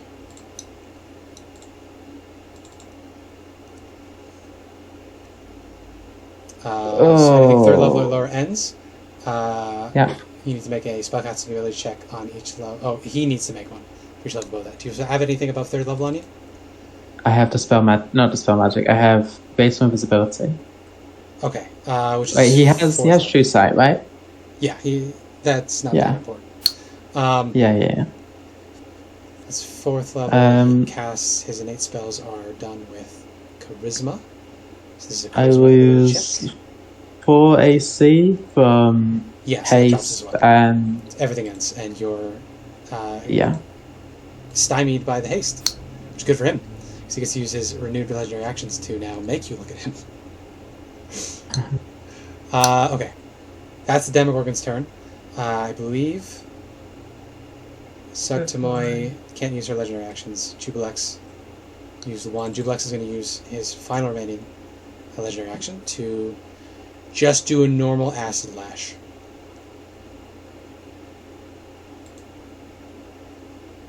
On Quinn. 22 acid. Ew. Okay. Zugtamoy's turn. Zugtamoy's still blinded. I didn't roll the end of her last turn. I'll do that now. That is a wisdom saving throw, is that correct? Or is that a constitution? For something. For some burst. What? From the... Oh, she's just blind for a minute. Oh, she doesn't save the end of her turns. No, she's just blind. Ooh, that's really bad for her. Should have used a legendary Creature blinded by the resistance. spell makes another Constitution saving throw at the end of each of its turns. On a successful save, it's no longer blinded. Mine doesn't say that. And you are missing some part of the spell. Oh, there it is. I see it. She only had one turn, so this will be the end of this turn. She will succeed at the end of this turn. In the meantime, she can't see, which means she can't do targeted spells. No, because this was for her DC 19. Oh, never mind that. What it is going to do is it's going to cast Etherealness on itself to enter the Ethereal so it can't be targeted anymore. So she slips away into the Ethereal. I don't think it will matter, but this is turn 6, by the way. Or turn 5, thank I you. don't quite remember. I think this is 5. It's been very slow. This is a lot. It will not matter, either we or they are dead before that. Okay. End of Zuxtamoy's turn. All the legendary actions are done. Stegosaurus. Who's left of the Stegosauruses? We have a There's suit of armor. single charmed suit of armor. Cannot be. Who is it charmed by? Zuchma? It cannot be charmed anymore. It can't be charmed anymore because it's an armor. Yeah. Okay, it'll attack, AC 20. Or sorry, AC 18. Hit the goop. hit the goop. 21. 5 hits. damage. Very good. Riley, Volk, and Elder get to go. Okay, Volk is going to use their bonus action to wild shape into a large subterranean lizard. Oh, nice. It has a climb speed of 30 feet. So they are going to... It is a huge beast. And so they are going to climb through the floor. Yep, with your Earthglide. Yep, gotcha. And they're right next to a wall, so they're going to climb down the wall. And then use their action. For their action, they have a multi-attack. Go for it. So they're going to use that against the Demigorgon, and use a bite and a tail attack. These are plus 10 to hit, so I'm just going to... Bless affects this? Yes, Sure. Bless. Okay, so it is... roll... /roll... D20 plus D4 plus 10. That should do it. Sadly, 19. no. AC 22 on the Demogorgon.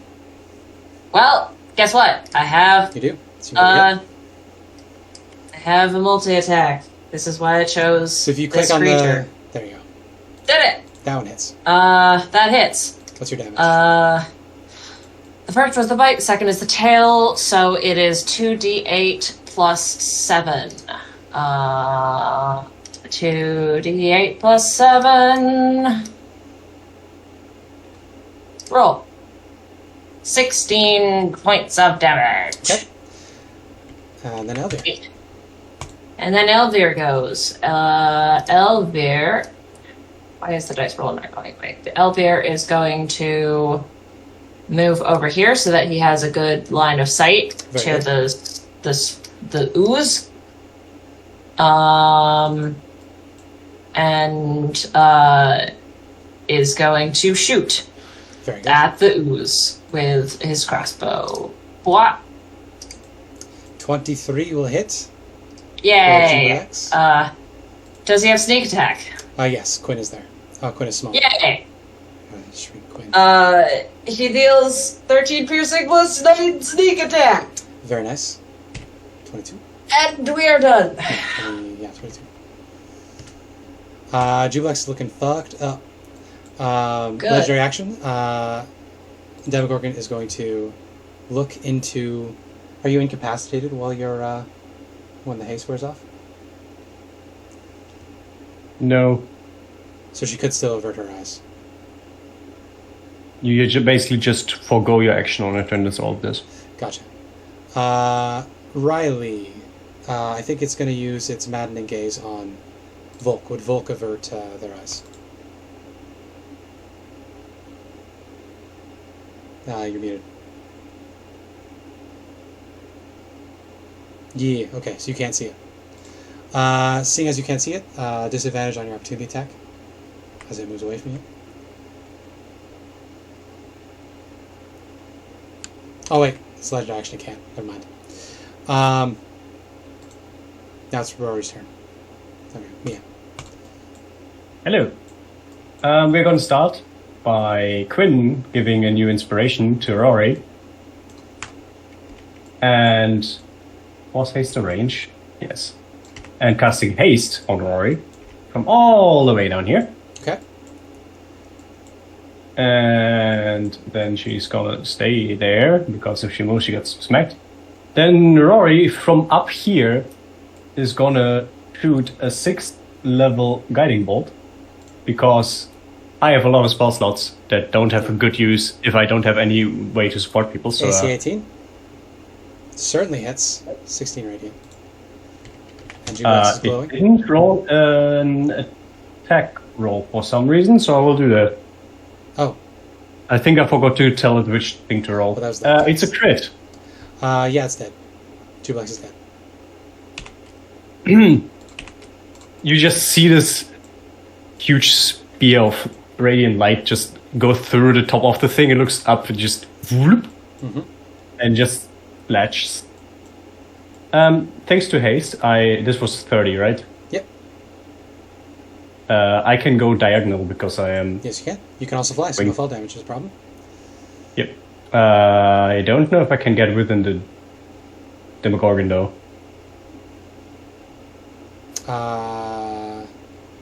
Yeah, you have line of sight. Yeah, he's big.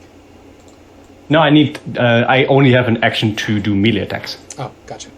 I want to swing at him with my sword. Yeah. And I didn't take the strength potion because I was like, I'm not going to use the sword. So I got a sword with a +5 to hit. Gotcha. Quinn still gets to go, though. Quinn still gets to go, though. No, Quinn did her spells. Oh, never mind. Oh, right, haste on you. Right. Yeah. I can at least get here, but then I don't have flanking. Okay. That's all right. Serena. I can still use my attack though. Thank you. Oh, that's right. Nice. I'm gonna Sorry, Mia Smack still it. has one Okay. haste attack. My bad. It's a 22 AC off of the Demogorgon. That is going to be hard to hit. +5. But that is a Managed to 21, hit. and I can add 1d8 to that from my inspiration. So I actually do it. That's interesting. Yes, you can roll your damage. So, I can't do fucking holy weapon. Fuck. I also think I forgot to put the right weapon in. I did forget to put the right weapon in. Give me a moment.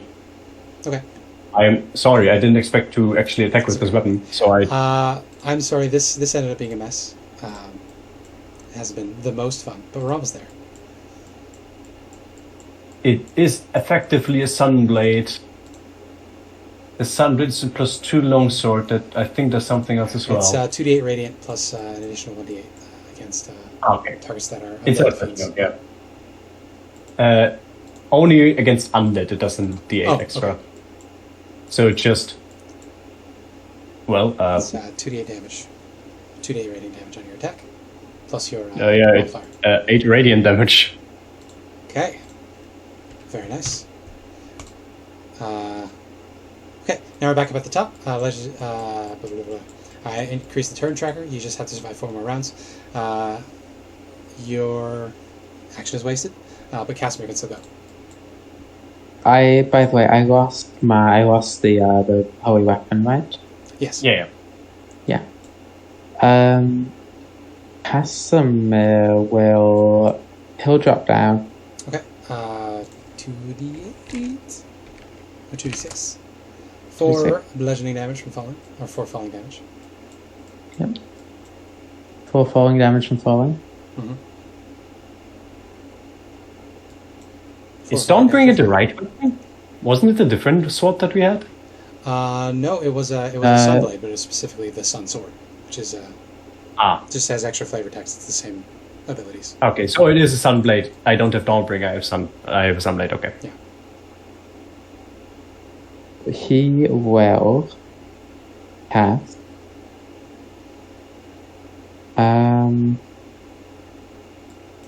We don't really have any good spells for dealing with Demon Lords. I'll cast a 4th level magic missile. Why not? Okay. All of those hit. You may roll them. Yep, it's 64 plus 17 force damage. Okay. 17 force damage. Demogorgon's going to use his last legendary action to make a tail attack against Serena while she Hit me. Yay. Why not? 26? 18. That hits. He does not have Oh, damage. 18. That misses. 18 is a net 1. Yeah. Okay, now it is your turn, Diana. That was your turn. Yeah. Legendary action. Now it's his turn. Now he's going to turn the full force of his might upon you because your magic effects have dropped. So ignoring the rest of you, he's going to tentacle Serena twice. 1, 2. 22 and 24? 24 hits. Okay. 29 bludgeoning, and you need to give me a DC 23. Basically, I would have had to say it before I have a thing. Well, what is your thing? It gives disadvantage because I make life play up. Oh, okay. Wait, no, my turn has passed, so I can just shield. You can, yes. Yeah, I'll shield. My AC is 29. That's a miss, so never mind. No matter whose ability it is. Demogorgon has been stymied, which is annoying. And we just use the shield. Because I think I had to say it before. Okay. Yeah, that's all he can do, which is great. He's going to hang up. Zugtamoy is going to emerge from her... no. She'd remain in her etherealness. She's still blinded, but she will make her save end of her turn.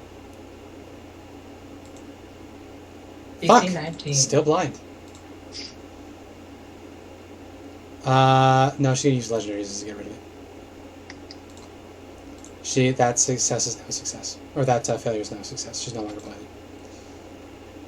Did she use all of her legendary resistances by now? This is her last one. That is good to know because she left my hello ground when she etherealed. She would, so she's going to have to make it again when she sets back. Yep. No, that's only 2, because she used 1 against the Hallow the first time, and then she took the full brunt of the radiant damage from the Sunbeam. Right. Or Sunburst. So she has 1 left. Her turn. Armor gets to go. What would you like the armor to do, Riley? Charges out. The armor runs. It does not reach anywhere. I guess you can keep running and Very good. Just get up in there. create For opportunity attacks. flanking, I guess. With Sirena. Well, if he goes 1 more, then I can flank him. Yeah. So yeah, he's gonna do that. It's going to use... Demogorgon's going to use a legendary action. To... Gaze doesn't seem to be doing much. So it's just going to tail lash. Of the 3 of you, who would it think is... With a 20 intelligence. Which of you has the lowest AC? I would be able to tell I with have 20. 22. 22? Actually, I have a 24 at the moment. 14. Serena's shielded, so yeah, it's going to attack Volk instead. So tail attack against Volk. Ooh! That hits. So that, with a critical hit, that's 34 bludgeoning damage and 21 necrotic. I would definitely use the Warding Flare thing on this because I still have all users left. Very good. So It this makes- will be it's disadvantage. nine- I'll roll that it's, again, so it won't be a crit. You say that, but Okay, So that's only total 30 damage. 30.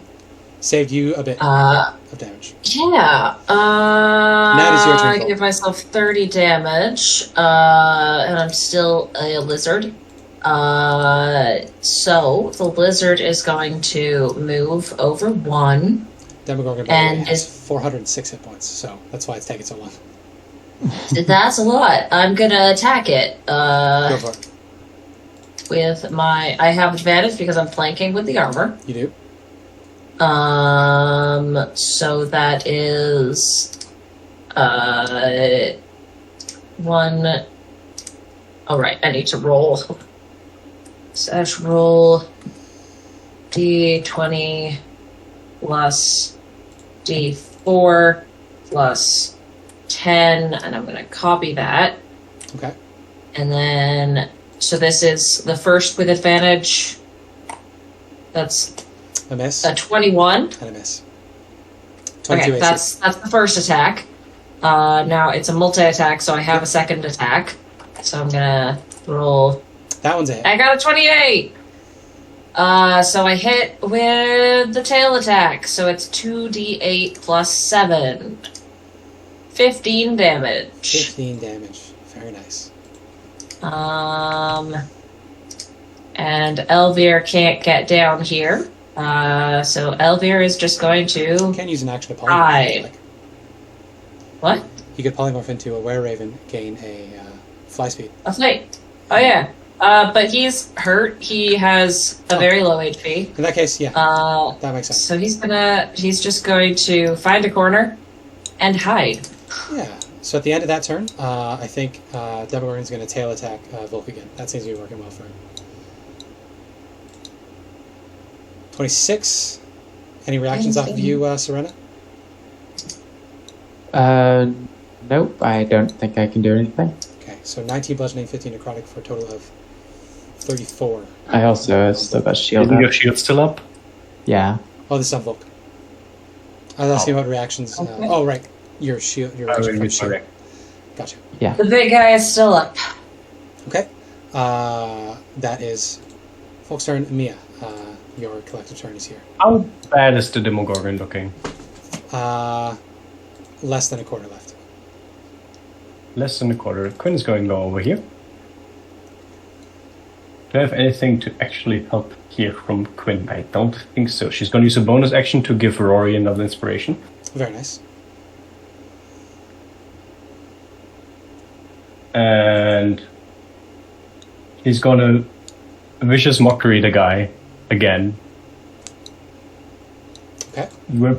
So Wisdom DC save. 17 wisdom save for 2 psychic. He's fine. Oh, She tried. she did try. But Rory, Rory's going down here. You could tell that's all the magic cast on Serena's drop, by the way.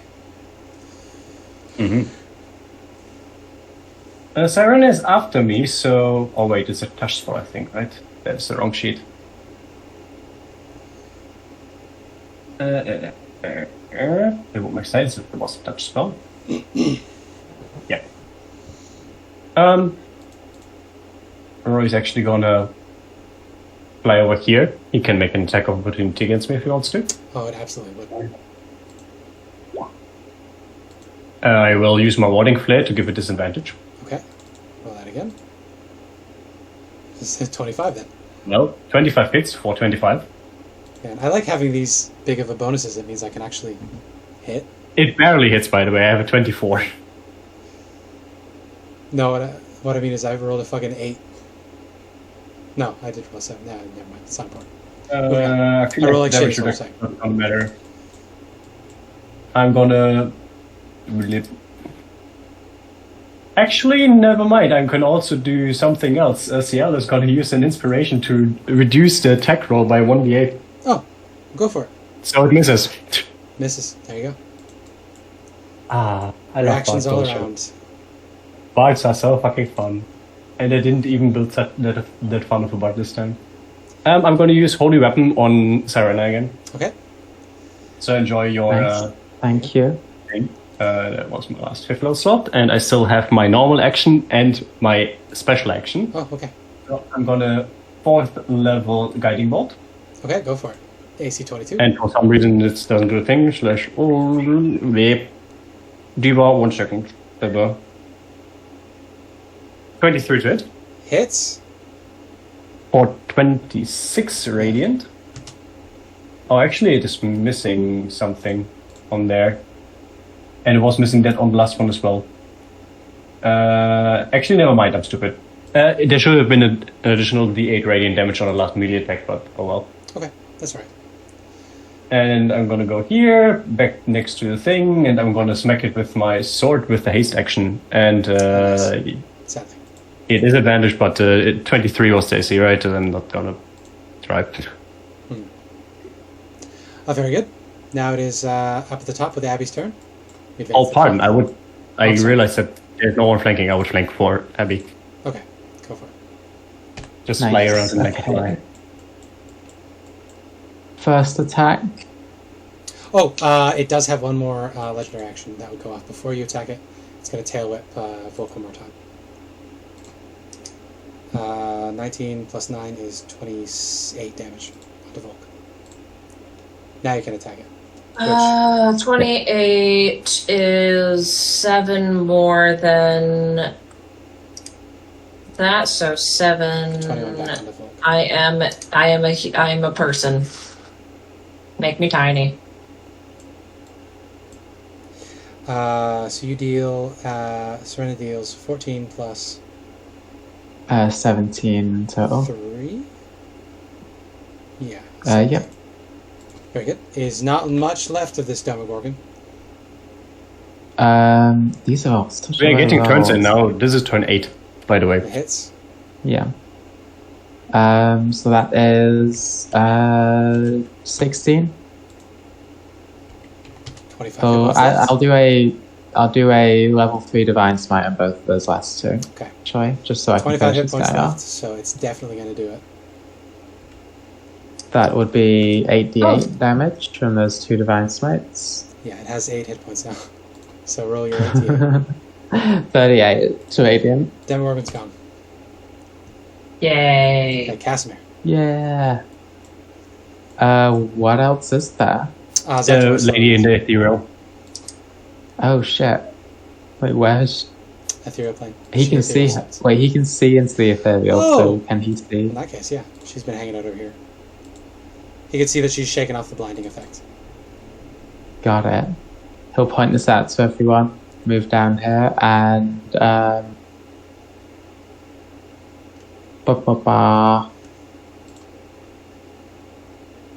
I want to cast haste on Serena again?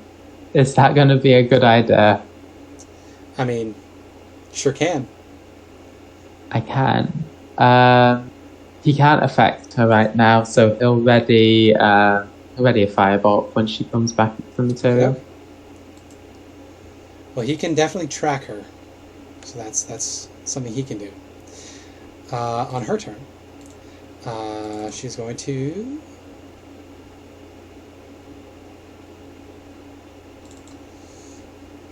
So I'm assuming Casimir's calling out where she is.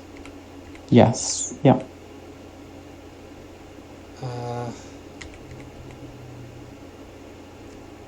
She has to destroy the heart this turn or next turn, otherwise Yes. she's gonna get fucked. So So I she's think going to step out of the ethereal, so you can make your firebolt attack. Off Casimir. Miss. Yes. Hallowed ground. That's correct. She's okay. She's for going to once use they went to save. This is the first time someone saved against it, I think. natural spores. So that's going to be 20 feet from her. So just Volk and Serena, unless you can't be charmed. Volk. Wisdom save. Does bless affect wisdom save? Yes. Or save throws? Yes. Okay. I have a plus 12 on wisdom saves. I think I have to roll because I'm also within 20 feet, right? I also have to roll. but I Yeah, should 11 be plus fine. 12 Are you 20 feet? is... Do I actually have to well, use you my are. inspiration? Oh, Jesus. Yeah, you are. I have to use my inspiration on that because I rolled, I guess. I'm good. Okay, Volk's fine. I'm immune I to need a disease. 3, no, a 4. Yeah, I'm fine. Oh, if you're immune to disease, you're fine. Fucking paladins. Yeah, you're good. Yeah. So it might just What is be called you okay also, Rory? I'm also fine. I had to use inspiration for it. Gotcha. Well, that is frustrating. Yeah, not much else you can do. That.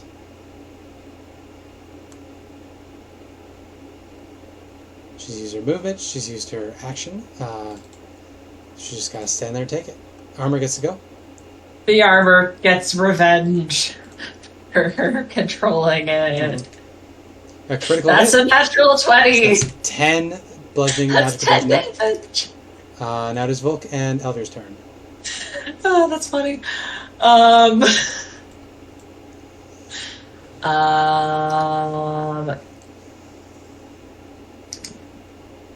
Sorry, that wasn't me doing it. That was me trying to figure out what I'm gonna cast. But I think I am going to cast that because Moonbeam. Or is Sunbeam better? Yeah, no, Moonbeam upcast to 6th level. So it's 6d10 radiant damage, right on top of her. Very good. I'll do that at the start of her turn. Yeah.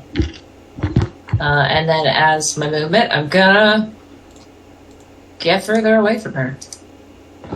Okay. And then Elvir. Elvir is not gonna do anything because Elvir has 1 HP. Nice. Okay. Then there's I guess he could drink another healing potion. Could drink another healing potion. He can drink another healing You have more potion. than you need. Okay. 2d4. That's 7 plus 2, that's 9 healing. Okay, he has 10 HP. Very nice. All right, Mia, bring it home. Quinn gives inspiration to Rory because, well, survived. What I did. She's also gonna move here. I just realized I can't use my healing word because, well, we already have the spell used. Slow on the lady. Okay. Likely gonna She succeed. can be slowed. She has 1 legendary resistance left. Wisdom save DC 17. Oh, I'm sorry. This is she's proficient. Yeah. So her modifier is plus 12, so she would have succeeded the first time. Yep. So she's okay.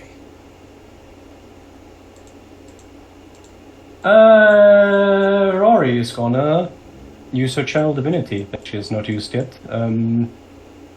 her the radiance at dawn. She's going to make the dawn appear, and the lady has to do Constitution saving throw against my class DC, which is also 20, Okay. I think.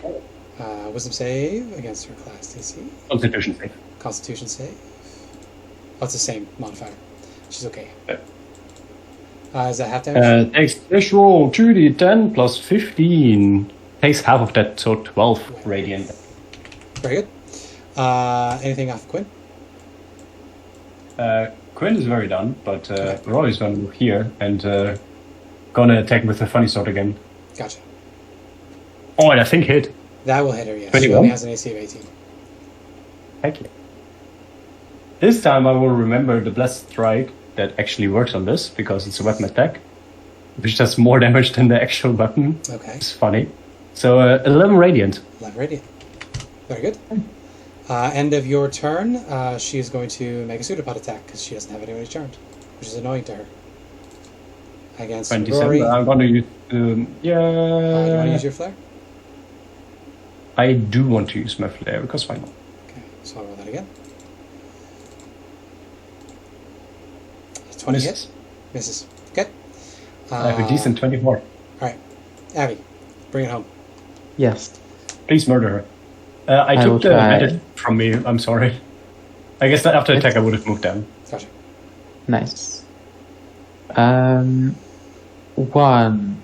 2. Yes, Crit. great. Yeah. She She has 36 yeah. hit points, and she doesn't resist. Well, she resists the fire, but you're definitely going to do it. Level 2 smite on the crit. Alright. Tally up your So damage, that and will we'll be see how much you beat her by. I cast a 6th level moonbeam and it did nothing because you guys killed her before she got there. Oops. And then one last attack. And I'll do another 2nd level smite, which will be 3d8. Finish off my spell slots. So in total, that is 12. That's 20 from the first attack. 14 plus 16. I've got an equation going, so. One sec.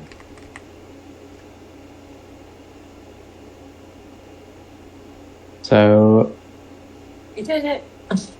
55, including the second one, plus the radiant, then brings it up to 79. Ooh. Then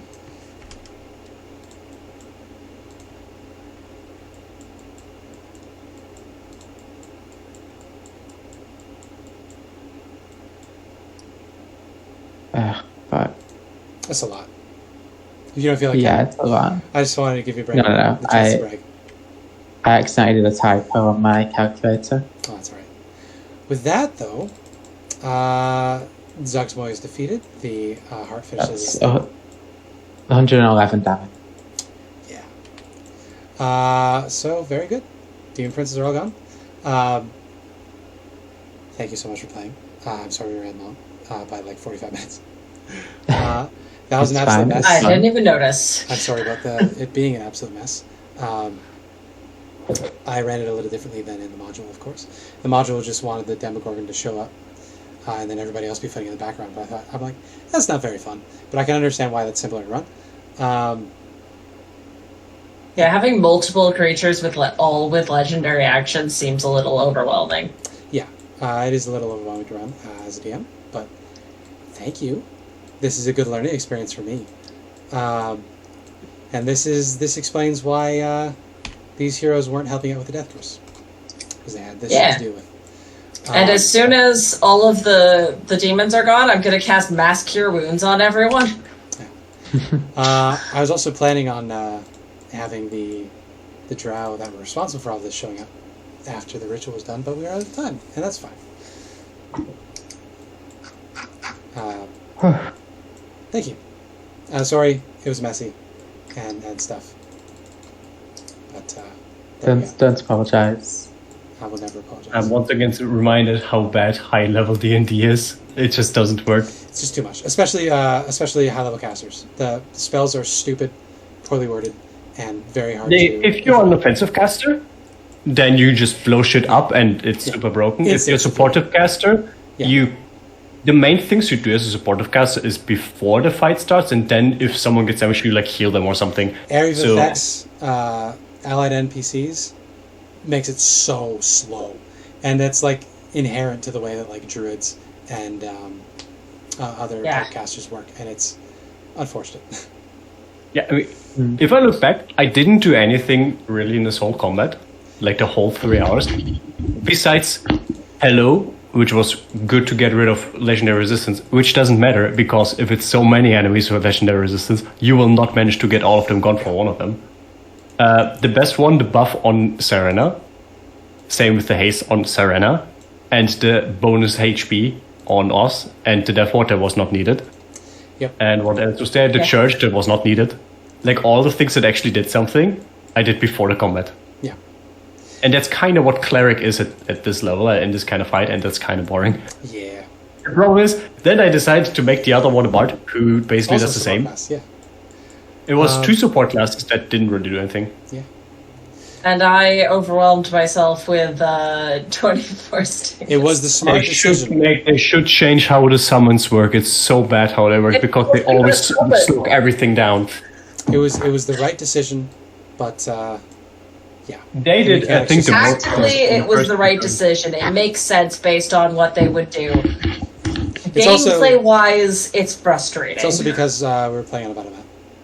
You wouldn't have had to move the tokens and stuff. But that's, learning curve, stuff like that. Thank you. I have to go and make some food. It was very fun. I'll see you guys next week. This was very similar to the idea that I had for a one-shot, so that probably isn't happening because it was also going to be a fight against demons. Tower defense. What? Tower defense, right? Tower defense, yeah. I mean, you can still do it. Anyway, I badly got to cook, so I'm going to be out. Bye-bye. What? You can learn from my mistakes. Yeah. Yeah, run it better. I think a thing that I learned here... Oh, I'm just going to stop the recording, too.